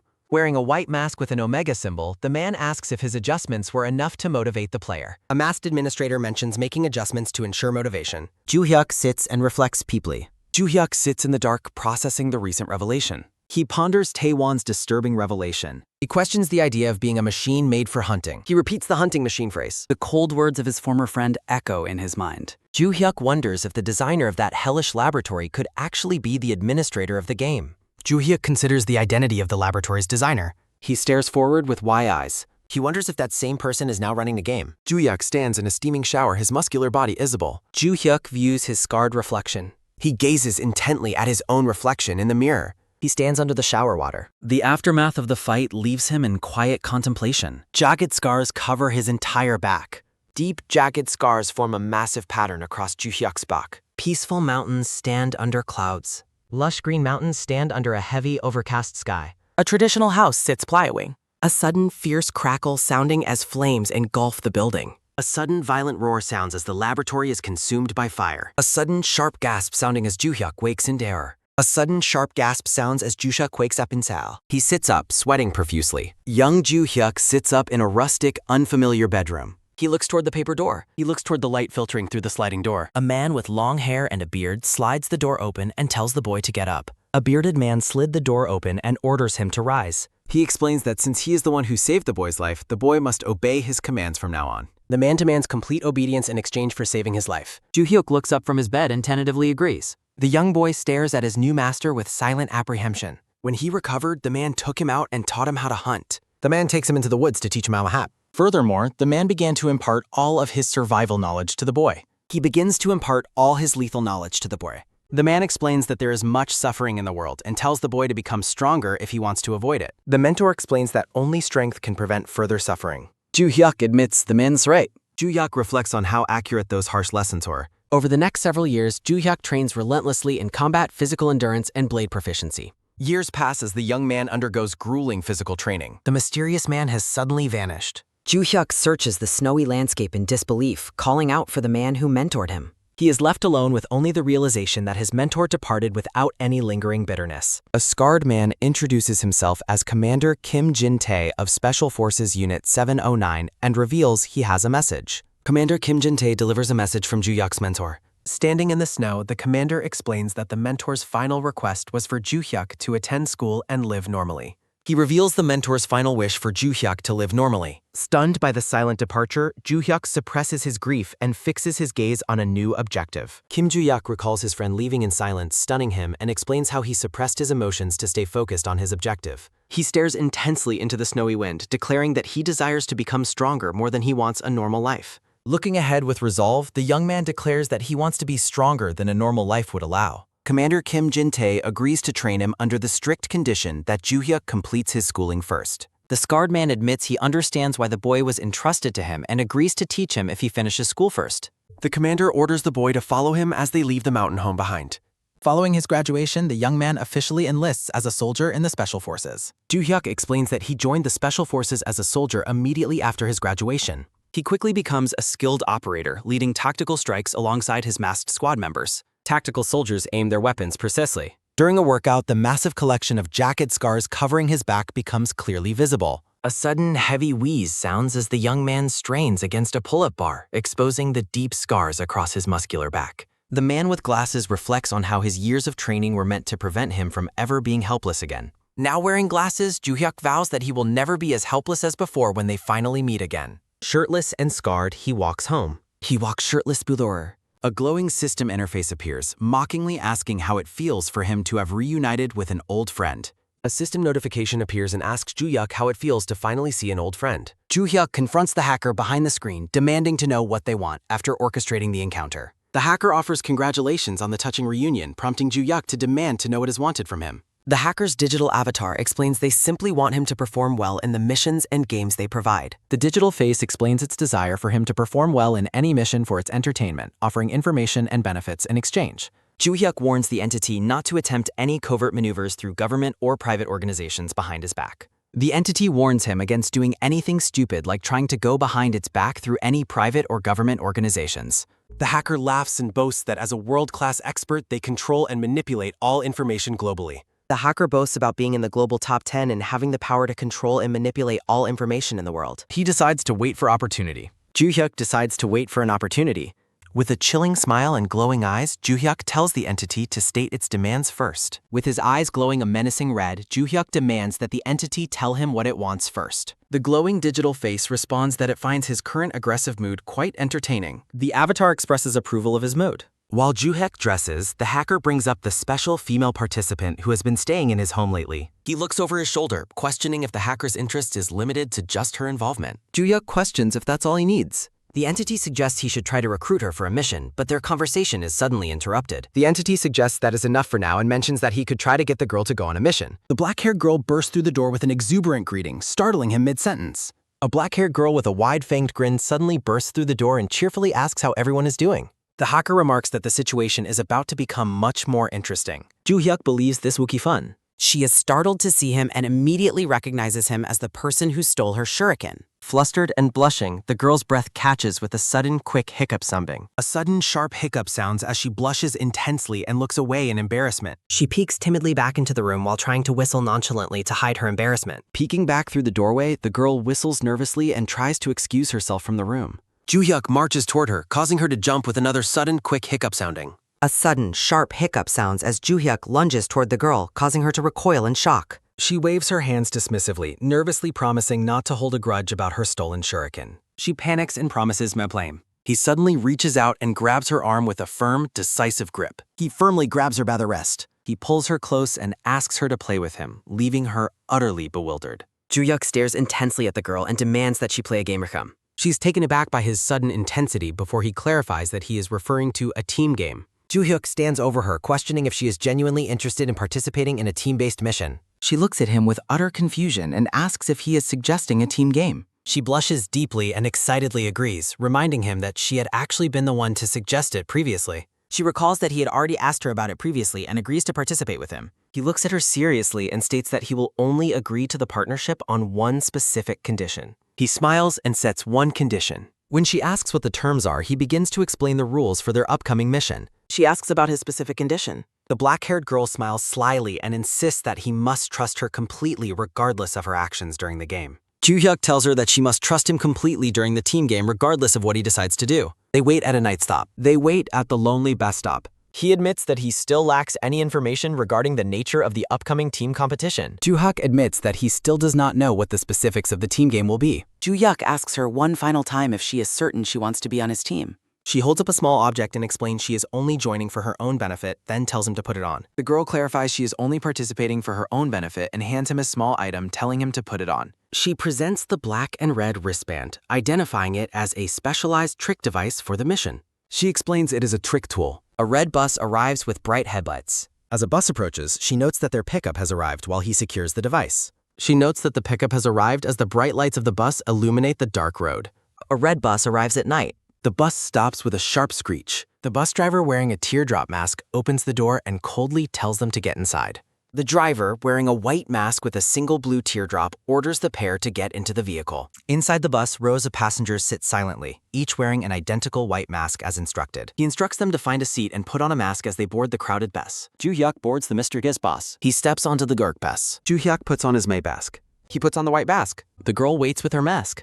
She sits in her new mask. The bus driver instructs everyone to sleep soundly during their long journey, The driver wishes everyone a restful night's sleep as the bus begins to pull away from the stop. As they sleep, pink gas spreads. A sudden, slow exhale sounds as a thick pink gas begins to fill the bus. Thick pink haze fills the cabin. The masked participants fall fast asleep. The bus travels through hazy mountains. The bus drives through pink smoke. An announcement tells participants to remove their masks as a sudden, sharp thud sounding occurs. A sudden, sharp snap sounds as a new order commands all participants to immediately remove their masks. Joo-hyuk looks up as he is told the game begins then. Joo-hyuk looks up as a notification informs him that the game will begin in just a few moments. The participants gather in a large amphi hall. The announcer explains they are starting a survival game and have been organized into teams. The masked administrator announces a game of survival and mentions that everyone has been organized into teams. He instructs the participants to keep their team identities a secret. He advises keeping team identities a secret for the duration of the game. He explains that participants must betray others repeatedly to ensure their own survival. The administrator states that survival requires repeated acts of betrayal. He wishes them well with their betrayals while Joo-hyuk and the girl watch in silence. Joo-hyuk and his companion listen as the announcer continues regarding the nature of betrayal. Production credits and studio logos appear. A moment of suspense occurs as the rules are prepared for broadcast. The announcer repeats that they are starting a survival game and have been organized into teams. He reminds them to keep their team identities a secret throughout the competition. The masked figure repeats the instruction to keep team pairings confidential. Participants in orange tracksuits walk forward. The participants, all clad in orange jumpsuits, begin to move forward together. The announcer states he will now explain the rules before the game begins. The administrator prepares to explain the official rules before the game commences. The group is told to listen carefully to the instructions. 3 participants listen intently as they are urged to pay close attention. The screen displays that the game consists of 10 12-hour periods over 10 days. The game will span 10 days divided into 12-hour periods for acquiring assets and surviving. The rules explain that maintaining team cohesion for 12 hours earns each member 1 billion. A screen explains that cohesion earns teammates 1 billion each if they stay together for over 12 hours. The betrayal rule states a betrayer earns 2 billion while the betrayed loses 1 billion. The second method is betrayal, rewarding the betrayer with 2 billion while the betrayed loses 1 billion. Sniping involves disrupting another team to steal 3 billion while they lose 1 billion each. Sniping is the third method, allowing a disruptor to steal 3 billion while the target team loses 1 billion each. The participants question the high payout for betrayal versus the penalty of being betrayed. The group reacts with shock and calculated interest to the high-stakes rewards of betrayer. Basic rules clarify that personal wealth is unaffected, escape is impossible, and gains are shared. Basic rules state that real-world wealth is unaffected, leaving is impossible, and teammates can share final gains. Joo-hyuk notes that they must communicate to build trust, yet they also have the choice to betray their team or snipe another. Joo-hyuk observes that one must communicate for trust but can also choose to betray or snipe. Every participant must enter one of 4 dark boxes exactly once during each 12-hour window. Decisions must be made once daily inside dark boxes located in 4 areas before time expires. The participants complain about the complexity and the high likelihood of being betrayed by their teammates. The announcer declares the start of the game and the 10 days of upcoming trials. The administrator officially starts the game, warning that various trials will follow over the next 10 days. He turns a handle with a sudden quick click sounding. A sudden heavy creak sounds as the administrator opens a heavy door. Drool drips onto the floor while a growling beast lurks in the mist. A sudden wet drip sounds as a beast salivates in the darkness. The screen announces the first trial as Tooth, revealing several glowing-eyed dogs. The first trial, titled Tooth, begins as 2 aggressive dogs emerge. With a sudden loud bark sounding, 5 aggressive dogs emerge from the room to confront the crowd. The animals bark fiercely as the participants reel back in sudden alarm. A man watches in terror as his group is cornered. A massive dog growls with a sudden low snarl sounding. A sudden low growl sounds as the lead dog bares its teeth. A sudden sharp scuffling sound as the dogs lunge toward the participants. A sudden quick scuff sounds as the ground is traumacked. A sudden sharp scream sounding as a dog viciously attacks a man in an orange suit. A sudden pained scream sounds as a dog viciously bites a participant's neck. The man screams for help and begs for a quick rescue as a dog mauls him. The victim panics and begs for help, desperate for someone to stop the animal. A teammate realizes he must act to save the man who is being bitten. A nearby man realizes the victim is his teammate and feels he must save him. He hesitates, realizing that helping will reveal their team status to everyone else. He pauses in fear, realizing that assisting would reveal their secret team status. He understands that being identified as a team will make them targets for the others. Shadows of other participants loom, and he fears exposing their alliance to the crowd. As his friend screams, he worries about the grudge and potential betrayal if he does nothing. He worries that failing to help will cause a grudge leading to his own betrayal. He concludes that he has no choice but to betray his teammate to survive. Convinced there is no other way, he decides he must betray his teammate first. He stands by a door, clutching his head in Hanfucked. He retreats toward a door, clutching his head in a moment of cowardice. He decides there is no other way to handle the situation. He justifies his decision by claiming there is no other option available. The injured man stares up helplessly. The abandoned teammate lies bleeding and broken on the floor. With a sudden quick click sounding, the man apologizes and enters a room, claiming everyone else is just selfish. The man apologizes while entering a dark box, dismissively calling others selfish. More dogs charge through the hall as participants flee in terror. Other participants flee as dogs continue to maul those who fall behind. The animals tackle more victims, reinforcing the idea that everyone must survive alone. A sudden, high-pitched shriek sounding as a woman begs a dog to release her friend. Observing the scene with glowing red eyes, other players realize the two are a team. 3 men with sinister glowing eyes gleefully identify another pair of teammates. Participants fight and shove each other as they desperately try to reach the safety of the doors. Breathing heavily, Ji-hyuk acknowledges his nods. Ju-hyuk watches a monitor while catching his breath, acknowledging the grim reality. Desperation drives his search for billions. A sudden quick tap sounds as he urgently presses the buttons he needs. He craves the massive 3 billion reward. The man who abandoned his teammate grins maniacally while obsessing over a 3 billion reward. The man eagerly targets the reward. He points at the target on his screen, repeating the massive sum in a daze. Ju-hyuk furiously prioritizes human lives over money. Ju-hyuk shouts that human life takes priority and insults the man's heartless choices. A sudden, violent bang sounds as Ju-hyuk strikes an attacking dog with an electrified kick. A black dog is forcefully sent flying. The beast is hurled through the air by the impact. Ju-hyuk directs teammates to move a casualty. Ju-hyuk orders his companions to move the injured man to a safer location in the back. Glowing dogs growl in the dark shadows. 3 more black dogs approach, their eyes glowing with a predatory light. 3 dogs lunge at a defenseless man. A sudden, sharp whiz sounds as the pack lunges toward the lone definer. A beast snarls with primal intensity. Red energy crackles around the eyes of the lead beast as it attacks. With a sudden, quick path sounding, Ju-hyuk strikes the beast with a heavy punch. A sudden, sharp snap sounds as Ju-hyuk's kick connects with the dog, sending it flying. With a sudden, loud path sounding, he knocks several dogs back with overwhelming power. Ju-hyuk resolves to stop the perpetrator. Ju-hyuk searches the room for the heartless man. The dog's attention is caught by a sudden, sharp bzzz sounding from the system. A sudden, sharp buzz sounds as the dog reacts to the electricity. The hunting dogs retreat through the door. The hounds retreat into the dark opening. The masked man promises a 12-hour return. The masked driver informs the participants he will return in 12 hours. Fear and disbelief consume the trapped participants. Fear and disbelief begin to consume the participants. A new psychological trial begins for them. The trial shifts into a psychological battle as participants are left alone. Terror grips a man held by his collar. A sudden, firm grab sounds as a man's collar is seized. The tall man raises his voice to demand the full attention of everyone in the room. A muscular man demands everyone's attention while holding a hostage, prompting another to ask what is happening. He threatens to beat the man until the identity of his teammate is finally revealed. The aggressor threatens to beat the man until he reveals his teammate's identity. He declares that anyone who attempts to enter the box before him will be killed. He warns that anyone attempting to enter a box before him will be killed. The participants are shocked by his dangerous approach and beg him to wait a minute. A man with glasses warns that such a violent approach is dangerous. Ju-hyuk explains that participants should work together to limit sniping and betrayal to ensure their survival. The man with glasses explains that cooperation is necessary to increase their survival chances by limiting sniping and betrayal. He reminds the group that they can earn $1 billion just by staying with their team. He argues that splitting up is insane when staying with a team earns $1 billion reward. Ju-hyuk's breath is stolen by a sudden, sharp ah sounding as he is struck down. A sudden, heavy thud sounds as the scholar is kicked to the ground. The aggressive man states that $1 billion is simply not enough for him to settle for. The brute scoffs that $1 billion is too little to settle for. As Ju-hyuk groans with a sudden, pained stop sounding, the bully prepares to start his attack. He tells the fallen man that he will start his betrayal with him. Ju-hyuk stands up and asks for the man's identity while looking at him with intense focus. Ju-hyuk interrupts the confrontation to ask who the man is. Ju-hyuk questions why the man stayed behind and tells him he is certainly a disobedient dog. Ju-hyuk questions why he didn't leave with the other dogs, calling him a beast. The bully stares back coldly and tells Ju-hyuk that it looks like he wants to die. The thug threatens to kill Ju-hyuk for the insult. Ju-hyuk casually addresses the man as brother as he walks directly toward them. Ju-hyuk approaches him calmly with a casual greeting. He punches the man across the face and tells him that dogs should not be talking. A sudden sharp crack sounds as Ju-hyuk punches the man, telling him that dogs shouldn't speak. The massive bully collapses to the ground.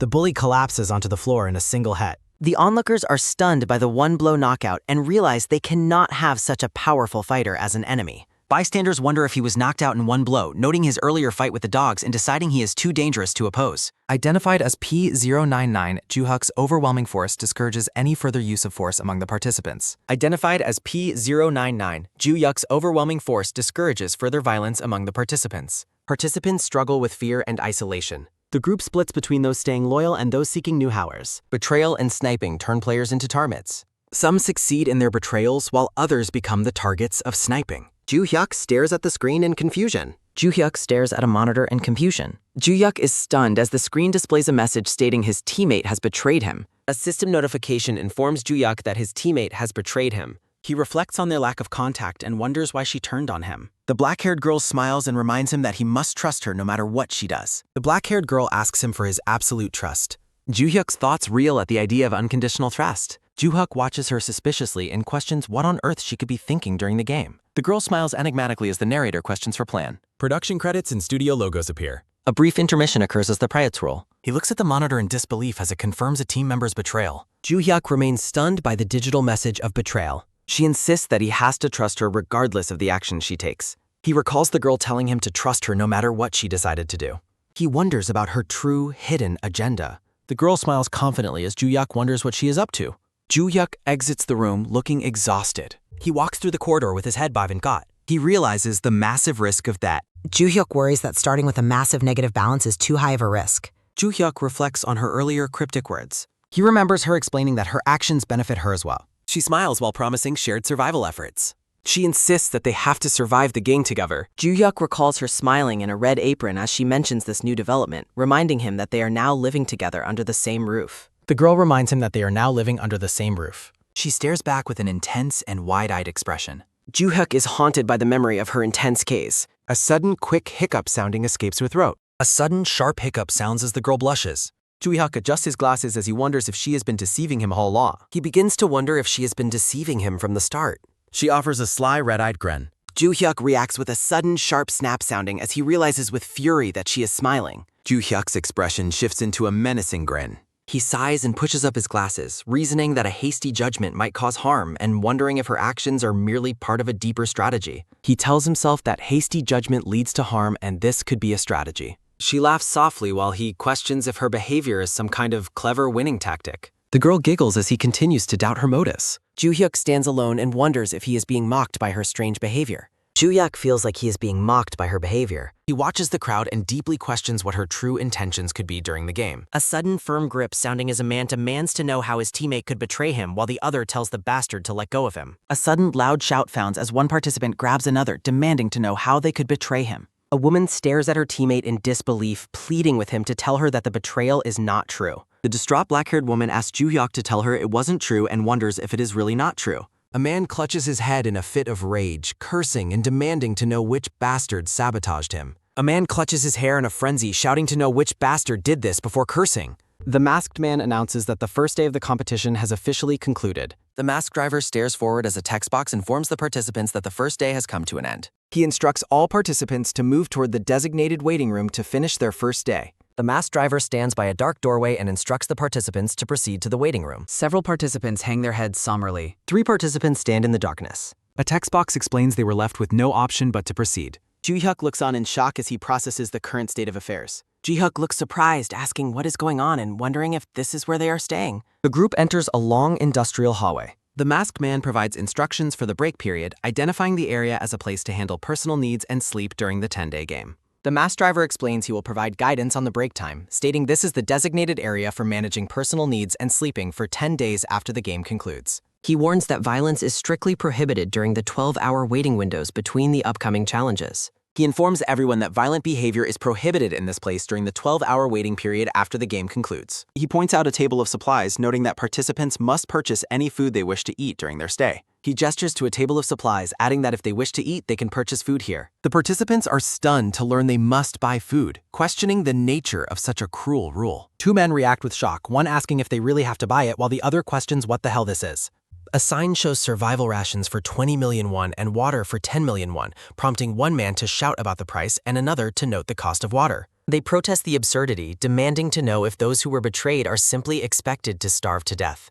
The men continue to protest, calling it absurd and asking what is being done to them, wondering if the betrayed are meant to starve to death. The masked man remains silent as a participant realizes they have been unable to even have a sip of water for 12 hours. The masked man remains silent as a participant laments that they haven't had a sip of water for 12 hours. A group of defeated players stands together. 6 participants stand in the hallway. Ju-hyuk ponders if one's personal assets are the true key to survival in this brutal game. The scholar with glasses wonders if assets are crucial for survival, thinking that while one day might not be a problem, the long term is different. He realizes that 3 days without water is lethal and a lack of food impairs one's ability to compete, noting that a betrayed player will be unable to eat even if they win money the next day. He thinks that going without water for 3 days is dangerous and the body's ability declines without food, noting a betrayed person won't be able to buy anything even with future earnings. Ju-hyuk's stomach lets out a sudden, low growl sounding as he realizes how precarious and dangerous their situation has become. A sudden, low growl sounds as his stomach protests, making the scholar worry that the situation is very dangerous.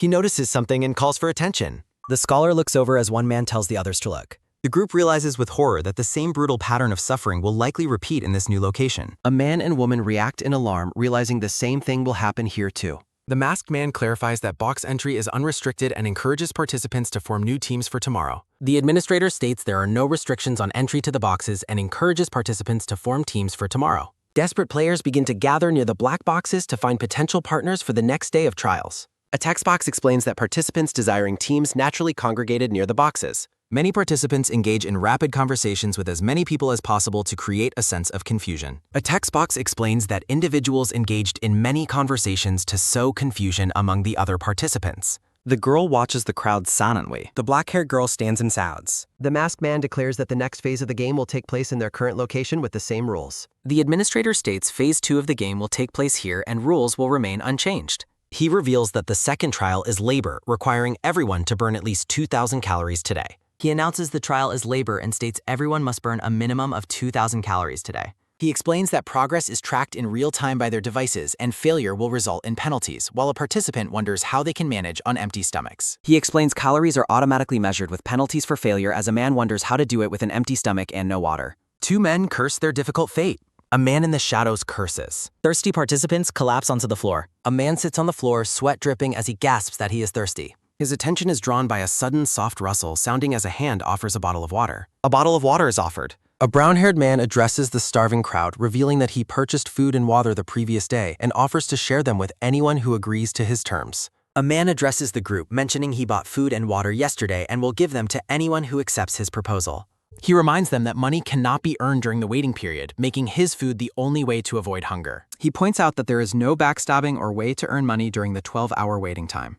He argues that without a team to betray or information to sabotage, they will surely be forced to endure the third day while going hungry again. He continues, saying that without a team to betray or information to sabotage, they will have to endure hunger through the third day. The brown-haired man asks if they would rather survive to play another game or die of hunger now. He asks if they think they can go on at their limit, suggesting it is better to survive here and take on another game than die in this one. A desperate participant agrees to the deal, fearing he is on the verge of passing out from severe dehydration. A man desperately agrees, saying he thinks he is about to pass out from dehydration. He reveals a wide, sly grin and invites the 2 victims to come closer for his secret proposal. The brown-haired man grins, telling the pair to come closer so he can deliver his proposal. He smiles maliciously as he reveals his plan to snipe both of them simultaneously for a massive profit. A text box reveals his plan was to snipe both simultaneously, spending $60 million to earn $300 million. He calculates that they will have no choice but to accept his proposal if they want to survive the ordeal. He thinks that if he persuades them by saying he will buy more food with the gains, they will have no choice but to accept if they want to survive. Ju-hyuk sits slumped against the wall. The dejected man sits alone. Ju-hyuk groans as his stomach lets out a sudden, loud growl sounding. A sudden, low growl sounds as hunger continues to gnaw at the dejected scholar. Ju-hyuk reflects on how odd the situation is, considering that the man seemed like an unlikely candidate for betrayal. The scholar finds it odd, thinking that the older man seemed unlikely to betray him. A finger points at a screen's cap arc. A finger hovers over the button. Ju-hyuk reflects on his thirst while recalling his teammates' past kindness. The scholar recalls that the man even gave him water during training and wonders if he will really die of dehydration. His attention is taken by a sudden, soft rustle, sounding as a water bottle is offered. A water bottle is placed down. Ju-hyuk looks up in disbelief as he recognizes his black-haired teammate. The scholar looks up in surprise. She asks if he is really stupid while holding the water bottle toward him. The black-haired girl asks him if he is really stupid. She tells the naive Ju-hyuk that fighting skills alone are insufficient for survival in this game. She tells him that fighting skills aren't enough to survive and calls him really naive. She warns him that participants are willing to commit any betrayal for money. She warns him that while participants might seem friendly or weak, they are willing to do anything for money, even betraying him. The masked man announces that the third day's trial is called Snatch. He explains that participants can plunder the assets of those they kill using provided knives. The administrator displays 5 knives on the table, stating that if used to kill another participant, one can plunder their entire assets. The participants react with sheer shock at the announcement of the murderous new rule. One participant reacts in shock to the knives while the others look on in silent disbelief. 2 men in masks watch the unfolding scene with a devious silence. A sudden quick pat sounding as 2 men scramble desperately toward the weapons. A sudden sharp zoom sounds as several participants lunge for the weapons while others react in surprise. Multiple hands reach for the 4 knives. Desperate hands grab for climax. A sudden loud kya sounding as the participants begin a brutal slaughter. Chaos erupts as participants scream while stabbing each other in a frantic struggle for the assets. A sudden pained ah sounding as a man stabs another while screaming about betrayal. Blood drips steadily from a sharp knife. A blood-stained blade drips slowly. A man covered in blood asks the girl if she finds the game too easy. With a sudden quick step sounding, the crazed man charges at her with his weapon. A sudden fast dash tells. She narrowly dodges his swing with a sudden sharp swish sounding. A sudden sharp swish sounds. She lunges forward with speed toward him. Her hand reaches for a weapon. A sudden loud crack sounding as she delivers a powerful blow and disarms the man. With a sudden firm snap sounding, she catches the bloodied knife in midair. A sudden firm thud sounds. She tells the man that his perception of the game's difficulty is mistaken. The black-haired girl warns that the game won't be as easy as they might think. Players fight desperately for their lags. Her focus shifts to the target. A sudden sharp snap sounds. Another knife is caught with a sudden firm snap sounding. A sudden firm thud sounds. Ju-hyuk lets out a sudden terrified hiik sounding as a blade nears his face. A sudden sharp gasp sounds. He pleads for the man to stop as a blood-stained knife is held against his face. The man desperately pleads for her to stop. The assailant claims that killing anyone in this place is of no consequence. The brown-haired killer asks why he should stop, noting that killing in this place carries no weight. He asks Ju-hyuk to imagine having money placed right in front of him while starving. He tells his victim to imagine being on the verge of starvation when money suddenly appears right in front of them. He stares with a wide, manic grin while considering the potential profit. The killer asks if the man truly believed he would be spared. Ju-hyuk looks up in frozen terror as the man asks if he truly expects mercy. The victim gasps in terror as he realizes his fate. A sudden sharp arg sounding as a violent struggle occurs in silhouette. A sudden loud scream sounds. A bloody hand falls limp with a sudden soft thud sounding. A sudden low splash sounds. The man gasps and notes that killing for assets is like winning a lottery. The panting killer remarks that gaining assets through murder feels like winning a lottery. He crazily searches for his next target. He looks around and asks who is next before noticing someone approaching. He wonders why the black-haired girl is walking calmly toward him. He wonders if the black-haired girl is actually walking toward him right now. He's confused by her talk of cleaning up filth. He asks her what she wants, but she replies that she is merely cleaning up filth. Standing before red spider lilies, she states she has chosen to embrace the filth instead. A bloody corpse remains on the floor. The man asks why she is being so hostile and suggests they should not fight, but she reveals that cleaning up trash like him used to be her job. The man asks why she is being so hostile since they both have knives, but she clarifies that cleaning up trash like him used to be her job. He calls her a crazy bitch while readying his knife for a fight. The killer calls her an insane woman. A sudden sharp zip sounding as she strikes him with lightning speed. The man coughs blood and looks on in utter confusion.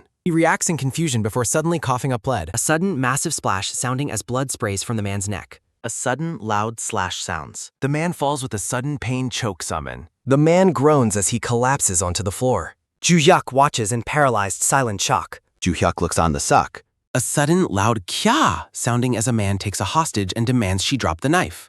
A man seizes a hostage and screams at the girl to drop her knife while the woman cries out. She prepares to strike with intensity. The girl lunges with lethal precision. A sudden heavy thud sounding as she delivers a brutal blow to the hostage taker's head. A sudden heavy thud sounds. The man is sent flying back as she asks why he would bother taking a hostage. The attacker is sent flying as his hostage wonders why he would try to use her as a shield. She coldly declares that she is not anyone's savior. The black-haired girl coldly states that she isn't anyone's savior. The black-haired girl looks back as a blood-stained participant lunges at her with a knife. A sudden firm step sounds. The crazed man screams for her to die while she remains calm. The girl screams for the attacker to die. A sudden loud crack sounding as she delivers a powerful punch directly into the man's face. A sudden sharp crack sounds as Ju-hyuk strikes the assailant with his fist. A sudden massive boom sounding as the force of the blow sends the assailant flying across the room. A sudden loud boom sounds. The man sits slumped against the wall, defeated and unconscious from the impact. The man sits against the wall. Her attention is taken by a sudden soft rustle sounding as she stands over his discarded weapon. A sudden firm step sounds. Ju-hyuk steps forward and notes that they can finally agree on the situation. Ju-hyuk notes that they are finally in agreement on how to handle the situation. She offers a faint, knowing smile in response. A sudden, soft giggle sounds. The other participants realize with horror that the two have formed a team and successfully subdued everyone armed with a knife. The witnesses observe that the two were a team who successfully subdued everyone holding a knife. Several bloodied knives scatter across the floor with a sudden metallic clang sounding. A sudden, sharp clang sounds. Joo-hyuk looks at the remaining crowd and tells anyone willing to give it a shot to step forward. Joo-hyuk tells anyone who is willing to take a chance to step forward. The masked man remains silent as he observes the standoff. The masked administrator remains silent.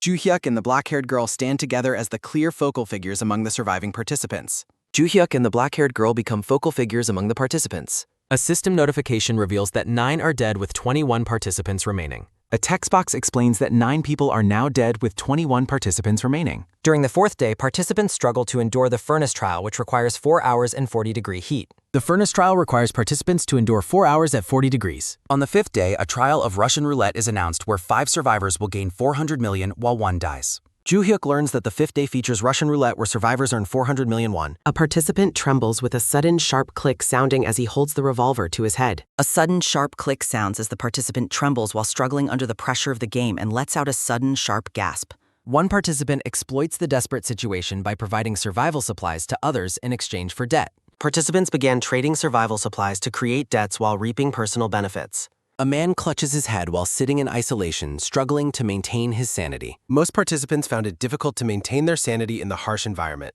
His attention is taken by a sudden, soft mumble sounding as he stares blankly into space. A sudden low mumble sounds as the man clutches his head and continues to mumble incoherently. The masked man announces that the 6 days trial is called Witch Hunt. The masked administrator announces that the 6th day trial is a witch hunt. He explains that the participant with the highest assets is designated as the witch and must be eliminated. He explains that the participant with the highest assets is designated as the witch and must be eliminated. Joo-hyuk and the others react in shock to the announcement that killing the witch rewards every participant with 500 million. Joo-hyuk reacts in shock as the reward for killing the witch is announced as 500 million won. A sudden sharp chime sounding as a red screen identifies the black-haired girl as the target. She looks up calmly at the notification declaring her the witch to be hunted. The objective shifts entirely to killing the witch for the massive reward. One man asks if she is the woman from the 3rd day, while another notes she took many assets through her previous killing. A man with glowing red eyes argues that sacrificing one person is the only right thing to do to save everyone. A man with bloodshot eyes declares that sacrificing one person is the only right thing to do if it saves everyone else.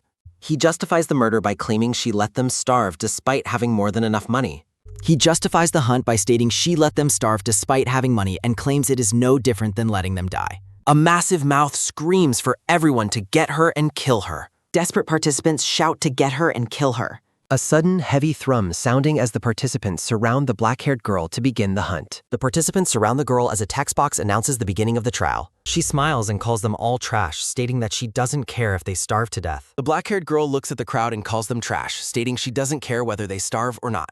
She tells them they started this hunt and asks if they are prepared to die as well. She tells them that since they started this, they should be prepared to die as well. 2 men with glowing red eyes fixate on the 500 million reward. 2 men fixate on the 500 million won reward with greed in their eyes. They coordinate their attack, reasoning that she cannot survive if they all strike at once. One man notes she is fast but suggests they can kill her if they all attack together, telling his partner to go on the count of 3. They begin a malicious countdown as they prepare to lunge. The man begins counting down from 1 to 2. Joo-hyuk's stomach lets out a sudden loud growl sounding as he warns them not to dare touch her. Joo-hyuk steps in and tells them not to touch her because she is his, but a sudden low growl from his stomach interrupts him. Joo-hyuk tries to finish his sentence while his stomach lets out another sudden low growl sounding. He tries to continue his sentence as his stomach lets out another sudden low growl. The black-haired girl stares at him in silent disbelief. The black-haired girl looks at him in silent disbelief. Joo-hyuk points a finger as his stomach continues to let out a sudden low growl sounding.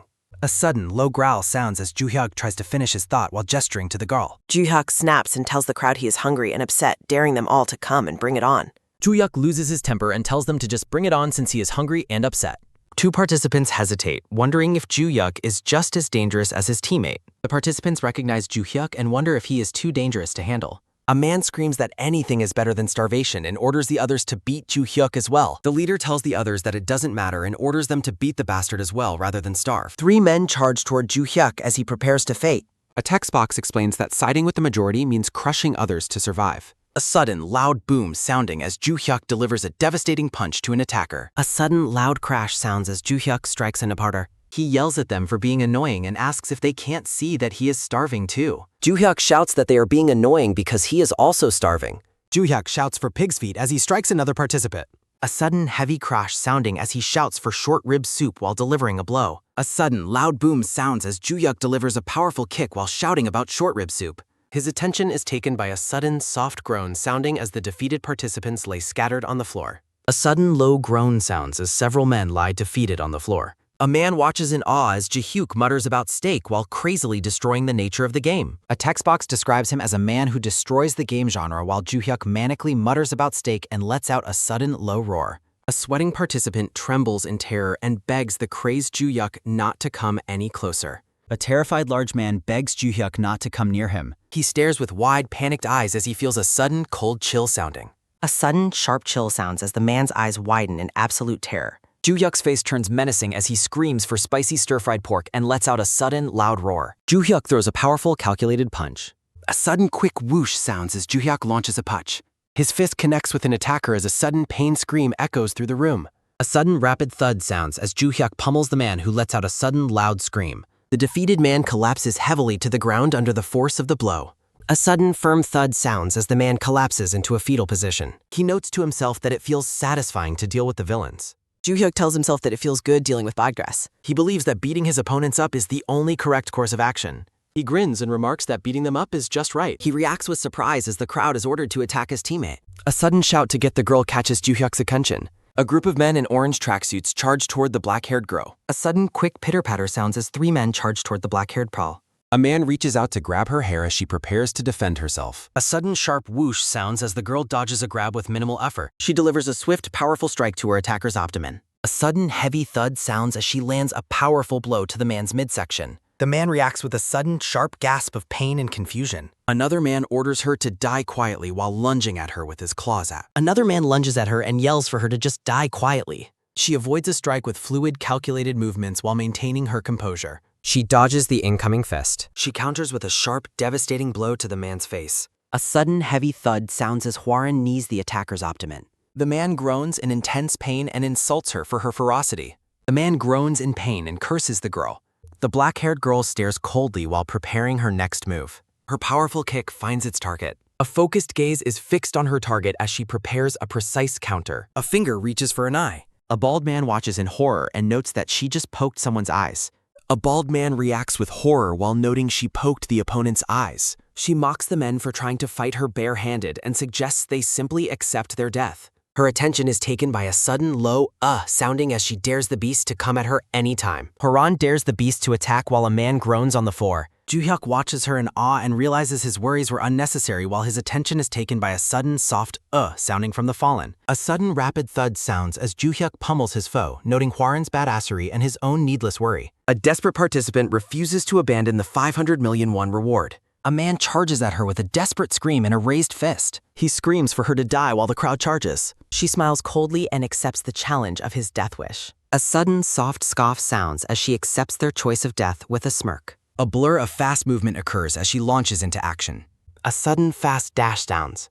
She explains the gap between civilians and killers while her attention is taken by a sudden, sharp scream sounding from her victims. A sudden sharp swish sounds as Hwarin cuts through the civilians, noting the massive gap between commoners and professional killers. Joo-hyuk launches a flurry of food-themed punches at his opponents with manic energy. A sudden, firm thud sounds as Joo-hyuk unleashes food-themed punches in his hunger. He mocks the fallen participants for being nothing more than punching bags. A sudden, heavy thud sounds as Joo-hyuk stands over a bloodied victim, calling them mere punching bags. His attention is taken by a sudden, loud growl sounding as he complains that the fight made him hungry. A sudden low growl sounds as Joo-hyuk sighs while standing over the bodies, complaining of hunger. 2 bloodied men react with outrage and ask if he is joking with them. Surviving participants scream in protest at the brutal turn of events. The group walks away as a voice asks if the outcome isn't natural. A cold voice asks if this outcome isn't merely natural. A masked man with a single tear on his face orders them to embrace the cost of their desires. The administrator tells them to embrace the cost of their desires. The participants rest on mats following the conclusion of the 6th day of the game. The 6th day concludes as participants rest in their dark quarters.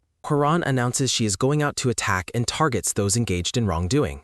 Hwarin heads out to strike participants engaged in wrongdoing, confident in her grasp of their team dynamics. She explains to Ju-hyuk that killers never miss the subtle reactions of humans. She tells Ju-hyuk that killers never miss subtle human reactions. She describes how she monitors movements, gazes, and facial expressions during crises to predict actions. Horan explains how she tracks movement ranges, conscious gazes, and facial expressions during crises. She details how she gathers information from untrained humans through leading questions and mental organization. She notes that untrained people cannot control physical signs in extreme situations and explains her use of leading questions. Ju-hyuk stands in silence as he processes her analytical methods. Ju-hyuk remains speechless after hearing her analytical process. She smiles and mocks him for having a bird brain despite her attempt to test him. A sudden soft scoff sounds as Hwaran mockingly tests his intellect and calls him a bird brain. He looks bewildered and repeats the insult to himself with a bead of sweat. Ju-hyuk reacts in stunned silence to Gaengtul. She mentions that learning from her could help him, and he responds with doubt. She notes his unawareness but suggests learning from her is possible while he sighs. He thanks her for her help, but she questions if he's worried about another betrayal. Ju-hyuk thanks her for survival, but she questions if he's prepared for potential betrayal. He offers a confident smile and states that he believes in her. He smiles and tells her it's because he chooses to believe in her. She smiles back and says they will see about that. Hwaran smirks while questioning his faith in her. The masked man enters the room to congratulate the survivors of the 10th day. The administrator congratulates the remaining survivors on reaching the 10th day. He prepares to reveal the final trial for the 10th day of the survival game. He announces that he will now reveal the 10th day trial. The participants listen intently as the conditions for the last trial are about to be revealed. The survivors listen as the last trial for escape is announced. He reveals that they must obtain forgiveness for their acts of betrayal. He declares that the trial requires obtaining forgiveness for their acts of betrayal. A notification explains that betrayed participants now have the authority to grant forgiveness. A screen details how betrayed participants have authority to forgive through a proximity device signal.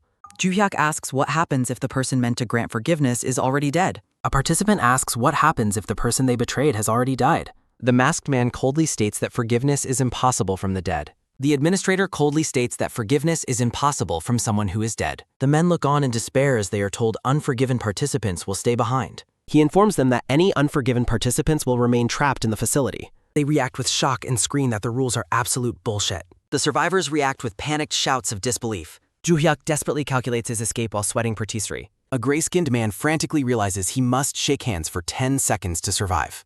His attention is taken by a sudden sharp swish sounding as he turns toward his target. A sudden sharp swish sounds. He lunges forward with a sudden heavy step sounding. Ju-hyuk lets out a sudden firm grab sounding as he seizes the woman and ignores her terrified screams. A sudden sharp gasp sounds as he seizes a woman by the throat while she screams in shock. The woman calls him a traitor while he tells her to stay still. She demands the traitor let go while he screams for her to stay still. A sudden loud bang sounding as a gun fires. A sudden loud bang sounds as a gun fires. The woman gasps in shock as a sudden sharp thud sounding occurs and Ju-hyuk is struck. He collapses with a sudden heavy splot sounding as a scream echoes through the room. A sudden wet splash sounds as the man is shot in the head while the woman screams. The administrator holds a smoking gun over the dead body as others watch in horror. A man sweating in despair notes that they have been toyed with from the start. A sweaty participant realizes they have been toys for the organizers since the beginning. A kneeling woman begs for forgiveness, citing her desperate need for surgery as the reason for her actions. A man in silhouette claims he will die if he stays and mentions 500 million. She fears death if she stays, while the man coldly mentions the 500 million won. The man argues that money won't erase his hatred even if he offers forgiveness for it. A man in an orange jumpsuit tells his betrayer that forgiveness comes at a price, asking if she truly thinks an apology can erase his hatred. Standing over the kneeling girl, he rejects her forced apology and claims she is only acting out of desperation. He stands over the woman as she desperately begs for mercy, accusing her of only caring because her life is now on the line. He coldly states that her fate is no longer his concern. The man turns away coldly, leaving the sweating woman in shock as he declares her survival is no longer his concern. A wide shot reveals the participants in a tense standoff as the scene shifts. A brown-haired man with glasses asks if the person behind the game is considered the lowest trash. Ju-hyuk asks a group of survivors if they believe the mastermind of this game is the lowest form of trash. The black-haired woman agrees with his assessment. Hwaran agrees with his sentiment as they prepare to move forward together.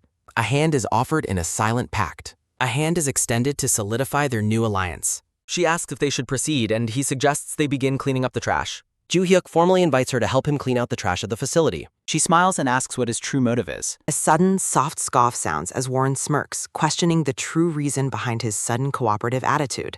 He explains that he is looking for something specific within the filth of the game. Ju-hyuk explains that he simply needs to find a specific piece of information buried within the game's corruption. She takes his hand and asks if that is his only reason. Hworin takes his hand with a knowing smile, asking if that simple goal is truly all he's after. His attention is taken by a sudden, sharp flare sounding as he pulls her closer. With glowing red eyes, he says he looks forward to their time together while she calls him partner. They lean in close, sharing a look of mutual respect as she affectionately calls him her new partner. She offers a wide, knowing grin. Hworin's gaze remains fixed on him, her expression shifting to one of entreat. A heavy chain is held as the participants are seen in the darkness. The scene shifts as a notification reveals that the other participants have finally been freed. Narration states that the other participants were finally released from their trials. Memory of the struggle flashes back as the woman fights to get free. Desperation remains high among the survivors as one man roughly seizes another. The image of the kneeling woman begging for mercy returns. A woman is shown on her knees, still pleading for a forgiveness that seems out of reach. The brown-haired man and the black-haired woman remain close in a shared secret. Sunlight filters through cold iron bars. Light streams through a set of heavy bars, signaling a transition from the dark facility. The scene shifts to a massive modern skyscraper standing tall under a clear sky. The scene shifts to a sleek modern skyscraper reaching high into the bright blue sky. A spoonful of steaming pork and rice is lifted from a pan. A sudden, soft plopping sounds as a spoon lifts a generous serving of savory pork over steamed rice. The brown-haired man with glasses takes a large bite of the meal. He eats heartily while sitting at a table with pizza and a towel around his neck. A sudden, quiet clink sounds as Joo-hyuk, now wearing a blue shirt and white towel, digs into his meal with a pair of chopsticks. His attention is taken by a sudden, bright glow sounding as he experiences pure bliss. A sudden, bright shimmer sounds as Joo-hyuk closes his eyes in absolute ecstasy over the taste of real food. He exclaims how delicious the food is while eating manically. He exclaims how incredible the meal is while a sudden, rapid chewing sound reveals his intense hunger. He pauses for a moment as he continues to chew. His peaceful moment is interrupted by a sudden, sharp ding sound in. The black-haired woman laughs at his enthusiasm while enjoying her own meal. Hworin, dressed in a red hoodie, chuckles at his messy eating while enjoying her own plate. She asks him why he finds such simple food so incredibly tasty. She expresses her own surprise at how delicious the simple food tastes after their recent ordeal. He smiles and explains that its deliciousness is simply because it is pork. A sudden, soft nodding sound as Joo-hyuk explains that the quality of the pork makes all the difference. The pan and plates sit empty on the table. A sudden, hollow clatter sounds as the table is left with empty pans and plates. They relax together in a lavish dining room after finishing their meal. They sit together in a luxurious, gold-trimmed dining room, enjoying a brief moment of normalcy. She expresses her surprise that he chose ordinary food over fine dining. Hworin questions why he chose such ordinary food instead of the high-end dining options she expected him to want. He admits that he simply missed the familiar taste of the meals he used to eat regularly. Joo-hyuk admits that he simply craved the familiar, everyday flavors he used to eat before his life was upended. She wipes her mouth and asks what his next move will be. Hworin wipes her face with a napkin and asks what his plans are for the immediate future. He explains that he plans to avoid games for a while to focus on training and gathering information. He intends to spend his time training and recovering while gathering more information on the game's participants. She asks if his search for information is related to what he was looking for earlier. She asks if his search for info is related to the person he mentioned looking for earlier. He clarifies that he is actually looking for a specific person among the participants. Joo-hyuk confirms his goal is to find a specific individual among the players. She smiles and promises to help him search for that person as well. Hworin offers to help with the search, asking him to share whatever characteristics he knows later on. He agrees and states that he intends to pay her back for her assistance. Joo-hyuk agrees, noting that he still owes her for her help in survival and wants to pay her back. Joo-hyuk says he'll get going first while a sudden, soft rustle sounding occurs. A sudden, soft sliding sound as Joo-hyuk pushes back his chair and prepares to leave the room. A digital glitch flickers over Zai. A digital glitch flickers across one lens of his glasses as he focuses on his next objective. Joo-hyuk leaves as the black-haired woman watches. Hworin watches from the table as he walks away, her expression unreadable. She looks down thoughtfully, seemingly processing everything they just discussed. He stands alone in a quiet room. Joo-hyuk stands in a minimalist office surrounded by high-tech equipment as he begins his investigation. Joo-hyuk asks if he should know Vatik House. The digital entity claims to have enjoyed the game and questions if they have developed trust. A digital screen showing a stylized Omega face appears, commenting on the trust that has developed between the partners. He demands the entity get to the point, making it remark on how cold he is. Joo-hyuk coldly tells the entity to get straight to the point, ignoring its playful banter. It claims to have the capability to track the player he seeks or prevent him from ever finding information. The screen claims it can locate any player he seeks in real time or make sure he never finds them. Joo-hyuk asks if that's a threat, but it clarifies the offer is just a proposal. Joo-hyuk asks if this is meant to be a threat, but the entity insists it is merely a proposal. He ponders the proposal while the entity confirms its nature. He ponders the offer as the digital entity confirms that its help comes with conditions. It commands him to become the top ranker in the game. The Omega screen reveals its true goal. It wants Juhyuk to become the #1 ranker in the entire game. It promises information for his rank, while Juhyuk asks what it gains and if he is a tool. It suggests that wealth and information are his rewards, but Juhyuk wonders if he is simply being used as a pawn. A sudden, sharp static sounding occurs. The digital face makes a cute, mocking expression in response to his skepticism. Rankings include total assets like owned property. A text box explains that rankings are calculated using total assets, including real estate and properties. Rankings factor in death and bankruptcy risk. The final metric is the constant risk of death or bankruptcy faced during interactions with other ruthless participants. Rank 89 belongs to participant P099. He wonders what the exact purpose is. He recalls meeting the trench-coated man again. Juhyuk prepares for a fateful reunion. He considers the link to his past. He realizes the game's dark history. Memory of the Russian roulette trial returns. Thoughts of profit vanish into the darkness. His desire for simple profit vanishes. Juhyuk closes his eyes and agrees. He gives his final cold contact. Juhyuk declares he will see this for. Juhyuk commits to finishing the gown. The entity expresses its confidence and asks to begin. The Omega entity gleefully accepts the partnership. A sudden harsh buzz sounding occurs. A sudden sharp crackle sounds as reality glitches. A hunt begins for a hidden target. Scene shifts to paradise 2 days later. The scene shifts to paradise pubing. Luxury corridors stand silent and empty. A quiet hallway waits in silence. Singer Hee-won performs on a bright stage. Hye-won takes the stage under bright lights. She sings nights for the specific moment. She sings through a lonely night. She sings about finally loving herself. She finally finds peace in her song. A man mocks the drugged singer on his phone while she wishes she could be happy. A cruel man questions how the singer can perform in her state as she sits drooling and whimpering about wanting to be happy while her digital avatar echoes the sentiment. The two men laugh while planning to frame her with drugs on camera.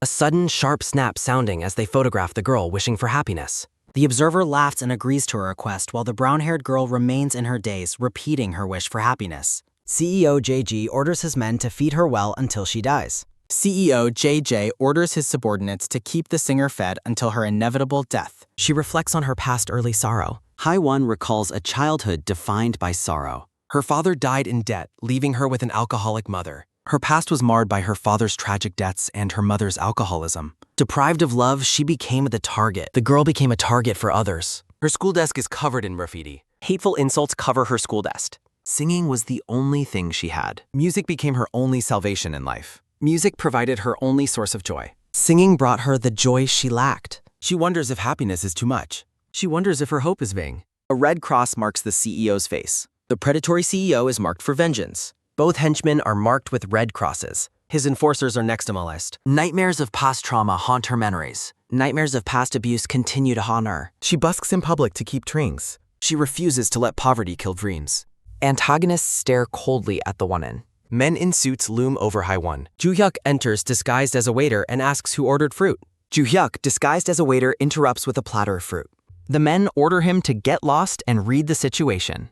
The guards ask if the waiter is dense before telling him to get lost because they didn't order anything. A sudden, low hum sounds as Juhyuk's glasses glitch with a red tactical interface. The CEO shouts for Inzaweave. CEO JG screams for the waiter to get out while the brown-haired girl sits nearby. Juhyuk questions the fruit order while the man with the goatee insults him. Juhyuk questions if no one really ordered the food while the guard curses at him. Juhyuk acknowledges the situation and slams the tray into the man's face. A sudden wet smack sounds as Juhyuk admits he knows exactly what he's doing while smashing the tray into a guard's face. Two bloodied men moan on the floor among the scattered fruit. The bloodied man fearfully explains that an intruder attacked Ben. A bloodied CEO JG stammers that it's true, a bastard came in and committed the violence. His attention is taken by a sudden, soft groan sounding as the victim lies on the floor. A man groans in pain as a heavy foot looms over his face. A sudden sharp tisk sounding as the scarred man reacts with annoyance. A sudden low click sounds as a new threat scoffs. The man with the X-shaped scar resolves to hunt down the intruder. The scarred bald man smiles as he decides he needs to go see that bastard himself.